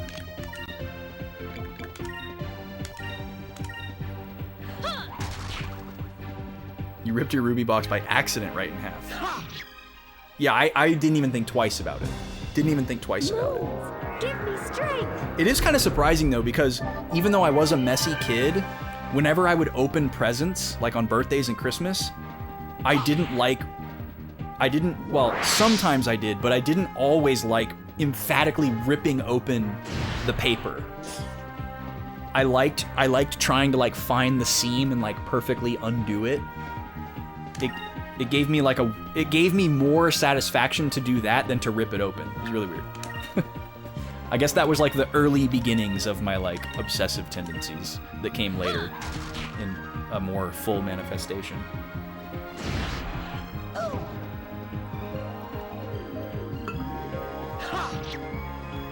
Your mother threw out all your Game Boy boxes. Dang. She said it was trash. That sucks. That's hard to forgive. I can sort of relate. My mom is the reason why I don't have all of my Pokemon cards anymore. My Pokemon cards were in a binder. It was mostly base set. And a few, like, later cards. They were in a binder. And she moved from a house to an apartment. And when she did that, a lot of stuff went into storage. And it just so happens that the box that my Pokemon cards were in, they were in the very bottom of the box with a bunch of other, like, books and stuff on top of them. And that box was on the floor, like, on the ground of a storage unit that was on the ground level. And the storage unit flooded, like, with, like, an inch of water. So my whole binder of Pokemon cards inside a box sat in like water for a certain amount of time, and all the cards were just ruined. Had to just throw them away. And that was in like 2008. So they were still pretty much worthless at that point, but they were like sentimental to me. Like, and I only wanted them for that. And man, if I had them now, I wouldn't sell them, but I'd be really happy that I had them. I, like, right before that crazy skyrocketing to the TCG happened, secondhand, I was like daydreaming about like, man, it'd be cool to just get a full base set just to have, you know, and like make like a cool display on my wall or something. And I was like kicking that idea around, and then that crazy boom happened, and I was like, well, guess I won't be doing that. I like looked into how much it was going to cost, and I was like, nope, no way.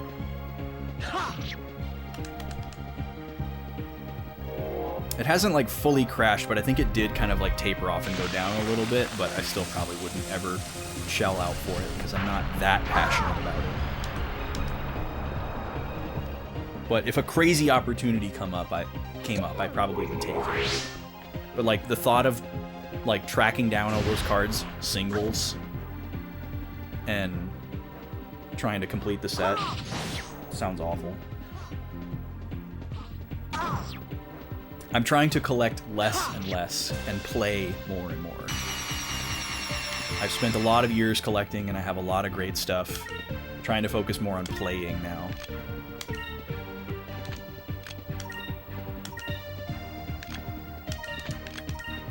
Need another Sacrum? We do, but we don't have enough MP. SP. I don't know if SP is ever gonna stick. Last game it was FP. Princess of Grill Her Lambda attack makes her enemies kill. That is quite the word salad, Alex.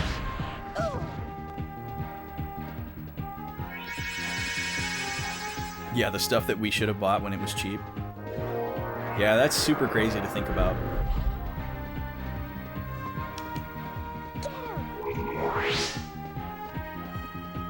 Like, just like if just imagine yourself, like your 9-year-old self having the discipline to just, oh my god, we have not seen this. That was horrifying.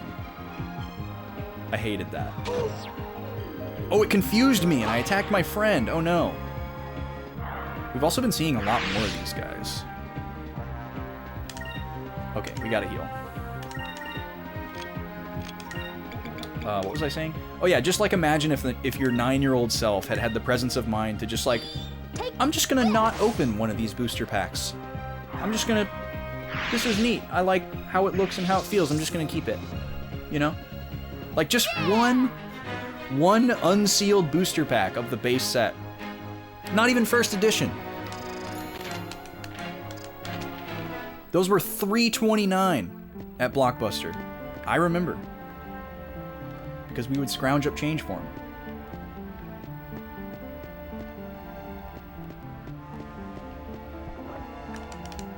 That was a time. Yeah, and just thinking about like how much one of those is worth now. But you just never could have known. Never could have known.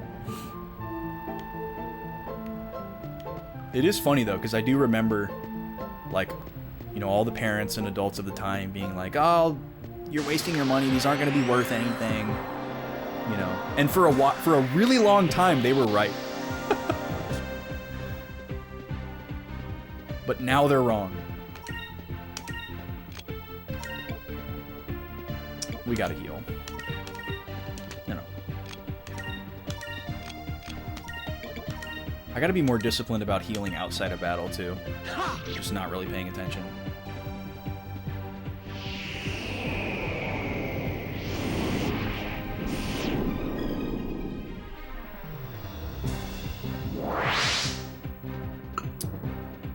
Crap, he just silenced Fina, so she's not going to be able to do that spell.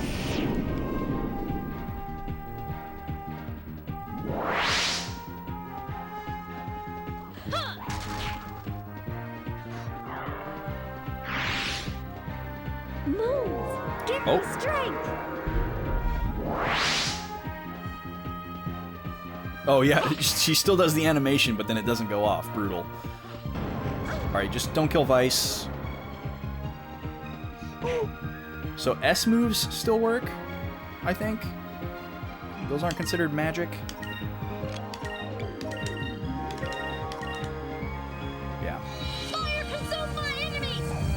But yeah, it's weird to think what we could be sitting on if we had somehow had crazy foresight 20, 30 years ago. But easy to imagine now, obviously. There were definitely some people who did, though. Because that stuff was still out there. People with their SNES boxes.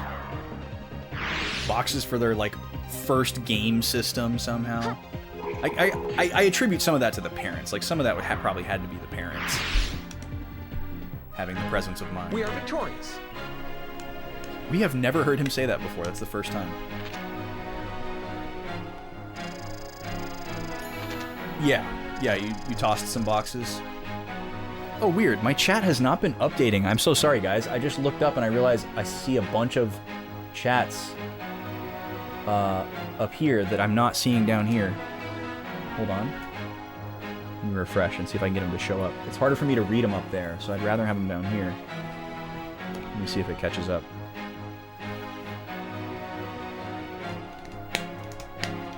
I've been meaning to look into like a bot for chat, but I still just look at the either OBS or the dashboard. Okay, here we go.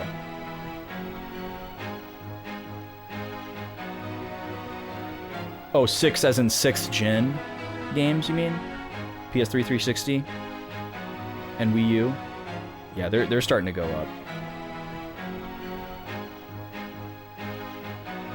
Yo, Lobstore, welcome in, dude. Sorry I didn't see you. Chat was not updating for me. 9-year-old would have to think to preserve things for collectible status without an adult steering toward them? Yeah, it's very unlikely, right? No, I haven't looked at a guide for anything, Halo Killer, so I'm just kind of riding blind here, and I'm happy with it. But yeah, I am interested to see how it works, but I probably won't look it up until I finish the game.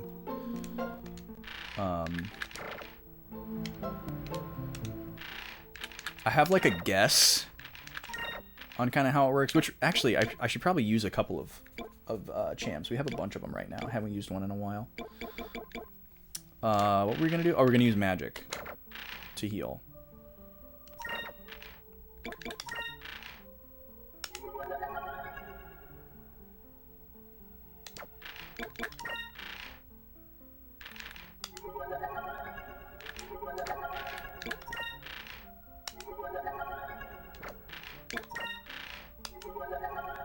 There we go. Okay.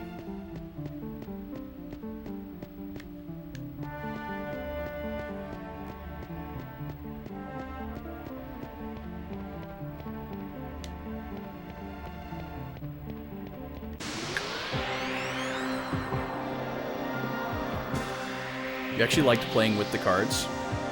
Yeah, I didn't learn how to play the Pokemon TCG until like 2012. And I had a very short phase where I was like kind of addicted to just buying and pulling packs. And like imagining playing the game against people, but not really actually playing the game. And like right as that time was passing, the like meta of the game got changed to be like way faster, and I didn't like it as much. And it was like, okay, I could never play this competitively because you're just immediately priced out. I just liked looking at the cards. I like how the TCG works. I like the idea of playing the game with people, but I never played it as a kid. I probably would have had more fun playing it as a kid. The only TCG that I played seriously and like competitively was actually Yu-Gi-Oh!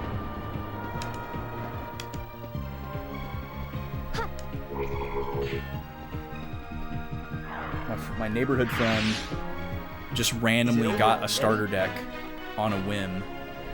You know, probably asked his mom for it or whatever, because the show was new. And we like messed around with it a little bit. and we kind of thought it was really cool. We didn't like the show a whole lot. We were like, whatever on the show. But once we checked out the game and kind of like got our footing with it, we were like, yo, this is actually pretty cool. And our moms liked to go shop at this like Garden Ridge outlet mall. And so we would convince them to take us with them and drop us off, because in the same outlet mall there was a card shop that had all kinds of TCG stuff, but Yu-Gi-Oh was like the new hotness at the time. And so they'd go drop us off over there, and we would just hang out in there and like look at cards, learn how to play, watch other people play, because the owners of the store were into it and they would play too. It was pretty awesome. We actually did a couple of tournaments, and I remember getting 3rd place one time and feeling really good about myself. Like I felt like I really knew what I was doing. And I was in like 6th grade. I'm sure I was pretty terrible at it, but it was fun. It was really fun. I remember like trying to get other friends into it. That was easy. Yeah, Vice would be perfect for Smash. I agree, Halo Killer. I would have loved to see him as one of the DLC characters. I think he would have been a perfect fit. And better representation for Sega, because there's only one Sega character, right? Isn't Sonic the only Sega character in Smash? Is there another one that I'm not thinking of? I mean, obviously there's, you know, the sword epidemic. You know, people hate how many sword characters there are, but he still would have been a great fit. I'm sure they could have thought of something cool for him to do. Okay. What do we want to do here? We went down, we pressed the button, we raised the water in the main room. Yeah, same, Three Bears. I'm pretty choosy at this point. Like, the amount of things that I already have that are available to me to play, it's hard for me to justify spending a bunch on something, even if I'm planning to play it someday, because it's like, when are you going to get to this, you know? Like, where is this on my list? Like, I have a list of, like, what I want to play and, like, how badly I want to play it. It's actually in my backlog if you go to the queue tab. And so I just look at that and it's like, okay, well, if it's $100 game and I just kind of want to play it someday, it's kind of like already off. But if it's like a $70 game or a $100 game and I really want to play it, then yeah, I'm going to buy it before it goes up. Yeah, I pretty much, I don't buy digital unless I have to. I never choose to buy digital over physical, ever. Once games stop being physical altogether, I'm done. I'm done buying games en masse. You know, I'll make notable exceptions for like series that I'm attached to, or really, really, really cool looking games, but I'm actually kind of looking forward to that point where I can like slow down a little bit. Digital card games, nice.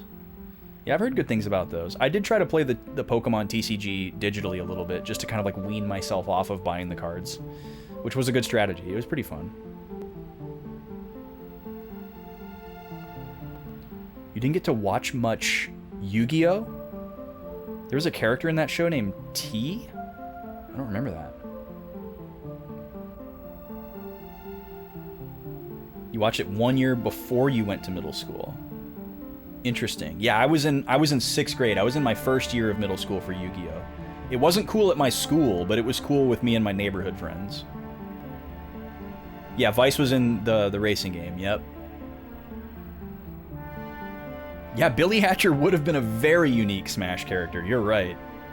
Dude, I'm so glad Banjo got in. I literally cried when that trailer happened. I was over the moon when that trailer happened. I popped off so hard in that Nintendo Direct. I lost it. And I don't usually pop off like crazy for stuff like that. It's got to be very special.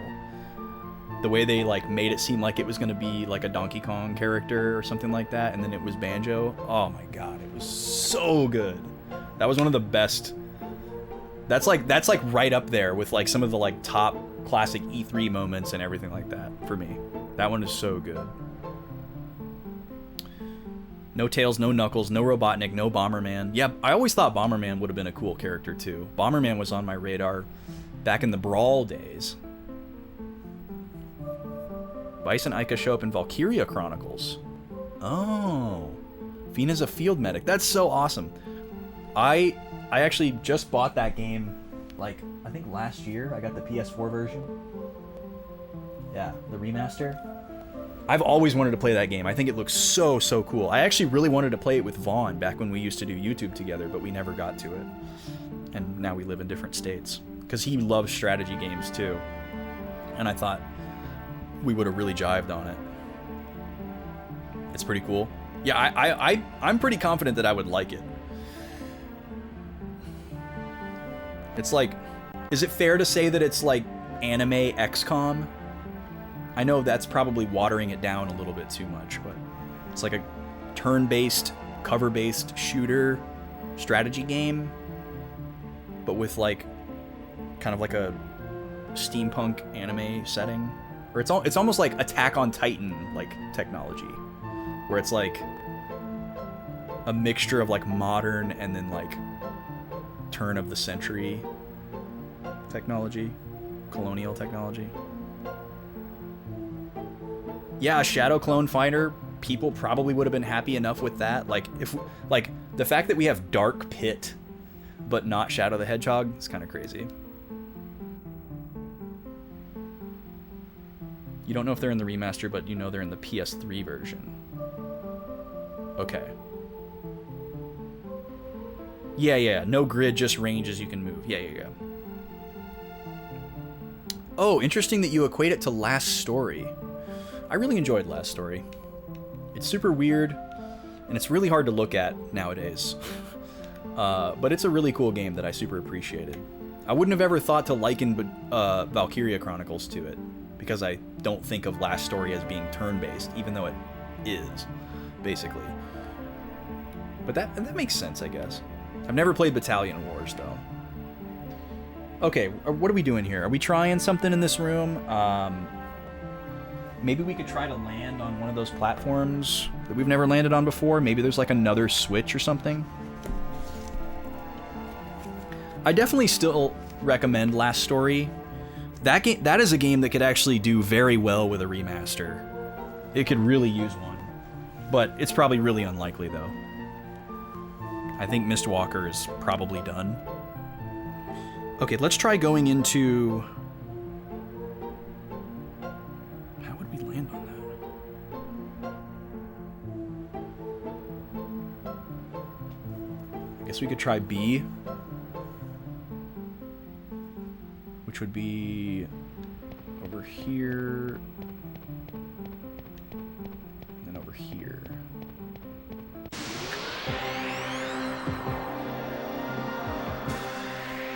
Yeah, it would be really exciting if they remastered that game. Because that's a game that was on the Wii that didn't need to be on the Wii. That could have been a PS3 game. Like there wasn't anything like motion control or pointer-esque that really needed to be. It was so minimal, and it wasn't a key part of the gameplay at all. So that game would work fine on any other modern console with basic controller controls. And the graphics of it are neat looking, but like if you're gonna go play Last Story in 2023, there's like an adjustment. There's like an adjustment period to like get used to the graphics and be able to like discern what you're looking at, because it's like a very low res system trying to do semi-realistic detailed graphics and like semi-realistic color palettes. So a lot of times it can just look like a really muddy mess. But it is a good game. It's an interesting game. It feels a lot more like a Final Fantasy than some of the higher number Final Fantasies of late, since it's made by Sakaguchi. Another moon robe. We've literally been in this dungeon all night. It's wild. Yep, not even close. So I think we would have to go into F to land on that. So we can try that next. I don't think it's going to do anything for me,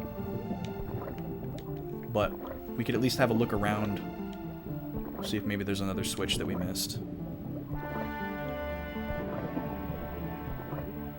Yeah, it's weird how games that would really benefit from, well, I shouldn't say it's weird, but it's unfortunate that a lot of games that would really benefit from an upgrade or a remaster don't get the treatment, and then ones that really don't need it get the treatment. Because it's like, well, this game sold really well, so we're gonna remake it and sell it again. You know, this 5-year-old game that's from one console ago and is still extremely accessible. We're gonna make it again. And it's like, well, come on, guys. Jesus. Alright, so maybe it does matter for my map to be to scale here. Let me draw this again. So this is actually more like this. Because B landed us right here. And then F just landed us right there.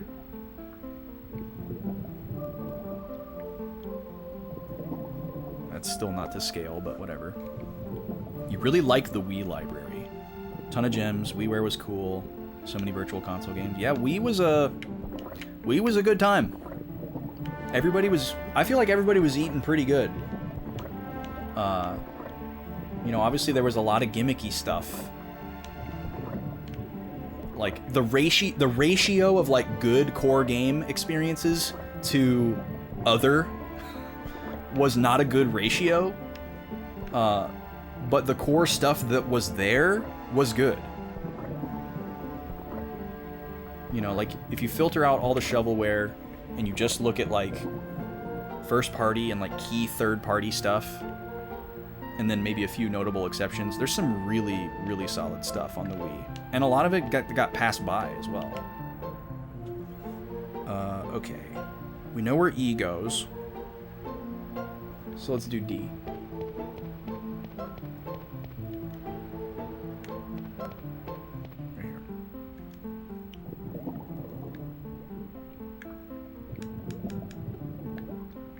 Oh, okay, this is how we land on it. Okay, so there's D.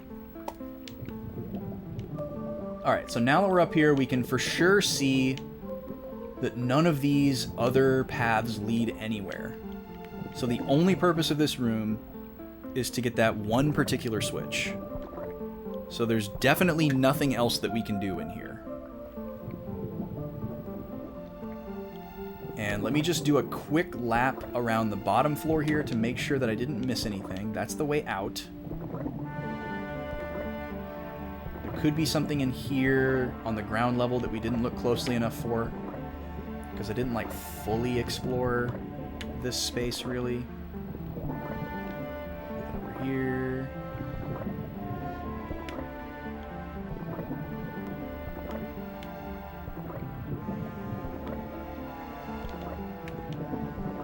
Yeah, it would be really cool if stuff that's like locked to those systems was focused on first. I know for me personally, there's a handful of 360 games that are still locked to the 360 that I'd like to try, but like they're not worth the investment of like getting a working console or buying a backwards compatible Xbox One and buying the 360 discs just to like try out like a probably mediocre game that has like a 63 on Metacritic. That's like a huge investment. But if I could get it for like $20, on PC or something and play it with a controller, or like, maybe it gets passed to something else, that would be really cool.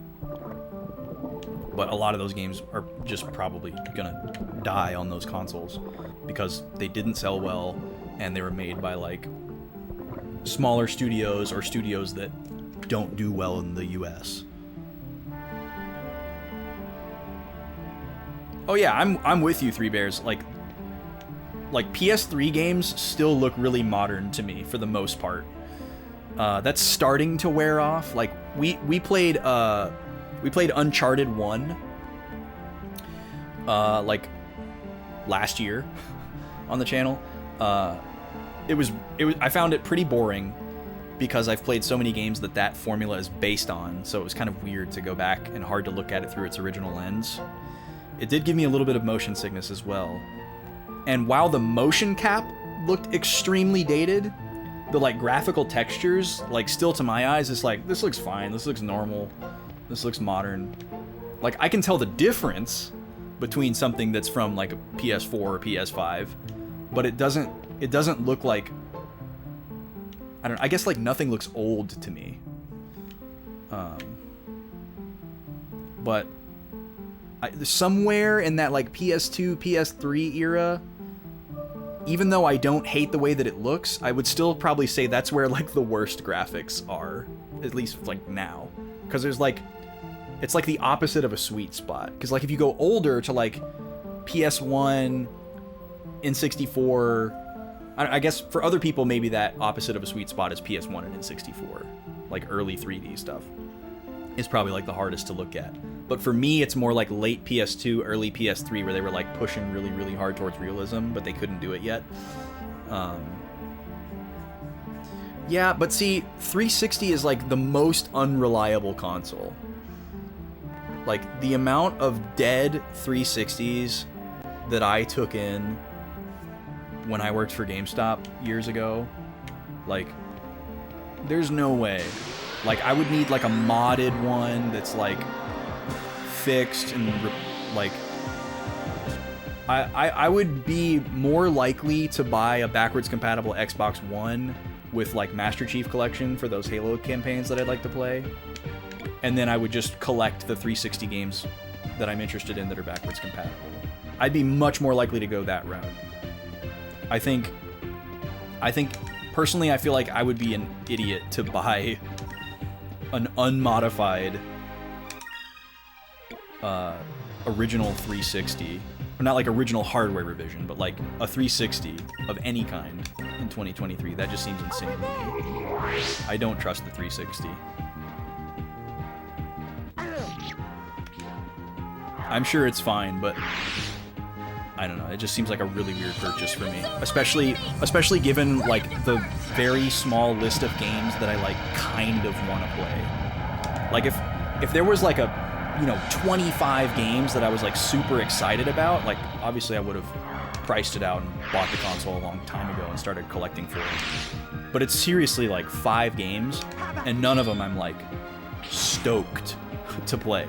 I'm just like curious about them. So it's a hard investment to justify. Yeah, exactly, Lobster. Yeah, that's kind of how I feel about it.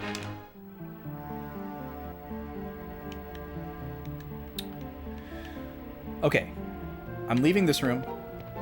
There's got to be something in the main room that I'm fundamentally missing here. So, dead ends to the right. This path right here leads to the entrance. So there's nothing for us that way. You think the later X360 hardware is reliable? I mean, I know that the later one's better because obviously they had the huge backlash market share drop when the Red Ring stuff happened, so they had to like figure out some way to make a better hardware revision, and I know that they did, but I don't know, I still think it's kind of like second-rate hardware, but that's just personal bias leaking through, I think. Wendy of the Fire Grid, defeat her enemies, she did. The Star Wars 360, oh yeah, I remember that one. The R2 one.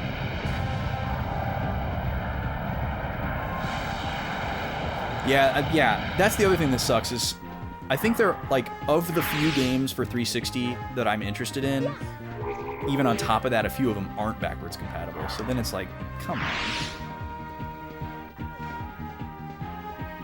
I mean, I know, wow, this is really slow.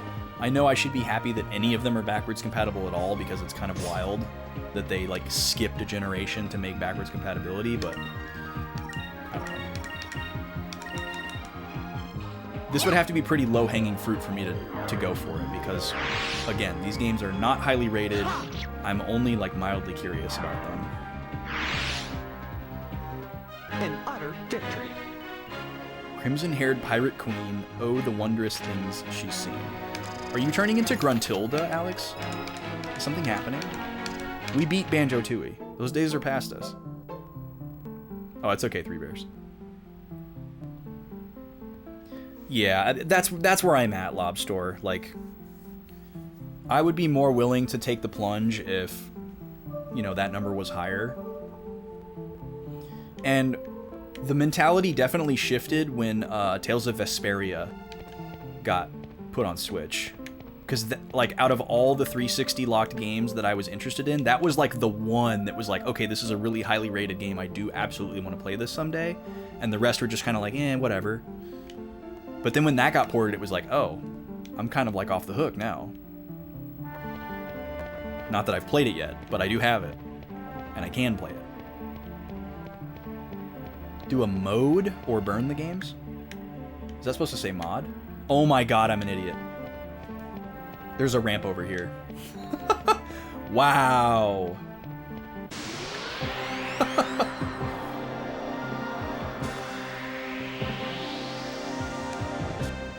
Yeah, the other annoying part is that, like, I would think that a lot of those games would have been ported to PC, but they haven't. So they're just locked to the 360. Okay, yeah.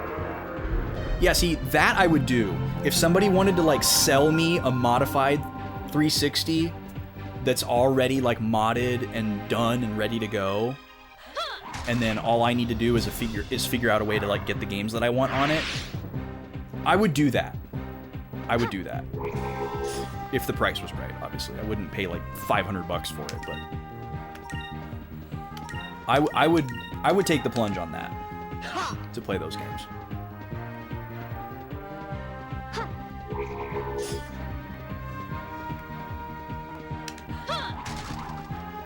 Yeah, that's an interesting conversation, Lobster. Like, obviously consoles have to have exclusives to, like, I hope that I'm being useful. bring value to their brand. But yeah, it is often overlooked. The exclusion angle is often overlooked. We could have got to this right from the beginning. I just didn't pay it close enough attention. Rare replay. Yeah. Yeah, I hear lots of good things about Rare Replay. It appears that this switch was here to fill this area with water. Yeah, and it appears that I am too stupid to look to the right. And now we can so this was supposed to be the first thing that we did, probably.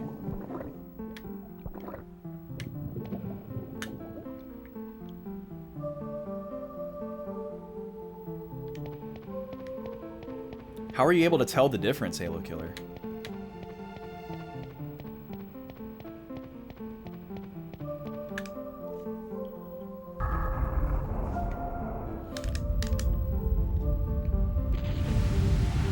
All right. Thank goodness. So now the main room should be full.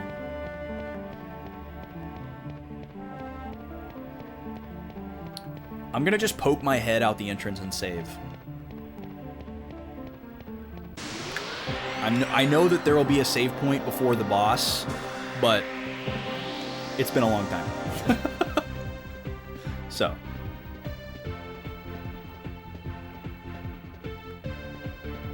Most of the time they will have a contract where it's... Oh, like timed exclusives and that kind of thing? Yeah. Yeah, I do think that's kind of weird.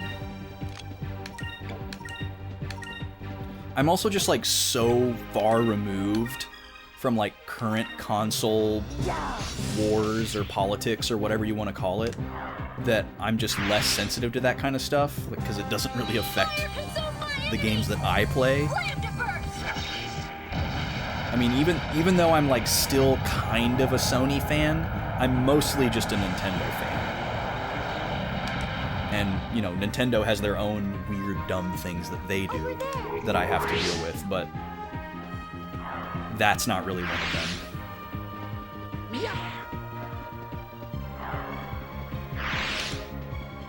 I don't know. I mean, especially coming from like where I come, not like where geographically, but like my gaming history or whatever you want to call it. Like, I still think of Square or Square Enix as like a second-party developer for Sony, even though they've been putting their games on the 360, you know, putting their games on Microsoft consoles since the 360. But that was like a big deal. So to me, that still feels weird for Square games to come out on non-Sony systems, even though they were originally Nintendo. But I still always think of Square as like mostly a Sony brand. But I get what you're saying. Like, I do, even in spite of that, I do think timed exclusivity is really dumb. Like, the fact that we already know that FF16 is going to come out on PS5 and Xbox One, but Xbox One people just find out that they have to wait longer, like, it's pretty dumb.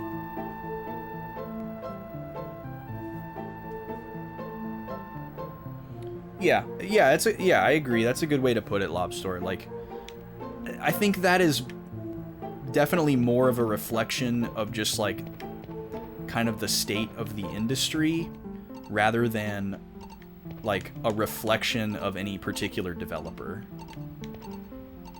Okay, so when I go down this ramp, it seems like I'm just gonna fall really, really far down. And it seems like this cham or this moonfish is like right here. But maybe... Oh, maybe it's up there. Oh, wait. I see it. Okay. So we're gonna have to get up there in order to get that thing. Okay, that makes me feel better. So we're gonna have to go down before we can go up, I guess. Oh, I said I was gonna save. I should go do that before we go down. Oh, Sony paid for it to not come to Xbox at all. It's time for PC. Okay. Yeah, I don't know.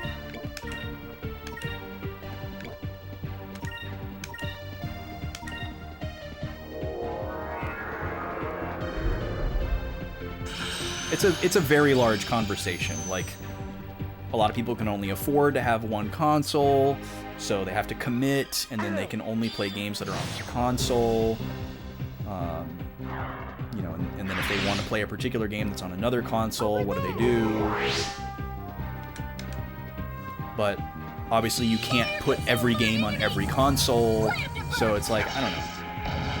Like, we don't want a monopoly in the video game market, so we have to have competition, we have to have brand rivalry in order for the industry to thrive and not become completely corporate and anti-consumer.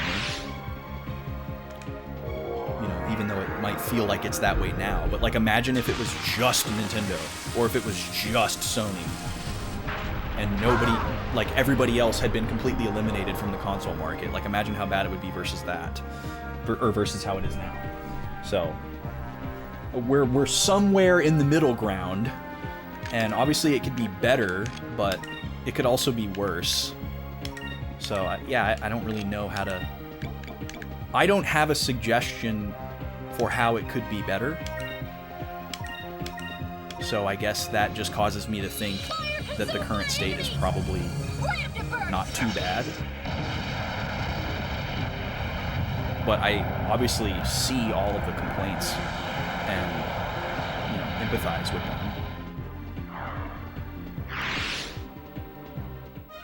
Yeah, that was an interesting time, Pre-Bears. It would be interesting to see something like that come back. I mean, I guess we have that in, like, super small and, like, not cool ways. Like, oh, the PS5 version of Madden 400 has this little feature, you know, or like the Xbox One version of Call of Duty Poo Poo Edition has this color camouflage, but like we don't have like entirely different games that have the same title. But that would also be a bad thing. Like, oh yeah, I got Booger Man for Christmas. What'd you get? I got Booger Man. Oh, mine's for the Super Nintendo. Oh, cool, mine's for the Sega Genesis. Guess what? They're completely different games. You know, or like when they would have like a licensed game for like the Wii and the GBA and the computer, and they were all completely different, but they had the same title, and then you're trying to like look them up or shop for them, and it's a nightmare. Definitely bad versions of that too, but I get what you're saying, and yeah, that would be interesting to have that kind of variety. But I don't know what that would look like.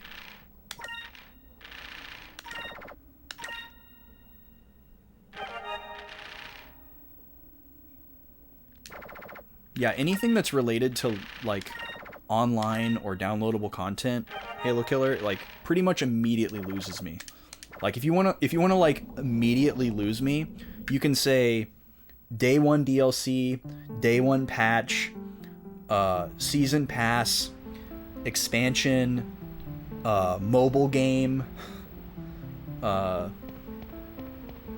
always online. Any of those terms, you pretty much lost me from the jump. Open world used to be on that list too, but I've come around on a few particular games, so it just depends on what it is now. For the most part, I still don't really like open world, but it depends on what it is.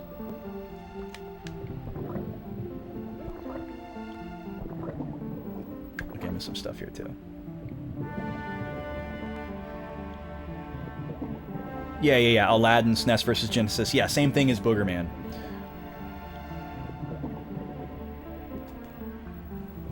Yeah, I don't care about graphical fidelity that much. So like if a game cross-platform releases on Switch and PS4, I'm not just gonna immediately commit to the PS4 version because it's gonna look better. Like I have to think about like, okay, I'm gonna think about the controller. Do I care about the ability to play it portably? Do I care about the ability to play it with like my hands apart? You know, do I care about what the box art looks like?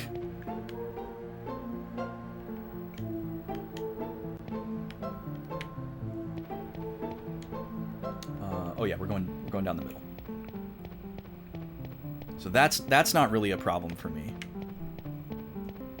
And even like minor like frame rate issues, graphical like bug type issues rather than just fidelity, if it's minor, it's not a big deal to me either. The only thing that I'm super sensitive to is input lag, which is really only an issue on older games on modern displays. It's not really a problem with other games. But it does translate over to things like Dark Souls and Monster Hunter that have like really long startup animations like you're talking about. And that's why I can't play games like that, because it makes me think that the game isn't responsive, even though that's just how it works.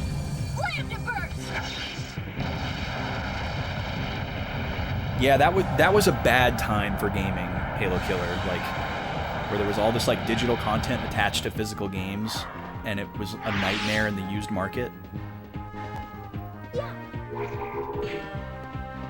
Instead of walking on water, he walks under it. What's up, Min? Welcome back, dude. Consoles now don't have much soul. Interesting take.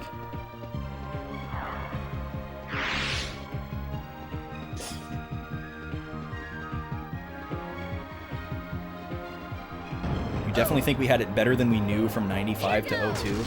Yeah, I think that's a pretty safe stance to take.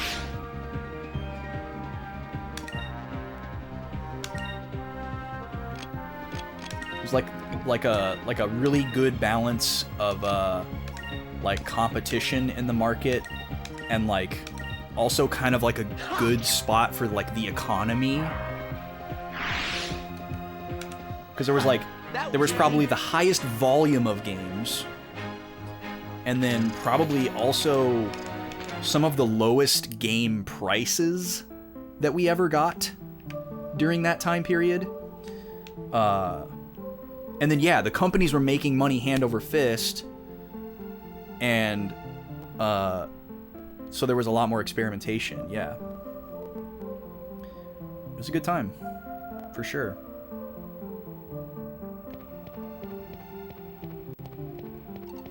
Yeah, and the value for money conversation is really interesting too. Like,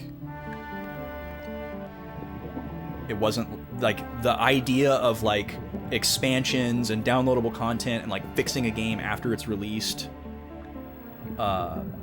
wasn't even on the radar. So it was much more like people were much more adamant about polishing the product and making sure it was ready to go to ship, putting all kinds of love into it. So that's definitely a part of the conversation too. Yeah, and all 4 companies were there. It's true. Yeah, that's definitely a huge points for Sega in that regard, that a lot of us probably might overlook. Like, hey, this was a really healthy time, and it's because we had a 4th pillar, you know.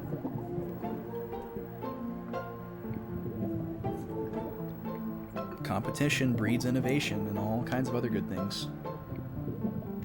This room is completely empty, huh? Alright, I want to finish this map. Since I can't get into battles, that'll make me happy. You've been working on a shiny living dex? Oh my gosh, what a Herculean effort. Good luck, Halo Killer. My god. That sounds brutal.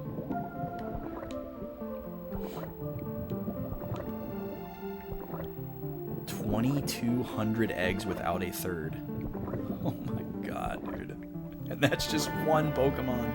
One evolution line. Converting to optical media dropped prices drastically.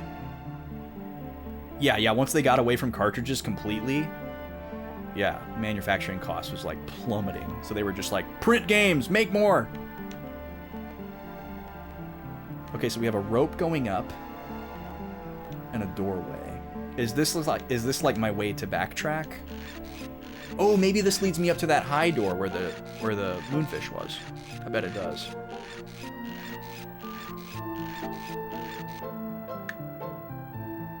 You can surely can in many situations when things haven't gotten too big too fast. Wait, how do I can't press my button. Oh. So I guess I have to do it just from that little threshold. Wonder if I'm going to be able to ride this back up or if I'm going to have to go all the way back around.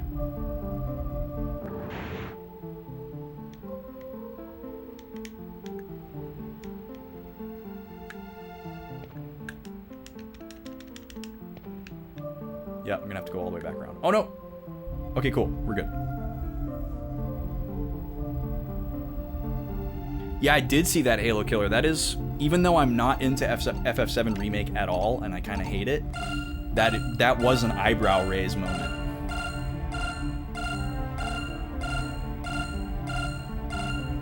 Yeah, we do live in a good time for accessibility. It's just unfortunate that a lot of it is held up by the fan community and not the developers and publishers and manufacturers themselves. 100 gigabyte discs. Yeah, that's wild. That's so wild.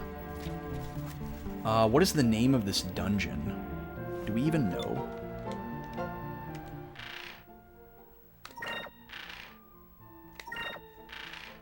We do, I think we do know, I just don't remember.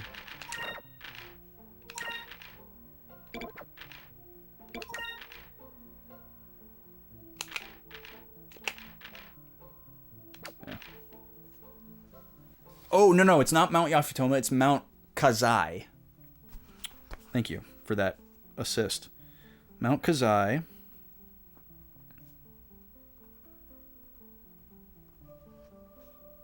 We found a moonfish. Oh, I wrote that wrong.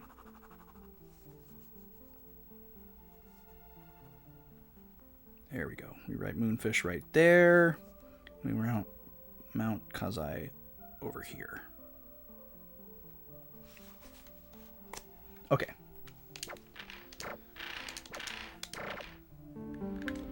Yeah, that was an eyebrow raise moment, especially like trying to kind of gauge from the trailer like how much more of the game they plan to cover with the next part.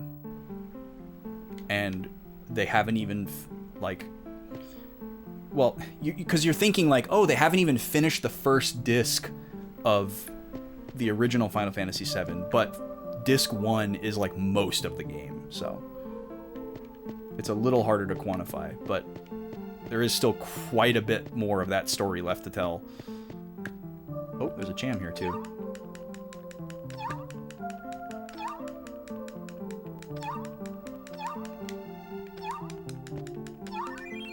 There it is. But yeah, I'm not a fan of FF7 Remake. I won't touch it. It's not for me.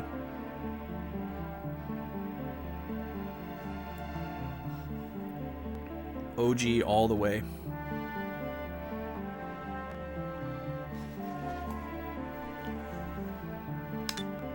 The Moonfish weren't in the Dreamcast version. Interesting. When it's fully done on PS6? Yeah, Jesus. Who knows what gaming is going to even look like by the time they finish that. At the rate they're going. Probably be at least a somewhat different landscape, if not completely altered. I don't know, maybe I'm being a little too hyperbolic, but...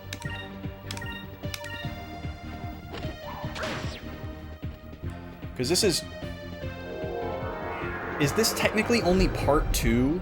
It feels like this is part 3. But I guess I'm thinking that was like a DLC, not part 2. Yeah.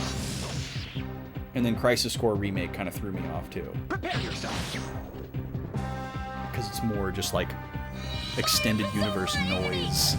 Slam to burst!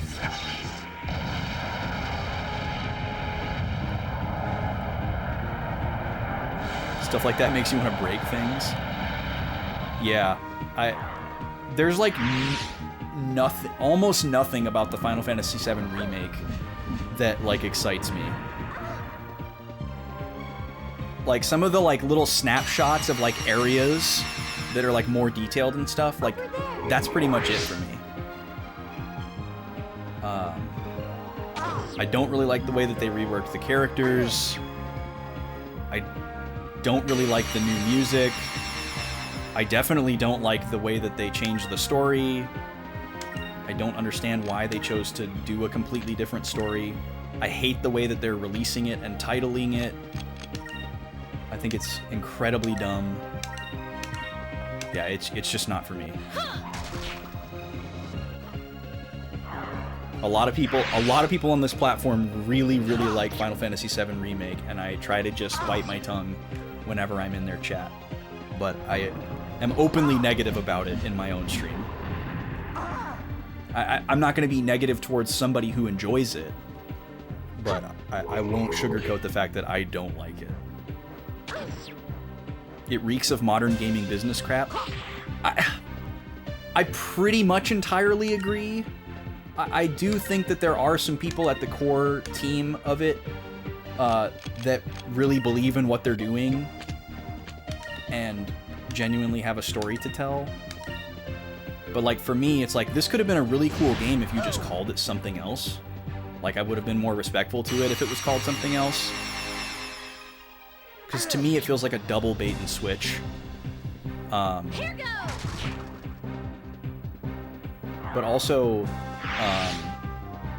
it also just feels like a George Lucas kind of thing, which just gives me such a sour taste in my mouth. And I'm not like a crazy wild Star Wars fan. I'm just a person who likes Star Wars.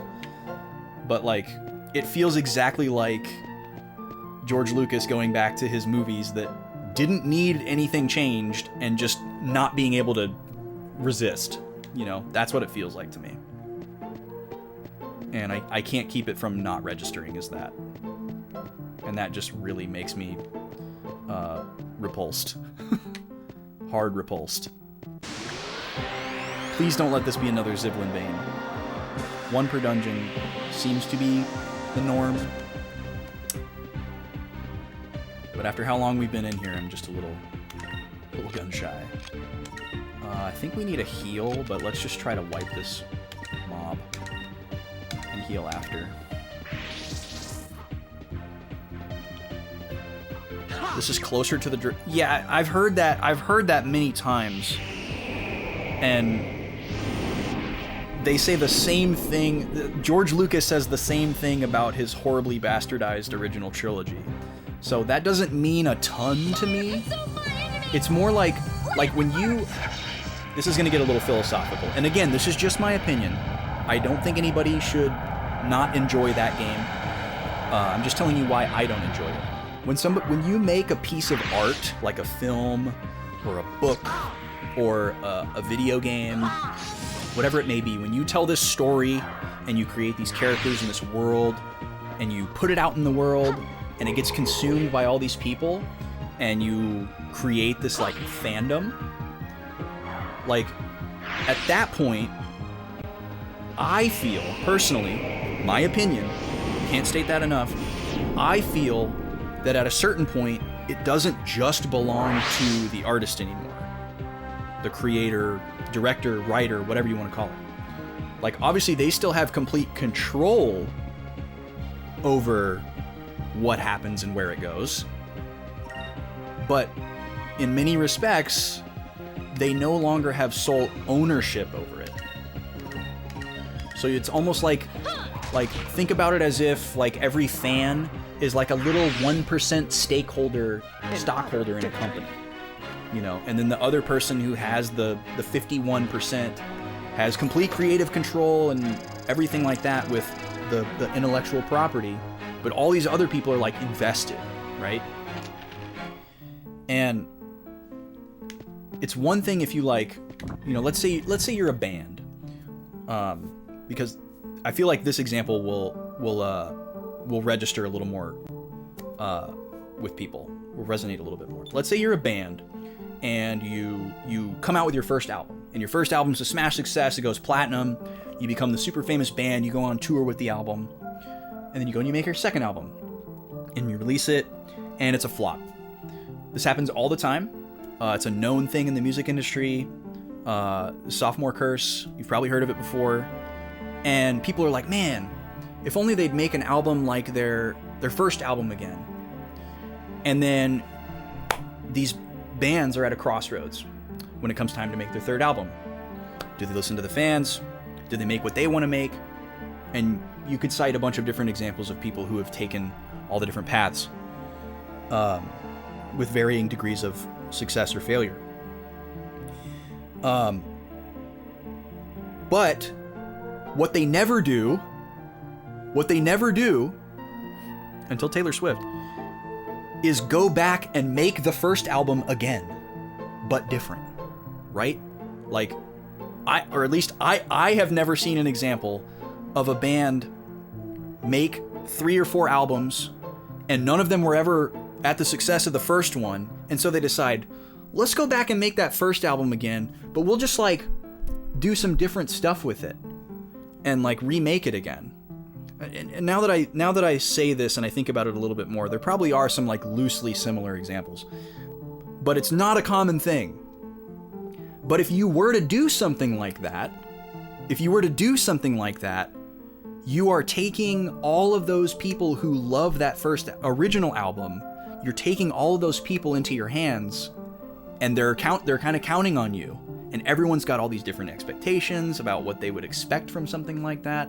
You know, if you tell them that this is something that's going to happen ahead of time, and you create these expectations, and none of them are the same for any of those people, and you're just kind of like setting yourself up to like never please everyone. And that's not a reason to not make a piece of art. You should make a piece of art because you want to make it, and for basically no other reason. But when you get into this space of like revisiting and like remixing a previous creation, like there's a sense of delicacy that needs to come along with that. Like you have to be respectful to the art, and it doesn't necessarily mean, oh, you've got to remake it exactly as it is, or you've got to do something completely different so that you don't touch that. There's not a textbook for that, but you have to be very clear about your intent. And I always felt like that wasn't there for Final Fantasy VII Remake, because they came right out the gate with these really cryptic announcements, and all that we got was Final Fantasy VII Remake. And what does the word remake mean?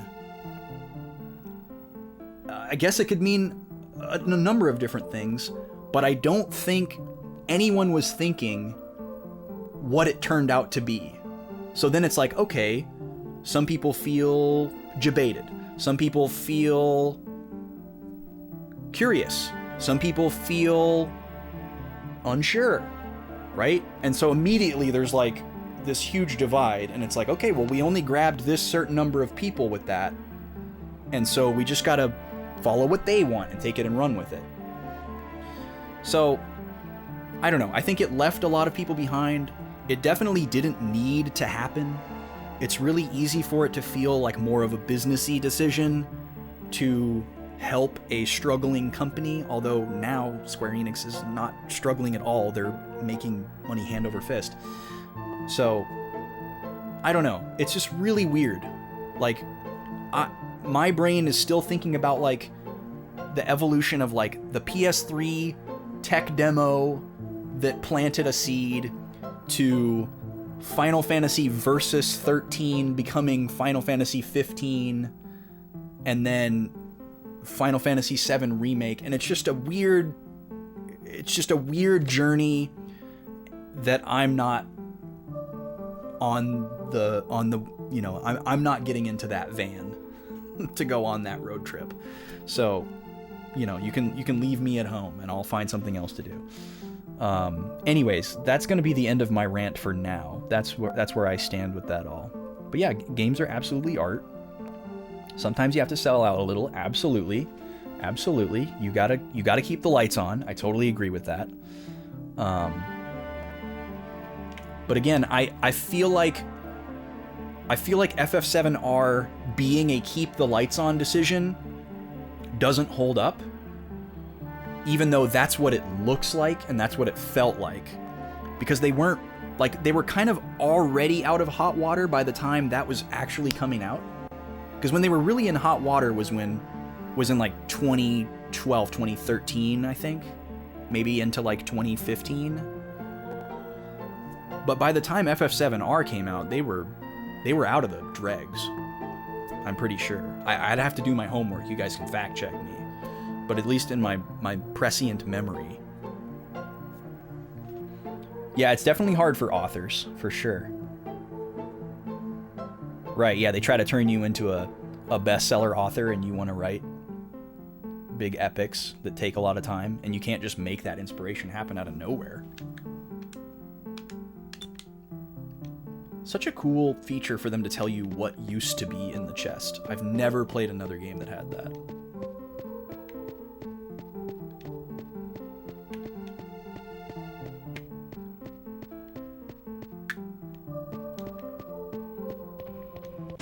Yeah, I'm trying not to be negative about Final Fantasy 16. I'm just trying to, like, mostly ignore it. Because, like, I left that series behind essentially when I found out that the person who made it up wasn't making the games anymore. Like, that's just so, like, black and white for me. I don't know. For me, like, creators and their stories or their intellectual properties are completely symbiotic.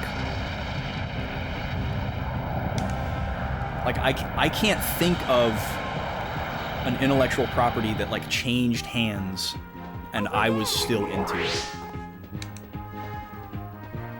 Well, okay, that's not true. I can think of some. I can think of some.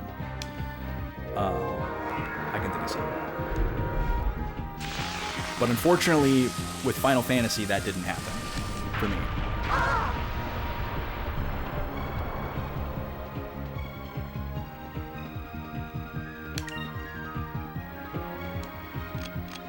I like 10.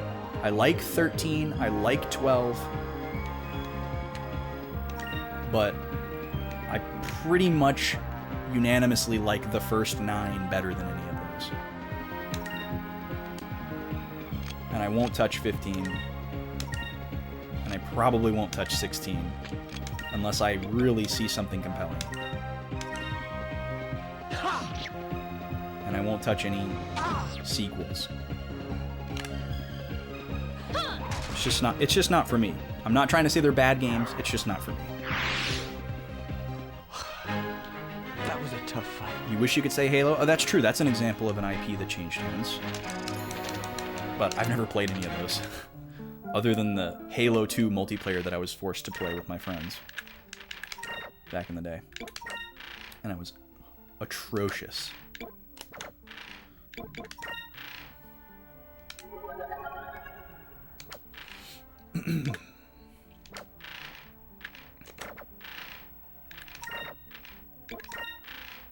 Vice use some magic here, because his MP is less valuable.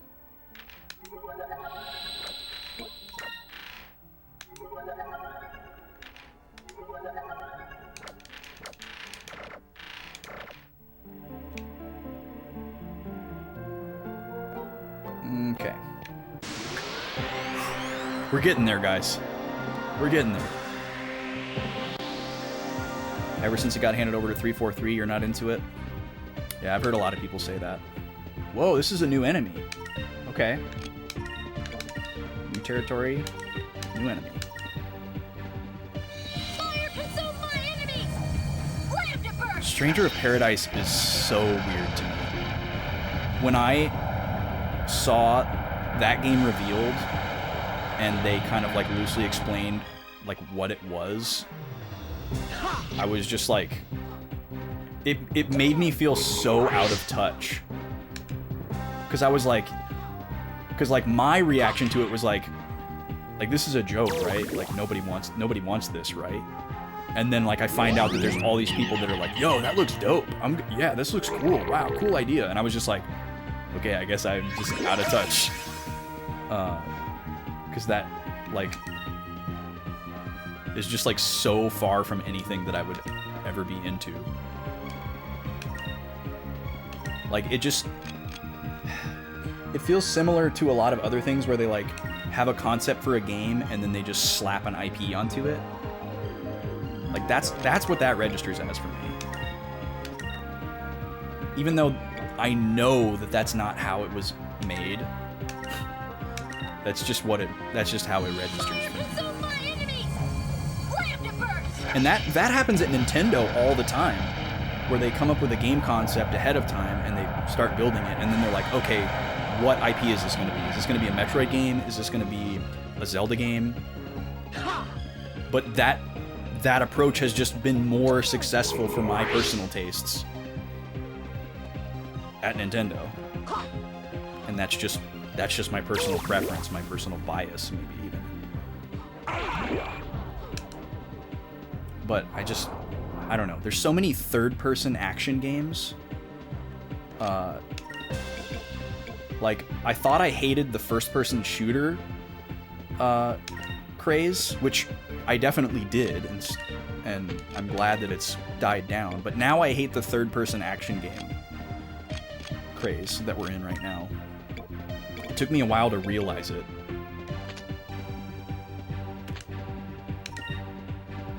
But I really hate it. Like, every third-person action game just registers as the same game to me, even though I know that they're all so different from each other. Like, to me, like, something about, like, Assassin's Creed, Dark Souls, God of War, Forspoken, Final Fantasy 16. Like, for me, like, all of those games are, like, basically the same to me. And I think for most people that's probably like a wild take, and like a really or like a short-sighted take. But they just all register as the same thing, or like pretty much the same thing. Because it's like the same perspective, really similar graphical style. They've got like the same like formulaic pacing where there's like character banter that all feels the same. It just feels so samey to me. And it's not a vibe that I'm into. Like, there's a lot of games that I play that are really samey, but it's a vibe that I'm into. And that is not a vibe that I'm into. So, like, seeing so many games come out that just feel all like that is just kind of like, ugh. We did it! See what the next craze is, I guess. Never played an Assassin's Creed either. It doesn't appeal to me. I like stealth games, but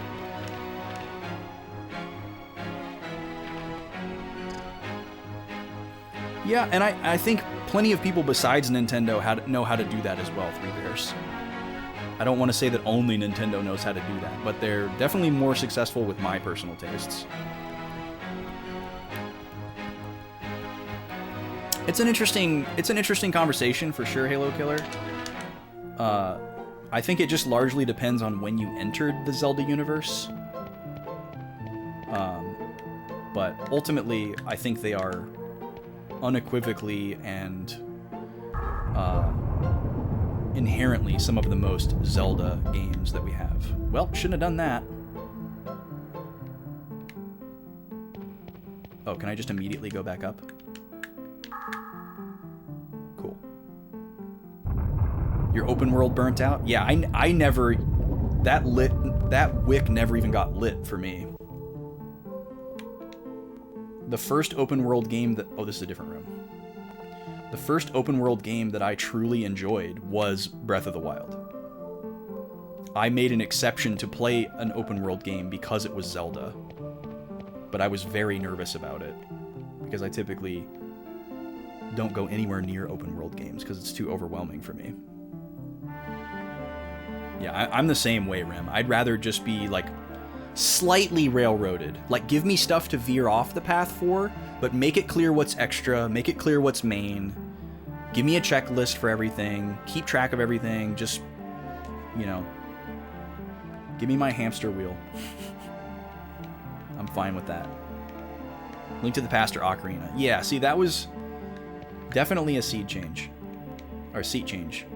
Ocarina was my first two, but having gone back and gone through and 100%ed every game definitely shifts the perspective for me. And I totally recognize that Breath of the Wild is literally Zelda 1. Like, made 30 years later or whatever. And then Tears of the Kingdom is just like a continuation of that. Like, that's actually a good example of, like, somebody not being able to make their original vision coming back and doing it again, even though it's completely different people for the most part. But interesting. That is, I'm sad to hear that. I had so much fun with Breath of the Wild. It was a big learning curve for me because I've never played a game like that before. And I agree. At first, I was like, is this Zelda?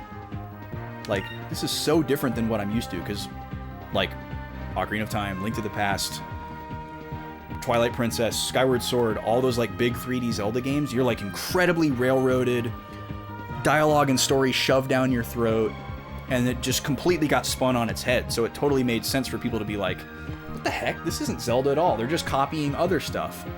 But then you go back and you look at where Zelda started, and it's like, this is literally Zelda 1, just, like, done completely modern. Well, I mean, you're allowed to think that. I definitely don't agree, but I'm not going to vilify you for thinking that.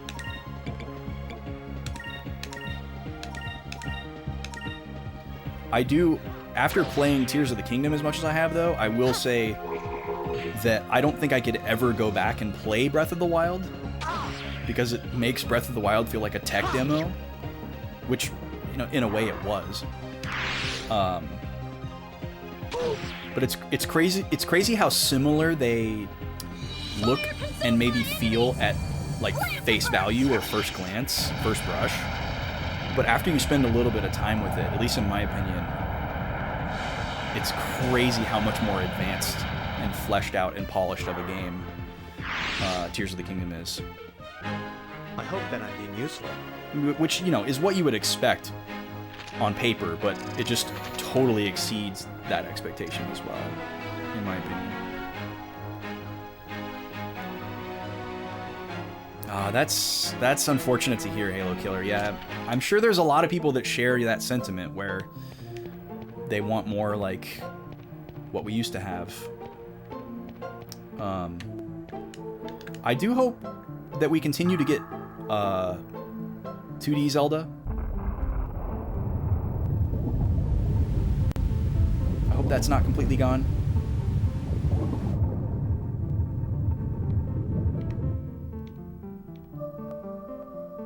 Okay, what do we got going on here? That door is not open yet, so I need to go back anyways. I was planning to.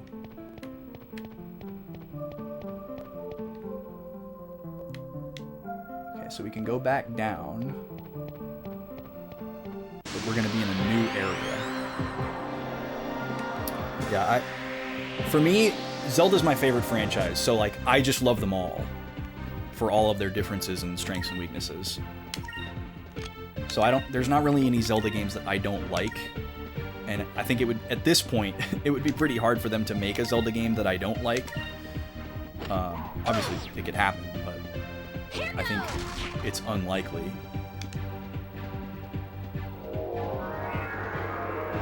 The one I was most worried about was Breath of the Wild. I was like, I don't know how I'm gonna do with this. I don't know how I'm gonna feel about it.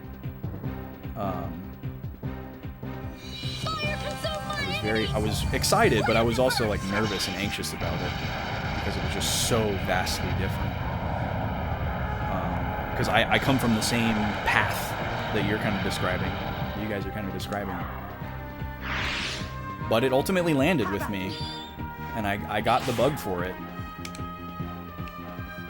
And it definitely would have been sad if I didn't, so I can imagine your pain. Your favorite's Twilight Princess? Yeah, I mean, that totally further supports your feelings towards Breath of the Wild. I mean, Twilight Princess is like the antithesis of Breath of the Wild in so many ways. And not even in a way to say, like, one is good or bad or the other. It's just they're so completely different in the way that they approach just about every aspect of the game. Like, storytelling is completely different, linearity versus non-linearity, you know, like the way that the world is laid out. I hope that I'm being useful. The tone, they're so different.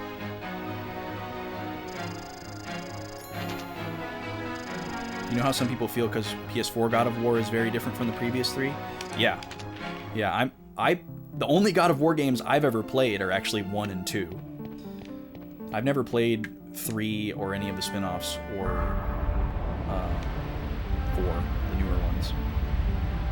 But yeah, that's another one. Like God of War 4, to me, that's the same game as Dark Souls and Devil May Cry and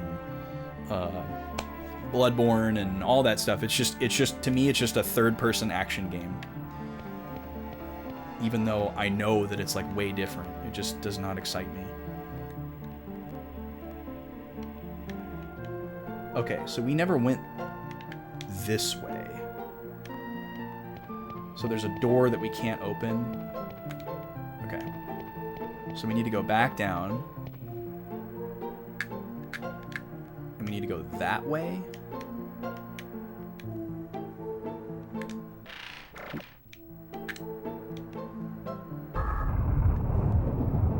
You wouldn't touch 1 to 3, but you love the newer ones.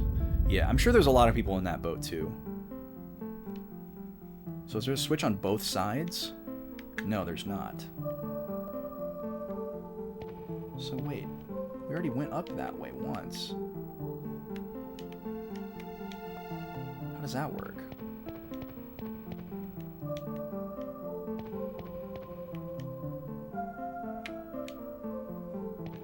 Okay, let's do this again.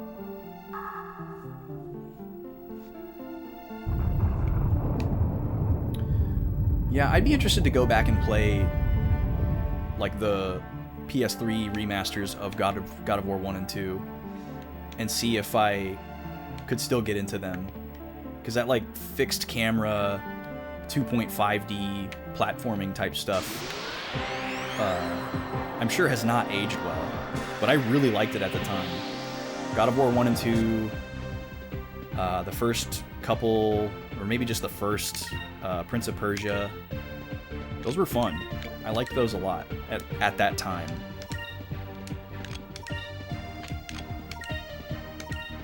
God, we're seeing these guys everywhere now. Yeah, they are annoying. They do a lot of damage, and they have a lot of HP.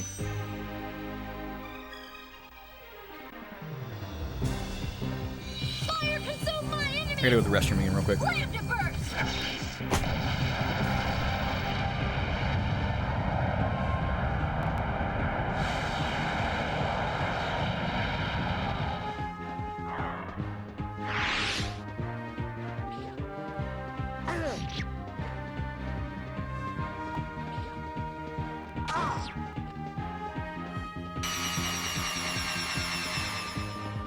Over there!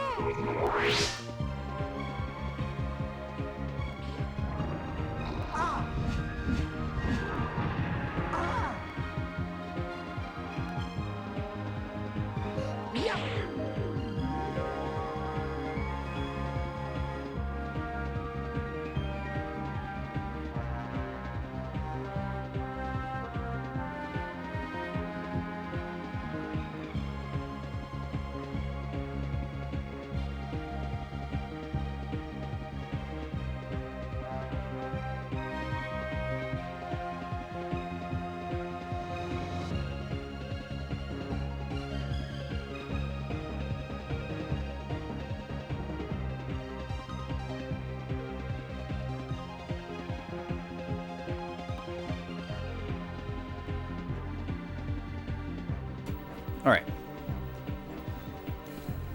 What's happening?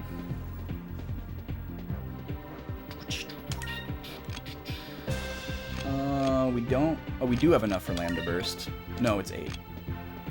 Oh, so we can't heal either. Alright. Seltzer's gone. Gotta switch to good old water now.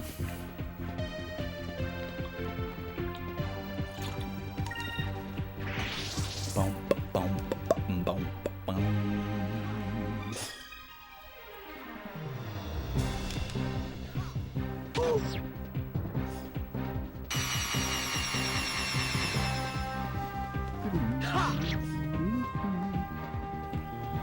Well, for as confusing as this dungeon has been, I still find it a little less confusing than the first water dungeon.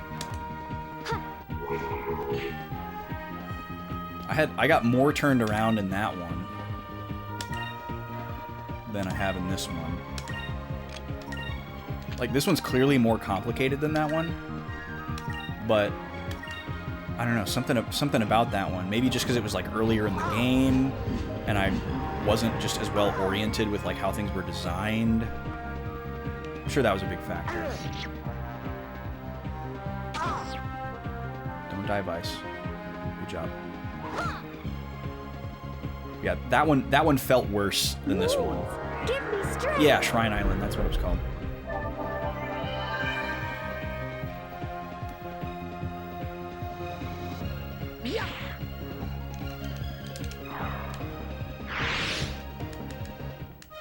I was more annoyed with that one than this one.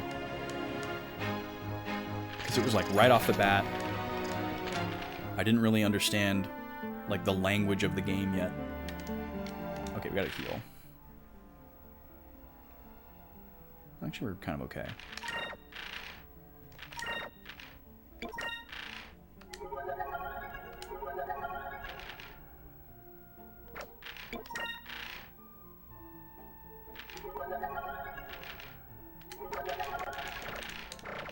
Okay, so there was a door over there that we couldn't do.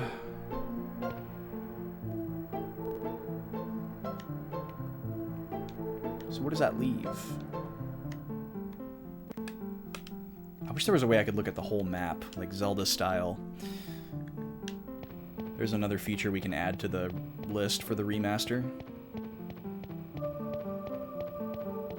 Rixus always turned you around with the moving platforms. Oh yeah, the sloths. I forgot about those. We did fine there. Oh, this one we can press again, too. Interesting. Why would I want to do that? How do I get down there?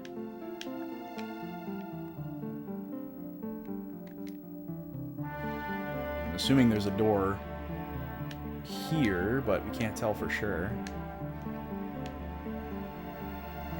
Okay, let's go back. Does that lower it in the other room? Is that what I'm supposed to do? No, it doesn't.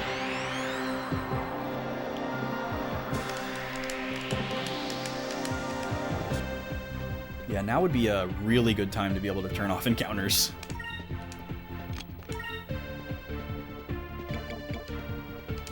The only silver lining here is that we are probably getting caught up on level progress. It felt like we were a little bit behind for a while, although I'm pretty sure this game is kind of paced like a Chrono Trigger or a Mario RPG, where like they don't want to force you to grind. And they try to keep enemies pretty closely with you so you can just kind of go. But I felt like we were getting a little behind there. I think it was just early on when we first got access to the bounties, and we saw like how hard we got bopped. It was like, wait a minute, are we hitting a difficulty spike? But we were just doing optional stuff. Wild Arms 3 was like that too, where the optional stuff was like 3x harder than the required stuff, so it made you feel like you were super underleveled. But we're getting a ton of grinding in here.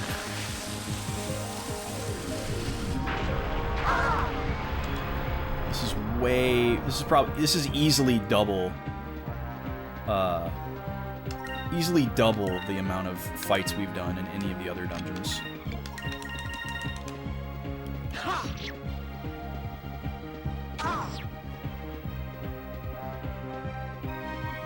Fire consume my enemies! Lamp to burst! Yeah, water.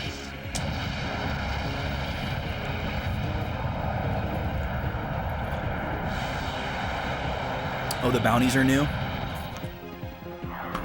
Gotcha. Oh, there's a little bit of sody left. I didn't even notice it.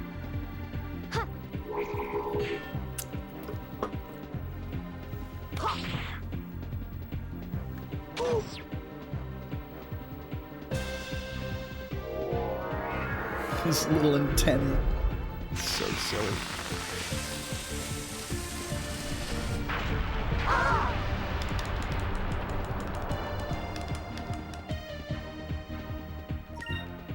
And how he's all schlooped over. Didn't notice that before. Sad worm. That wasn't so bad. Speak for yourself, Vice. Get me out of here.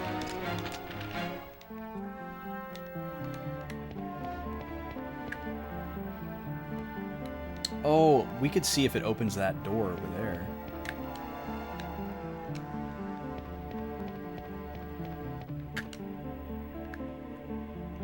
Doesn't look like it. I feel like it would show me if it did. Do I have the white flag? Or something like that? I don't think so. That doesn't sound familiar.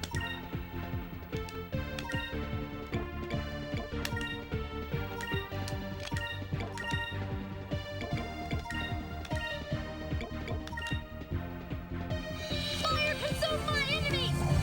Lamp to burst!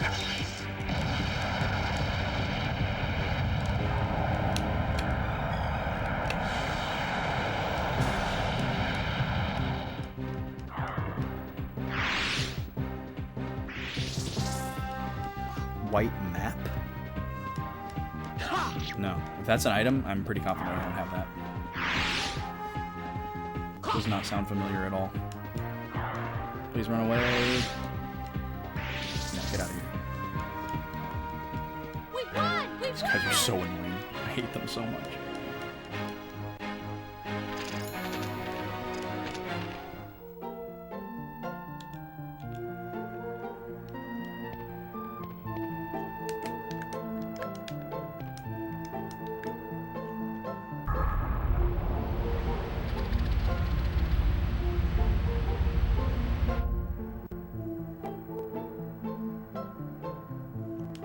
Oh, really? There's an item in the game that affects encounter rate. Interesting.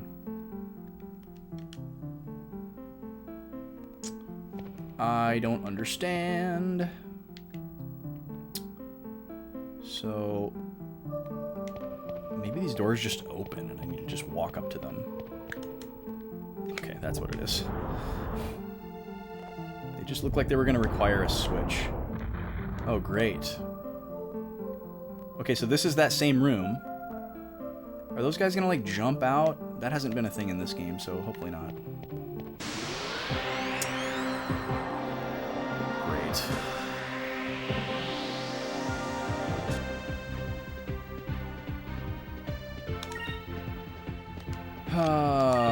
Okay, so we'll just do the same thing we do every night, Pinky. Fire consume my enemies! Oh, okay. Slam to burst! That makes sense. Yeah, I just didn't realize that that's why I was getting the encounter. I thought it was just a random.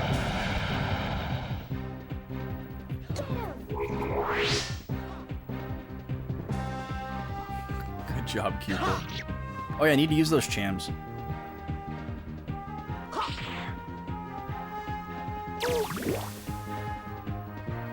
Just don't stone me, alright? Yeah, suck my counterattack.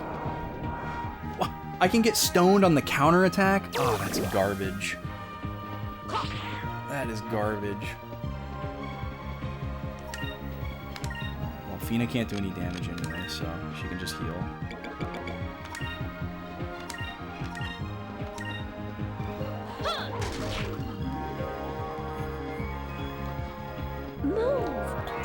Alright, it's time for a blood orange candy.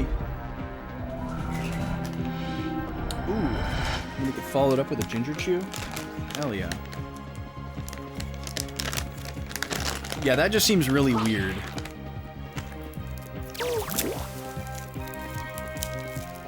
Like, I get why if it touches me, I can get turned to stone, but if I hit it with my sword, I shouldn't turn to stone.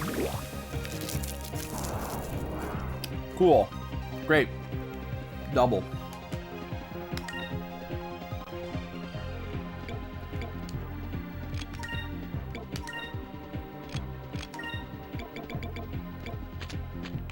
We don't have a Curia all. Fire consume my enemies! Slam to burst!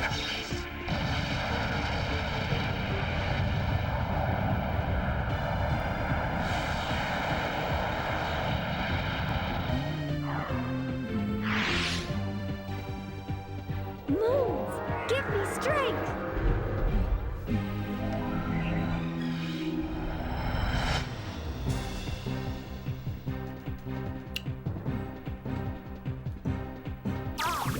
You better not. Oh my god.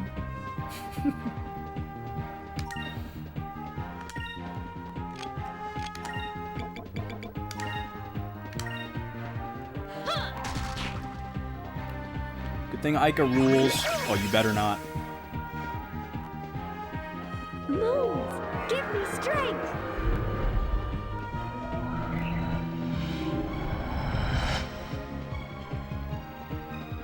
Really? A lot of people hate silver magic. That seems strange. No. Oh my god.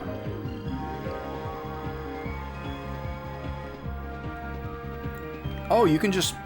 Okay, I didn't know that you could just pop out a stone. That's good to know. Alright, we need to just kill this thing.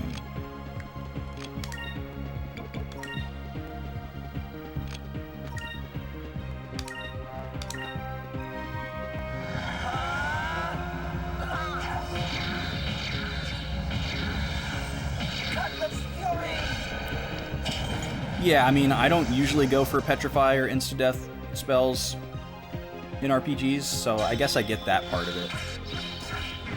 But, like, status heal is paramount.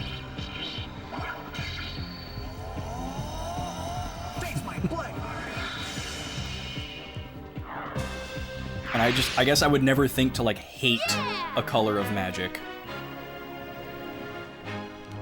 Oh, the enemy's using it against you. Oh, absolutely. Yes, I absolutely hate that. I resonate with that too. Oh my gosh. Well, at least we only have to do this one time. But doing the same exact encounter 4 times in a row is quite possibly one of the most uninteresting things I could imagine.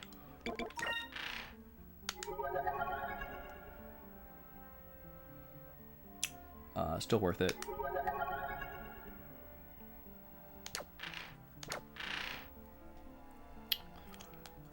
Because we don't have like a strategy that we can implement for them. We have to just beat them up.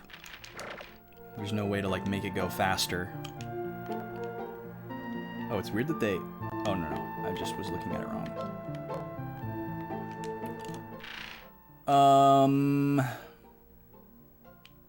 I don't have any accessories that protect against stone, I don't think, but I guess I could check.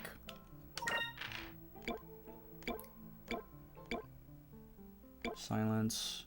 Oh, Gem of Fluidity. Okay. Sleep. Fusion. Death. Poison. Okay, well, we can at least give that to one person. Everybody knows Curia, so anybody can remove the stone status. So I guess we just put it on our primary attacker, Vice. Somewhat counterintuitive because we're lowering his hit and his attack, but I guess. T, what's up, T? How you doing? Yeah, he did have very bad luck in the last battle. They were really going after him. I guess it does make sense. Now that we know that we can get petrified by attacking, that kind of solidifies it. So the person that's hitting the enemy the most should probably have it. Enrique needs no more green or red. Or yellow. Oh, wait, no. 6 is the highest. I was thinking 5.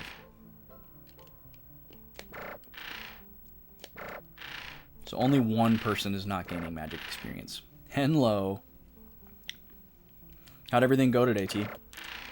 You pooped? We've been pretty pooped in here today. We've been running around in circles, chasing our tails, ranting about the gaming industry. Good, glad to hear it. Good, good, good.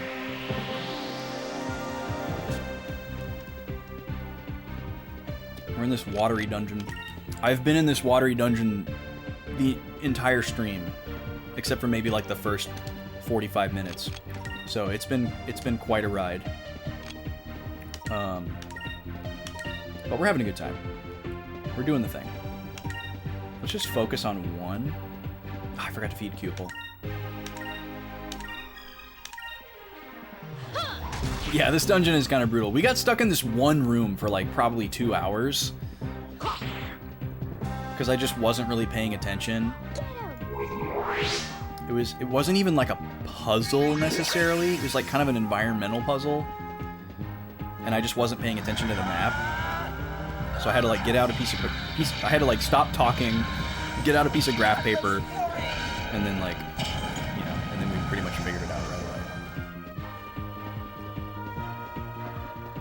Yeah, it is an interesting attention to detail for them to like have a unique battle arena for each one of these fights just to properly illustrate this. But the concept is a lot less interesting. Okay, let's switch it up here. We'll do a Lambda Burst. Fire consume my enemies! Lambda burst! And they drain too.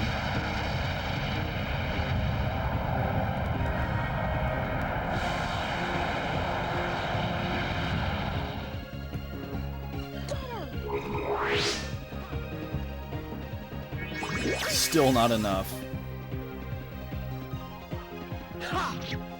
Wait. Yeah, these guys are super annoying. Obviously, like, super high defense. I should see what color they are. Nice. Excellent. I know my elemental chart is wrong, but I could still try. These guys are blue. Oh, why? He got defense or, like, parameter down on me, too? Jesus. And Ica? I didn't even notice he was doing that.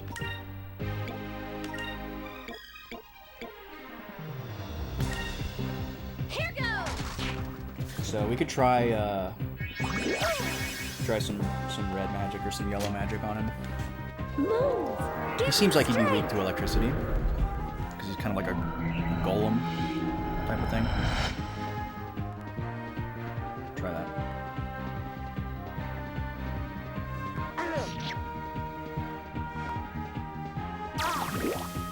Yes, attack Vice. The one who can't get stoned. We'll do special attack.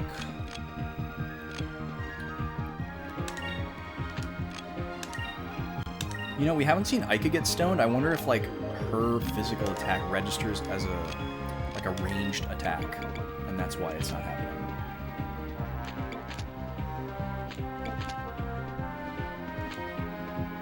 Let's do a regular one.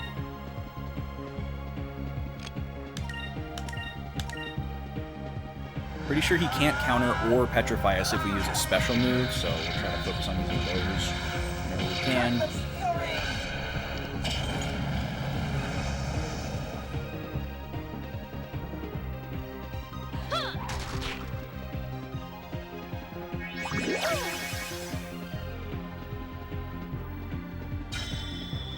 Yeah, sure, I'll take that.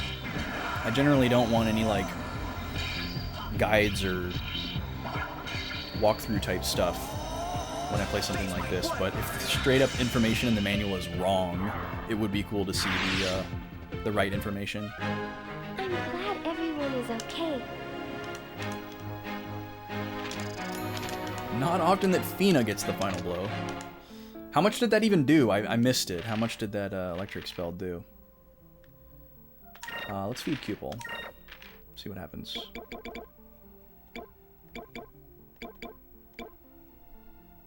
Okay, not the Chom. And not the Aberic Cham. Where's my regular Cham? Here we go. Ooh. Okay, Cutlass sounds way better than the Star. The Star has been really crappy. We had a sword a while back, and it seemed like it was pretty okay. So I guess it seems like some of the forms are just better than others, and it's not just like always an upgrade, which is kind of weird. So I guess you just have to know like the perfect number to give him, which is kind of, I don't know, not super exciting. Oh no, Sacrum. Sacrum check. Everyone check your sacrum. Make sure your sacrum's okay. It's time for a ginger chew as well.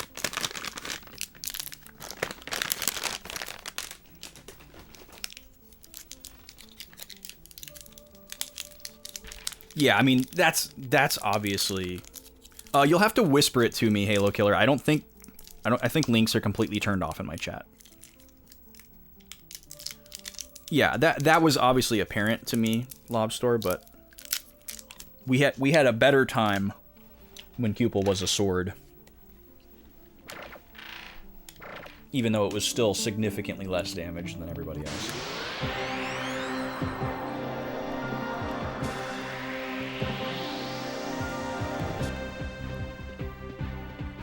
There it is. No. God, this laptop sucks.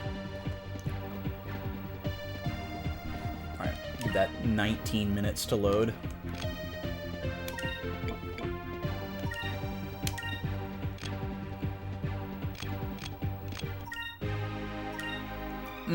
Man, I love me those ginger chews. Always hit. Good for an upset stomach, good for a sore throat, and just good for a little snack.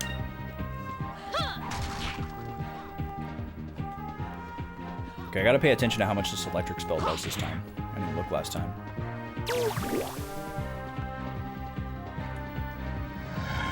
Oh yeah, this is pretty nice to look at.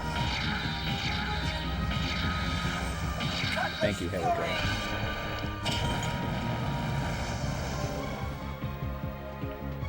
I will save this. Moons, give me strength. So apparently this thing is actually weak against green and purple.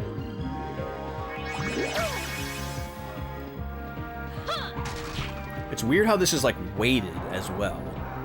Like 3 of the ones that have 2 weaknesses are 50-50, and then 2 of them are like 75-25. So it's like one of them is more effective. Is that what I'm supposed to derive from that?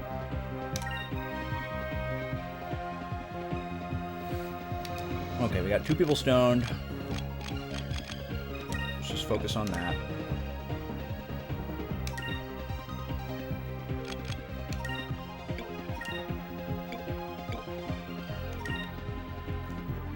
Moons, give me strength.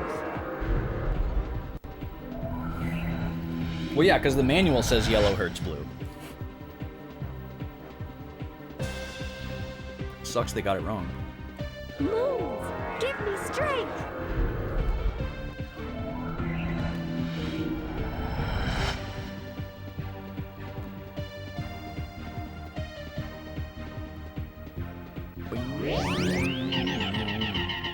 Whoa.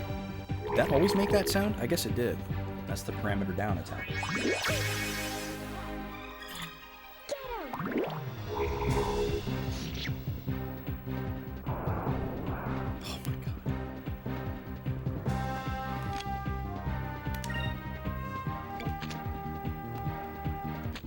god. We can see how that does. And then let's do... Oh, that's all our points. Right. Okay. Oh, that's a, okay. That's a waste. He's almost dead. So let's just do Cutlass Fury on this guy.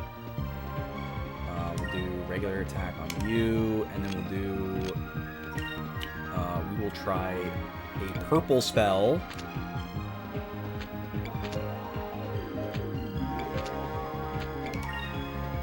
On this guy. Here goes. Okay. Supposed to be weak against green and purple. We don't have any green attacks. I don't think there are any green attacks, so that's kind of weird. I guess there's like the poison one, so maybe they take more damage from poison than the average. There's that spell list. Moons, give me strength.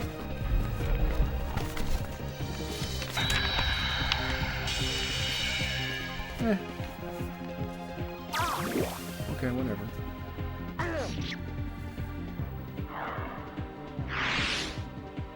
Oh, damages and poisons. Okay. So it is a damaging spell. It's not just poison.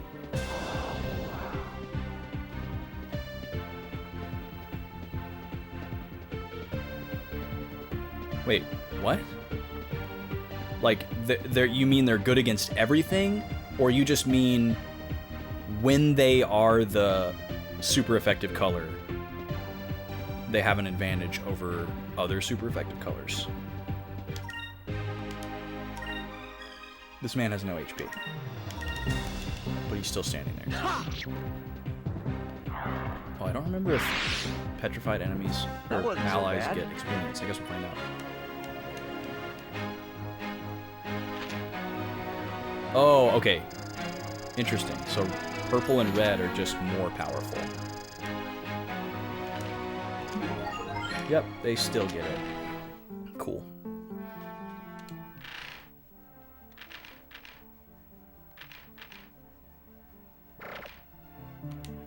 We need to heal again. Okay, we got to do this one more time. It's probably not the last one, though. I bet we have to do it again in some other room. Because there's a lot of rooms that look like this. Alright, we'll have Enrique do Sacrum this time. Cool. Full health for everybody. Thanks for the follow. Welcome in.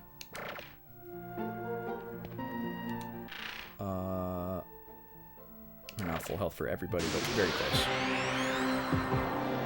Oh, they do 140 to each other, not every time that they are effective. Interesting.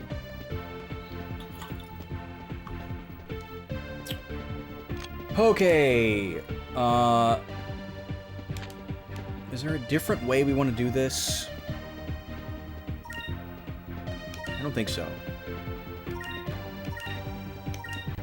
think we just whack them. Maybe with Fina we could focus, just to lower our odds of her getting petrified and increase our output next turn, because it's not like she's doing any significant damage anyways.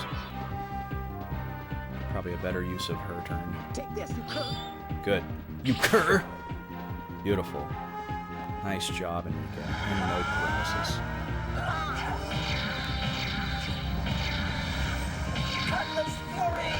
Yeah, it's really cool that there's so much nuance and like detail to the elemental relationships. It just sucks that the game doesn't explain it to you at all.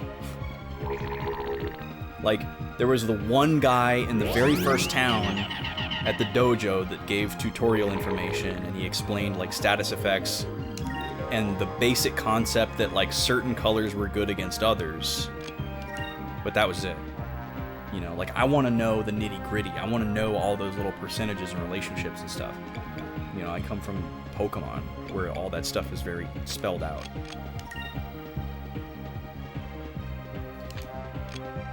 Of course, I guess a lot of it isn't explained by the game, so maybe my argument is unfair.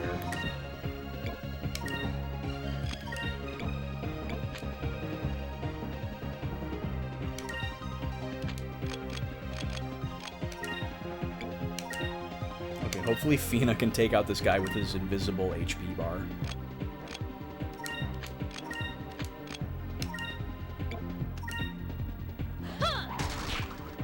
Codex or Encyclopedia would be great for Remake. Yeah. Or like just expanding on like this journal idea, you know, where like you can kind of like recap the most recent story beats, but if there was more info to it about like what you did recently. You know, they could add in like a bestiary for completionist stuff. They could add in like an item dex kind of thing. Yeah, that'd be great. I love stuff like that in games. Yeah, Lobster, but we found out that the color chart, or at least so I'm told, and according to Twitter, the color chart in the manual is incorrect. Or it's not entirely correct. So that's a huge bummer.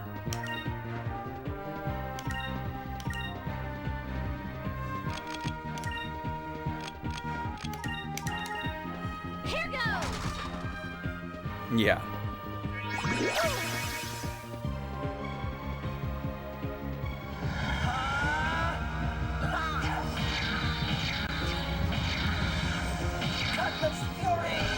And the way that they created the chart is not super self-explanatory anyway, even if it was perfectly correct. It's made in a little bit of a strange way. It could have been designed more clearly. Like, just immediately looking at it, I could tell you a better way to make that chart, to make more sense. 37 damage. Oh, these guys suck. Lowering my output. Like, what's the point of even attacking? I'm not gonna waste my MP and my SP using, Incrum just to get back to regular attack.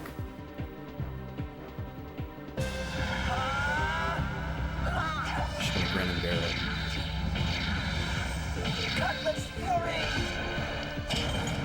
Yeah, I'm sure it has to do with the weapon color too. I'm just being extremely bullheaded.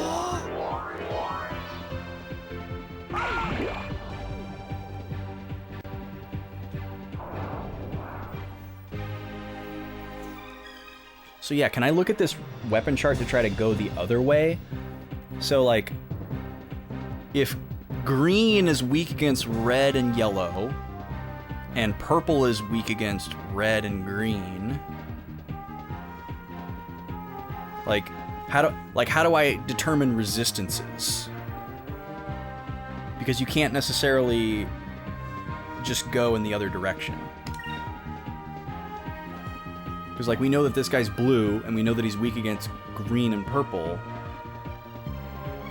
but like how do we find out that he resists red? Because we know that red is weak against blue? Like that doesn't necessarily seem mutually exclusive.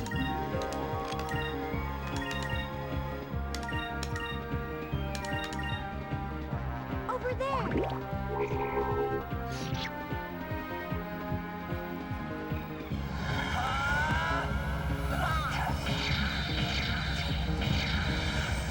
Cutlass Fury!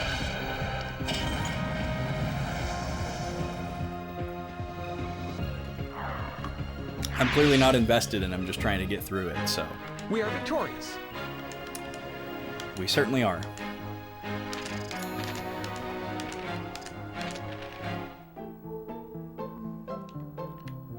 Okay. Can breathe for a little bit here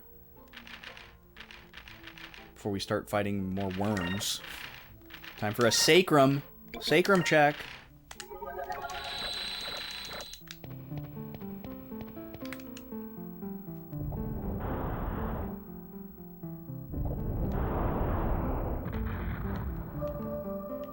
Interesting. That's just a hole. It's just a decorative hole, or what's going on there? Oh.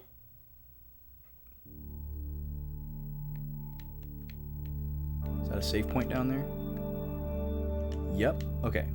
So let's go back for a second. There's a couple of things we missed. It's good to know that we're getting closer to the end. So we need to check this upper path. There could be like a chest or something. I'm not trying to 100% this game, but I don't mind running around for a couple of items. Oh. Yeah, your sacrum is your tail. It's like the base of your spine.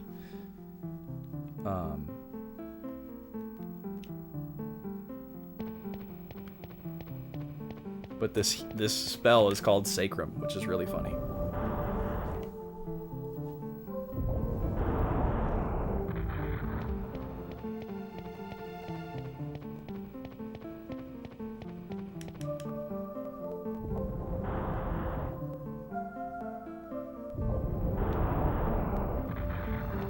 Okay, so we want to go back up.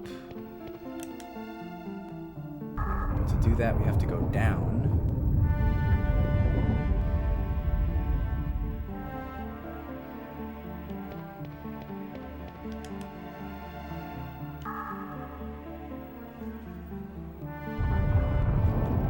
Oh, did you? Sorry, I thought you just sent the same thing twice. Hang on.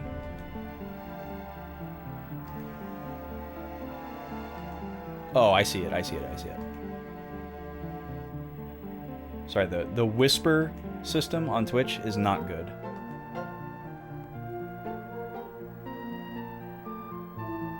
Ah, this is what I'm looking for. This is way better. Perfect.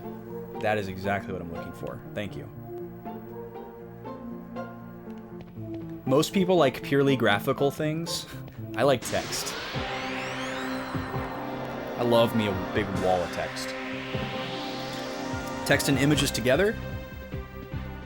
Pacha. Yeah, circles would be better. Yeah, it's... I say it's perfect. It could be better, but it has all the information I'm looking for. It has the specificity I'm looking for.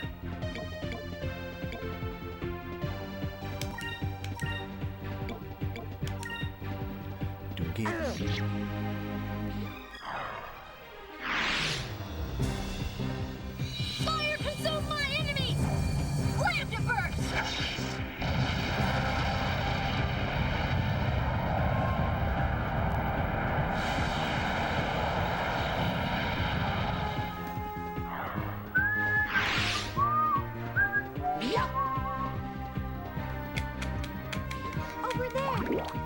be time for a little snack.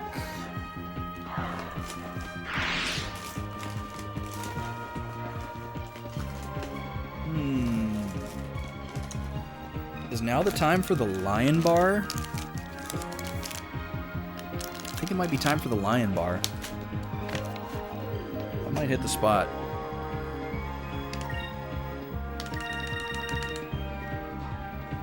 You guys ever had a Lion Bar before?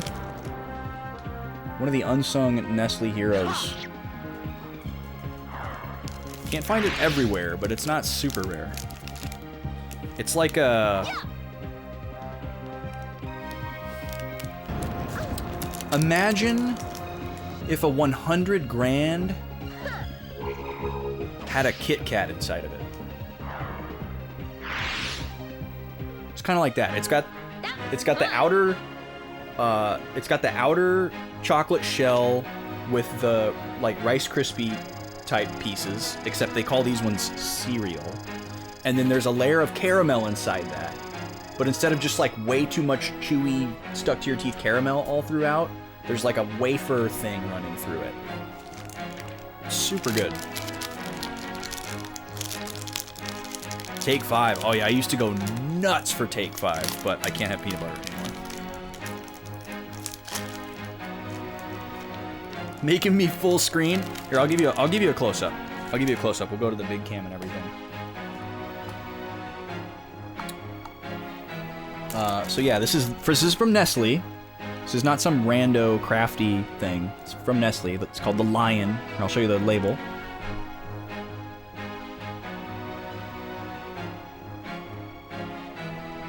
See a little cross section there, sort of.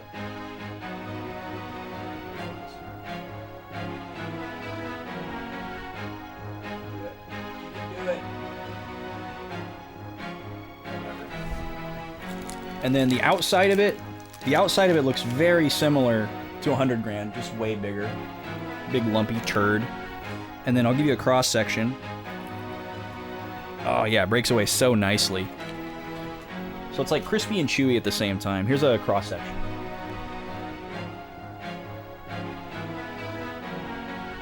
So yeah, you can see the they call them cereal pieces inside the chocolate coating.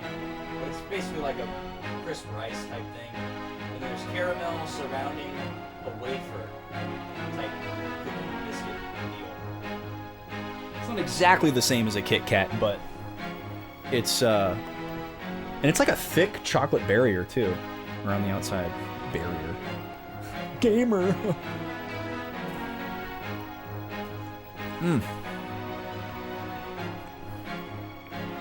It's so good. It's hefty. This has got to be the most, like, filling candy bar that doesn't have nuts or peanut butter. I take back what I said. It is different than just Rice Krispies. It is, like, kind of cereal-y.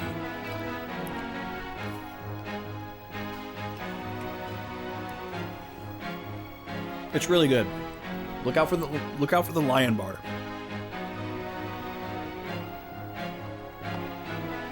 You might not find it at like a grocery store, like impulse rack, but if you went to like the most basic candy store, I bet you could find it. It's not super rare. It is Nestle after all. Yeah, there you go. I'm sure you could get it delivered. Or World Market has good candy. Central Market, any of those kind of like slightly uppity grocery stores might have it.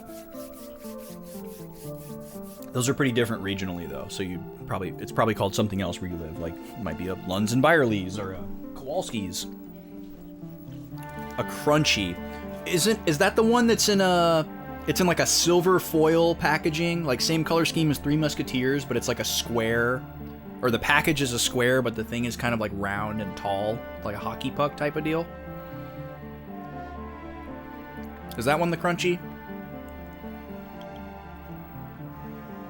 Oh, it's in a purple wrapper. I don't know if I've seen that one. I have a candy bar right now that's in a purple wrapper. Oh, that's in the new snack pile because I've never had it before. This guy. The Violet Crumble. But I don't think this is the same thing. This is from Australia. And I've heard of the Crunchy before because it's a Nestle bar, right? Or am I just thinking of Crunch? I was thinking there was also a Crunchy. Oh, the lion's only in Europe? Really? I didn't know that. I guess that makes sense why you don't see it everywhere. But I'm not in Europe.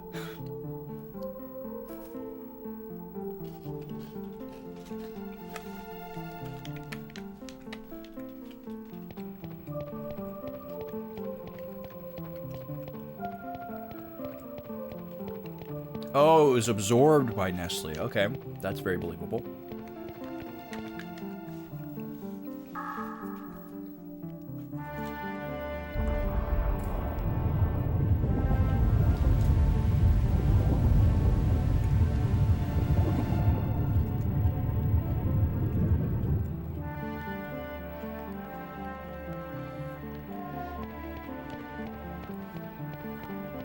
All right, what's over here?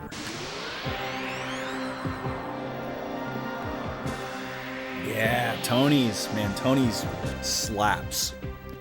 I love Tony's so much. More worms. Okay. These guys are green.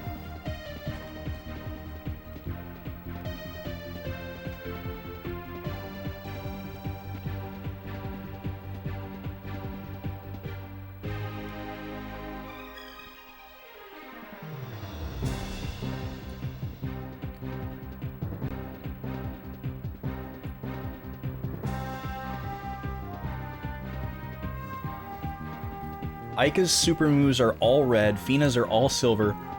All others are determined by weapon color. Weapon color does not affect enemy damage to you. Certain enemies have unique color attributes. Okay, so this guy's green. We want to use red or yellow against him. Vice has a yellow sword. Cutlass Fury. Wait, I think that was the wrong enemy. No, it wasn't. And then red is also good against them, so Lambda Burst would be good if we had enough points. Silver's neutral, so that's fine. It doesn't... Okay, this doesn't say anything about how colors affect each other. Does green do 90% damage to itself? Or is it neutral 100%? That is missing from this image. Coming from Pokemon World, I would assume that they are neutral against each other. Okay, and then he's also weak against red.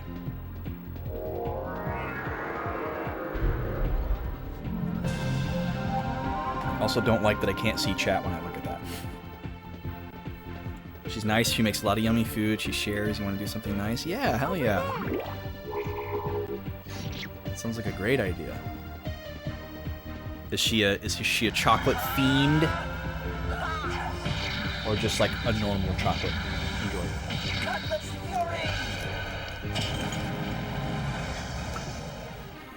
1,000, very nice. Prepare yourself.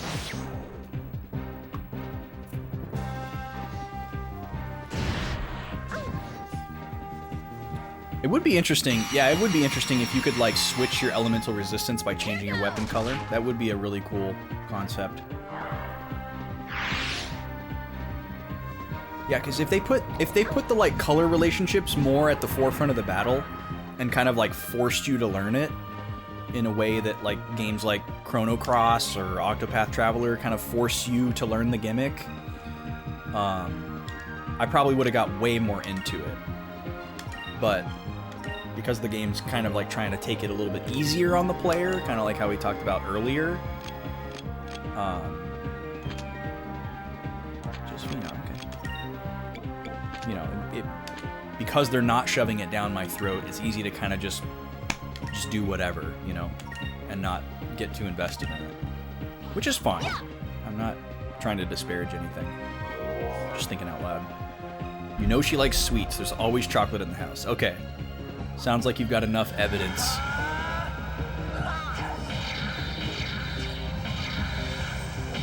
Yeah, you can't go wrong with Tony's. Plus, Tony's is great because, like, they're so big and chunky, she might be forced to share. Genius.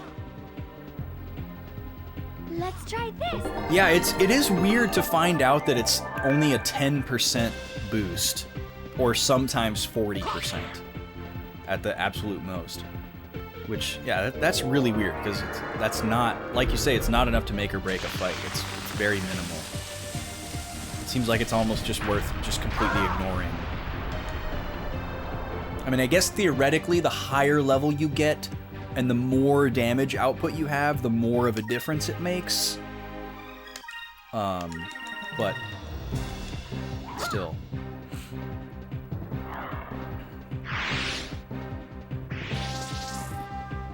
Bye. Bye, little blue guy. That was easy. I don't understand why that enemy exists. And they're in every area of the game, every single encounter table. It just seems so pointless.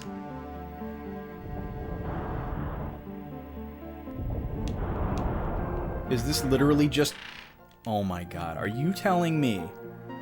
Are you telling me that I could have just skipped all 4 of those golem fights? Unbelievable. Yeah, you exactly, 100%. You would never struggle if you didn't learn that. I can't believe that. We could have skipped all 4 of those fights. Completely. That sucks. Okay. Let's just get the heck out of here.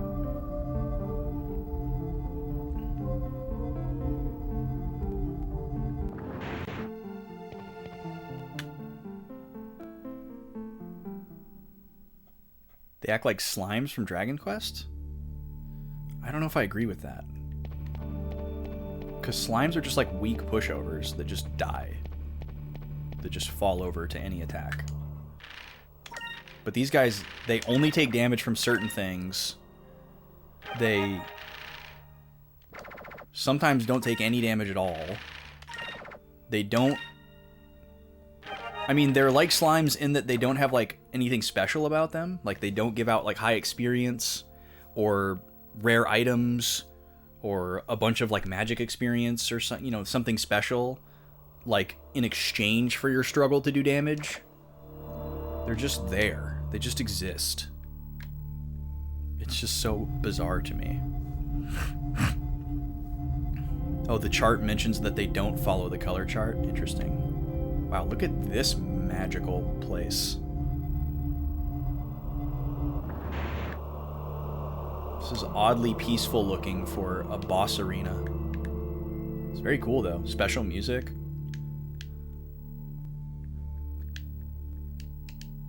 Okay, here we go. Oh wait.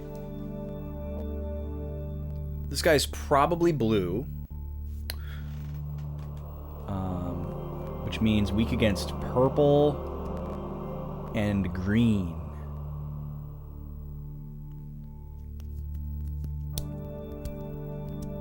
And resists yellow and red. Alright, let's change up our weapon colors here.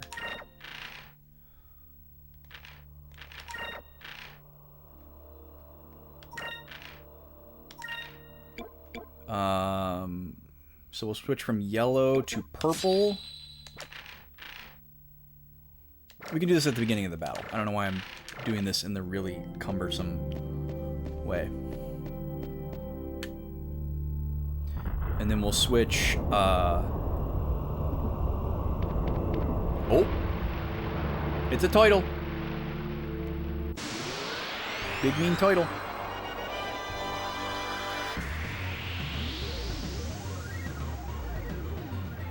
When we're set up like a Gizmaluke fight.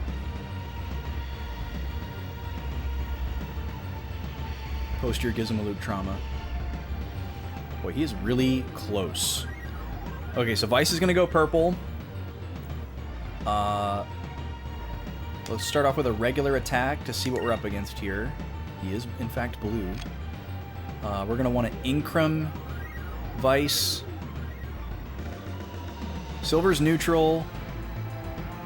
So it's probably good to just keep getting some points for Silver. So we can get it done. Well, no, we can just double up. Yeah, we can. Let's just double up on purple. Because we haven't touched purple in a really long time. That's fine. Aika, you can attack to Fina. Oh, why did I not heal? Damn it. Fina will have you Incrum. Vice. And then Enrique is going to switch to green.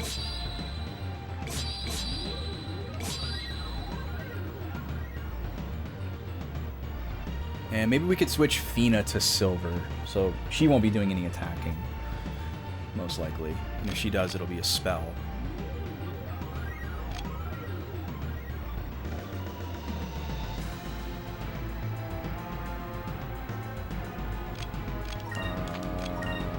Yeah, this looks fine. So, okay, I wonder if this guy can be poisoned. This is worth a try, because that's a really good way to make a fight easier. You can poison somebody turn 1, especially if he's going to boost his defense. Whoa. He's chromed out. Oh, okay. He's impervious to damage. Got it. Moons, give me strength. So I wonder if we're going to have to do something to remove that, or if it just wears off over time. Seems like we're going to have to do something to remove it. Give me strength. Okay, it blocks magic too. Oh, but it's gone. It's gone after 1 turn. Interesting. Let's just do the same turn.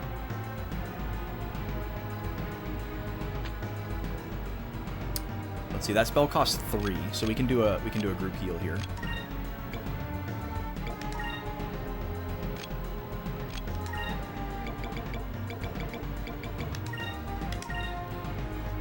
Maybe he just has like a pattern.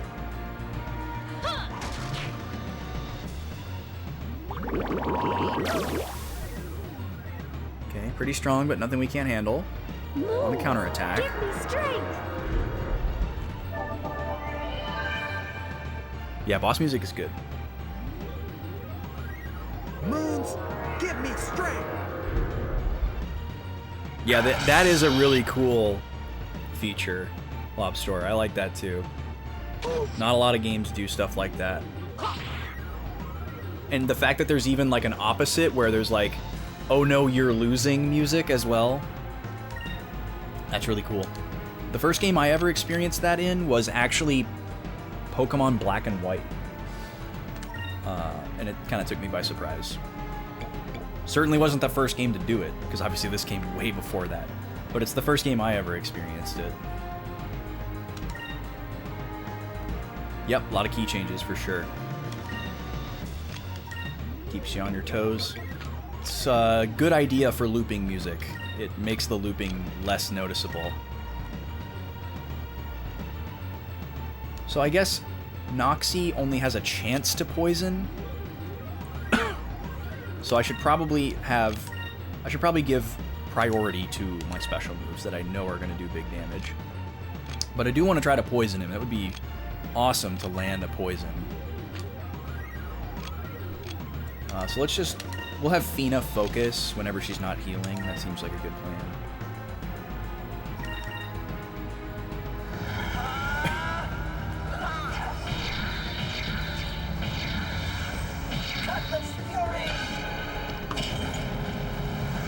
This guy's got a lot of health. Holy crap.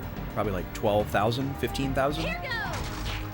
There's no scan spell in this game too, by the way. I really dislike that. I'm a big fan of the scan. I'm a scan stan, you might say. Critical, love it. So I guess maybe just sometimes he does the "you can't hurt me" thing and wastes your turn. That's a lot of damage. But it doesn't hit everybody, so that's something. Okay, now we can do Cutlass Fury. Oh, but we need to do a group heal after that. So let's do a Regula.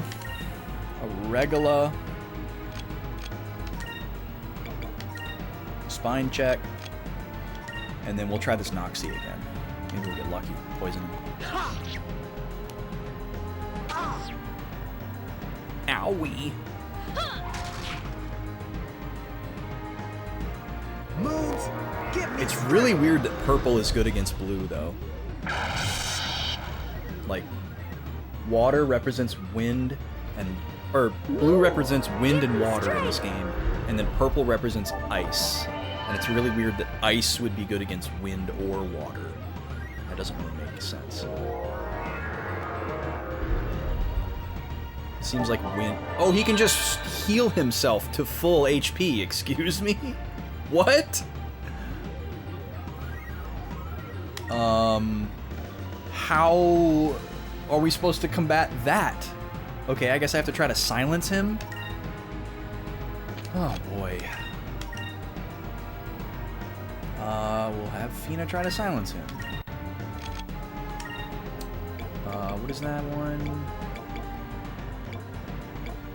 Silence. Here goes! Gotta love a boss that can heal itself.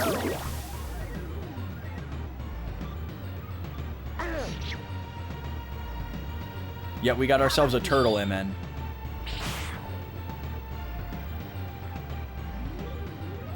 Someone tell that turtle to stop turtling up.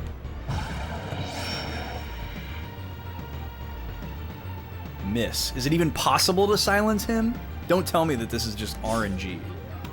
I refuse to accept that. I will continue to attempt to silence him until it hits. There's no way.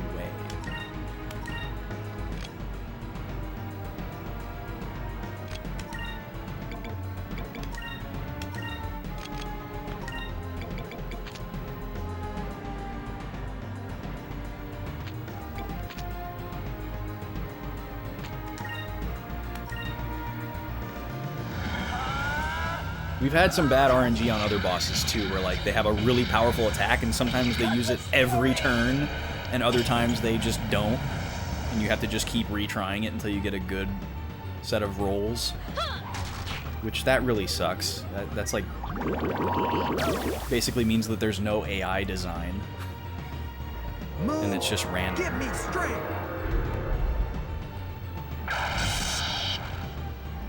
Get poisoned. Move! Give me strength! Get silenced.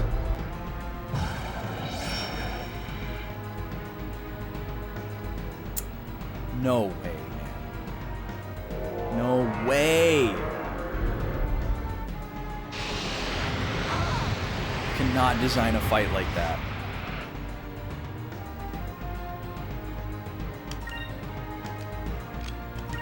Like, it's such a good opportunity to, like, kind of, like, teach the player a gimmick and, like, get them to do something specific, get them to understand. Remove any beneficial effects. So I wonder if this would remove the impervious thing. Oh, that's right. We do have a status remove for all. It's just not a spell. It's a super remove. Special move. This needs to land.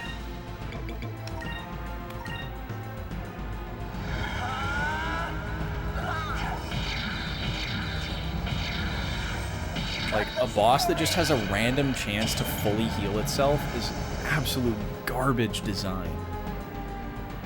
Here goes!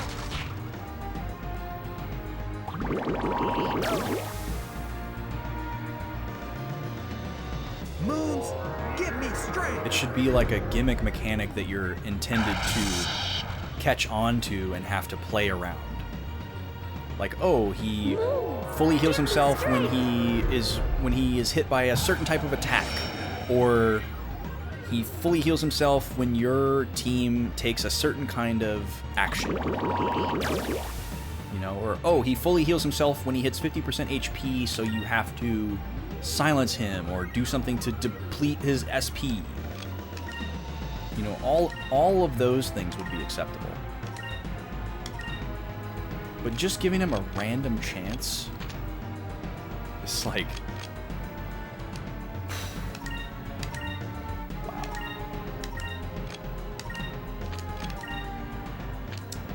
wow. Oh, Fina is out of MP. Okay, let's see. Let's do a, we have a Sacrum Crystal. We just bought a bunch, didn't we? Yeah. Let's use one of those. And then next turn we'll restore some MP. Let's try this. Yeah, the system is kind of weird. I agree. Like, you have to use 1 MP for every spell, and then also an SP cost that is built up throughout battle. It's kind of a lot.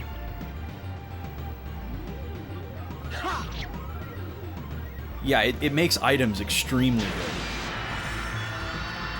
This guy could easily be a Pokemon. Ow. Okay. Let's see. We got a lot of SP now. That. We'll have you restore the MP. Magic. Do? Yeah, 10 MP for Fina. Oh, wait, no. That's not how we want to do this.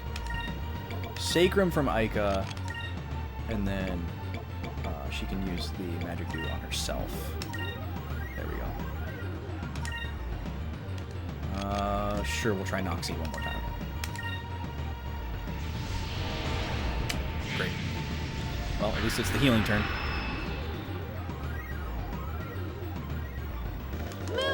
Wasting my SP.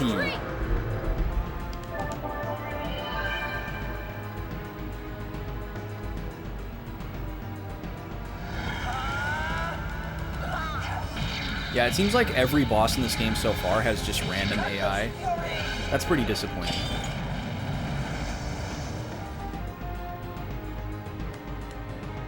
Let's try this. I feel like enemy AI is where a turn-based RPG has the greatest chance to shine. Moons, give me strength. Well, that might be overstepping. It's one of the best, one of the greatest areas for it to shine.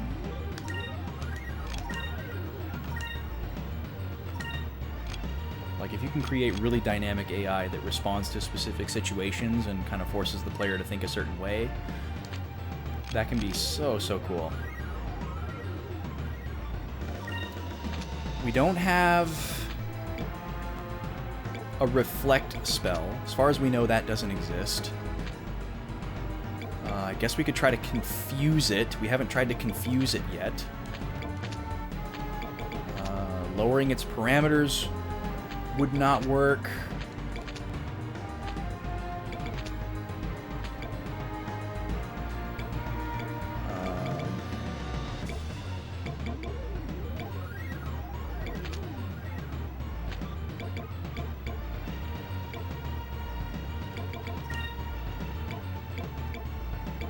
I guess we should get another Incrum out. Wait, what are we doing on this turn? Sorry, I need to start over. Vice is doing damage with Cutlass Fury. Aika is going to Incrum. Enrique. Fina now can't really do anything.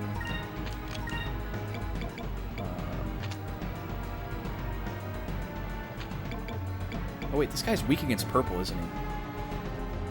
Yeah, it sure seems like it's immune to silence. Yeah, he's weak against purple. Alright, we'll try this. Which is really dumb.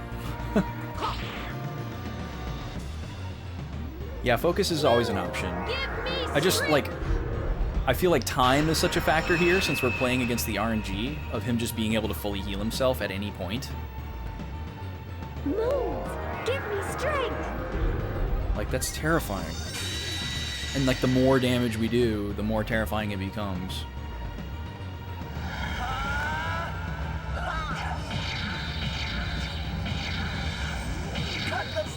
And I'm gonna guess that enemies, if they have random AI, don't have like an MP count.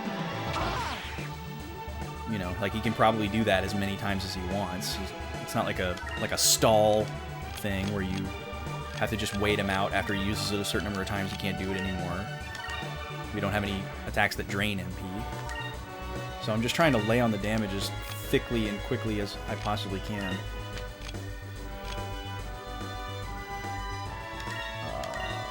So Fina, you can do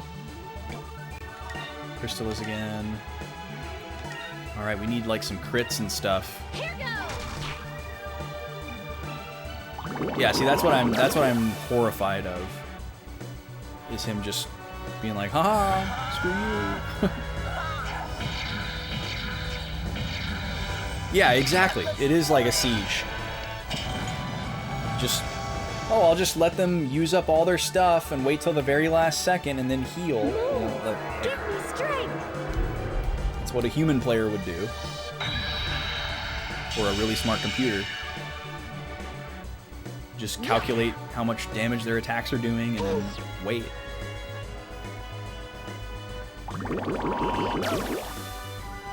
Yeah, I gotta say, bad design. Oh, and he can stone me as well. That's fun. Excellent. We didn't even know we were dealing with that.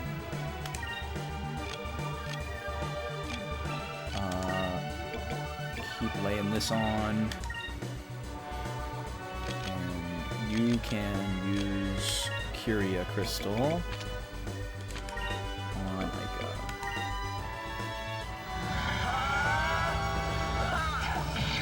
definitely want to keep leading with Vice now that we know he can stone, because Vice can't be stoned right now.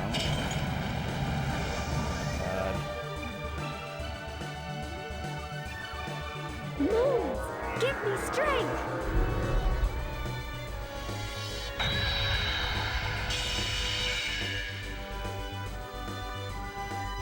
It's definitely worth her using that ice spell. There's no way her attack would be doing that much. Look at that eggplant she's swinging around. Looks like the eggplant emoji. Okay, we might be able to take him out on this turn. Oh, he flipped the music on us. Let's see. We can heal with an item to keep doing Cutlass Fury. So we'll go Sacrum Crystal here. And then Crystallis. How is it? Oh yeah, we gotta do regular attack here. Please. Please.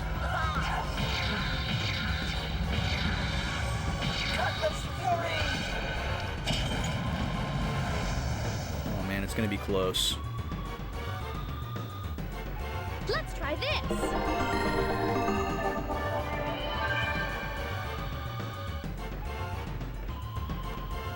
Yeah. Fina? Moons, For the Weena? strength.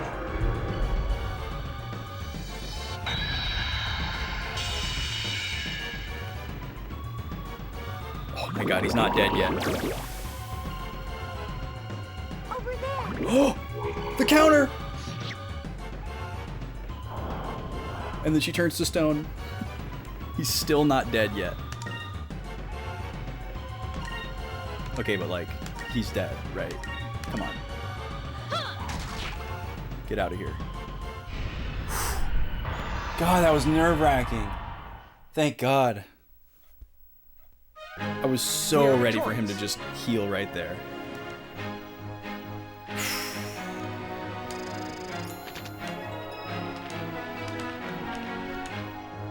That was the last thing we needed after what we went through in that dungeon. Okay. I'm going back to the save point before I go through that door. Thank you, Moomin.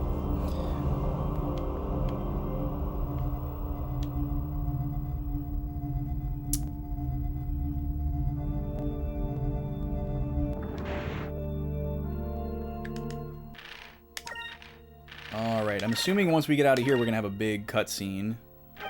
And then once we get to a point where we can save after that, we will be done for the night. That should time out pretty well. Hopefully whatever cutscene story stuff we get into after this isn't super duper long.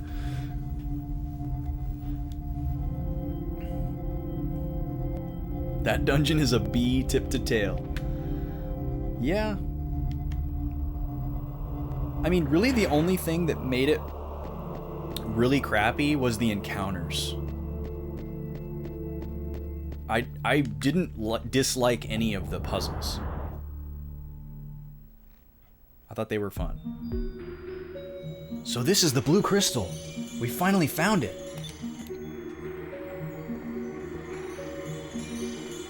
Grabba. Cool room. It's so beautiful. Vice, that's another crystal. You know what that means? It's time to celebrate. Yes. Actually, let's include Fina on this one. Wait, we didn't before? What? But I don't know what to do. Aw, don't worry about it. Just give it a try.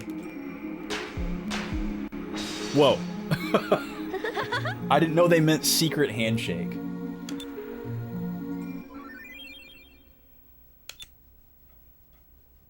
They're so cringe and cute with each other. Oh, we're just out of there. Okay.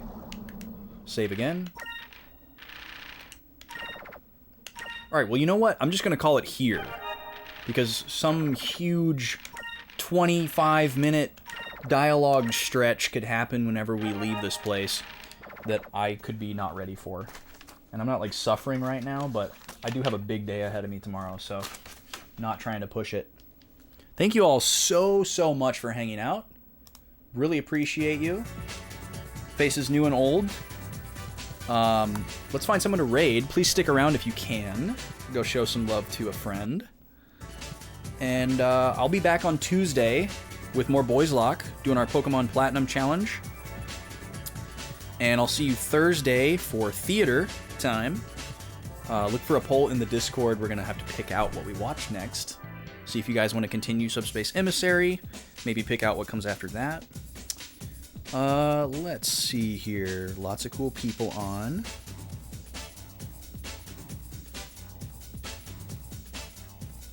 You know what? Unfortunately, we used to do this all the time, but we don't get the chance very often nowadays. Let's go raid B. B is on. I'm sure all of my regulars know B at this point. But if you don't know Eyes on B, let me introduce you. This is where I will be while I'm getting ready for bed anyways. So we might as well go over there, right? Go say hello. He is absolutely one of my favorite streamers on the platform. And she's going through a transitional period in life right now, so her stream schedule is like crazy. She's just a really busy person. But she's got a lot of cool stuff in the pipeline. She's playing something really cool right now. She's doing a Final Fantasy shuffler. So she's got Final Fantasy 1 through 9 running in RetroArch. And at random intervals, it just changes what game she's playing. And she's committed to getting through all of them. Really, really cool. It's fun stuff. Very cool person. Go drop a follow. Hang out. And I'll see y'all on Tuesday. Thanks for being here. It's great hanging with y'all and vibing and all that stuff. And we will see you in the next thing, everybody. If it's your weekend, happy weekend. If not, keep pressing through and take care. Let's go say hi to B.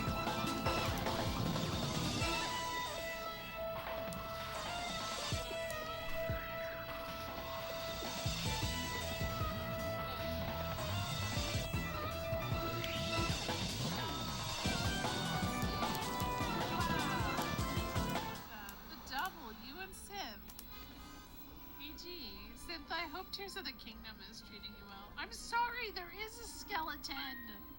There's no easy mode. Oh my gosh. How's Skies of Arcadia? Wait, is it dead now?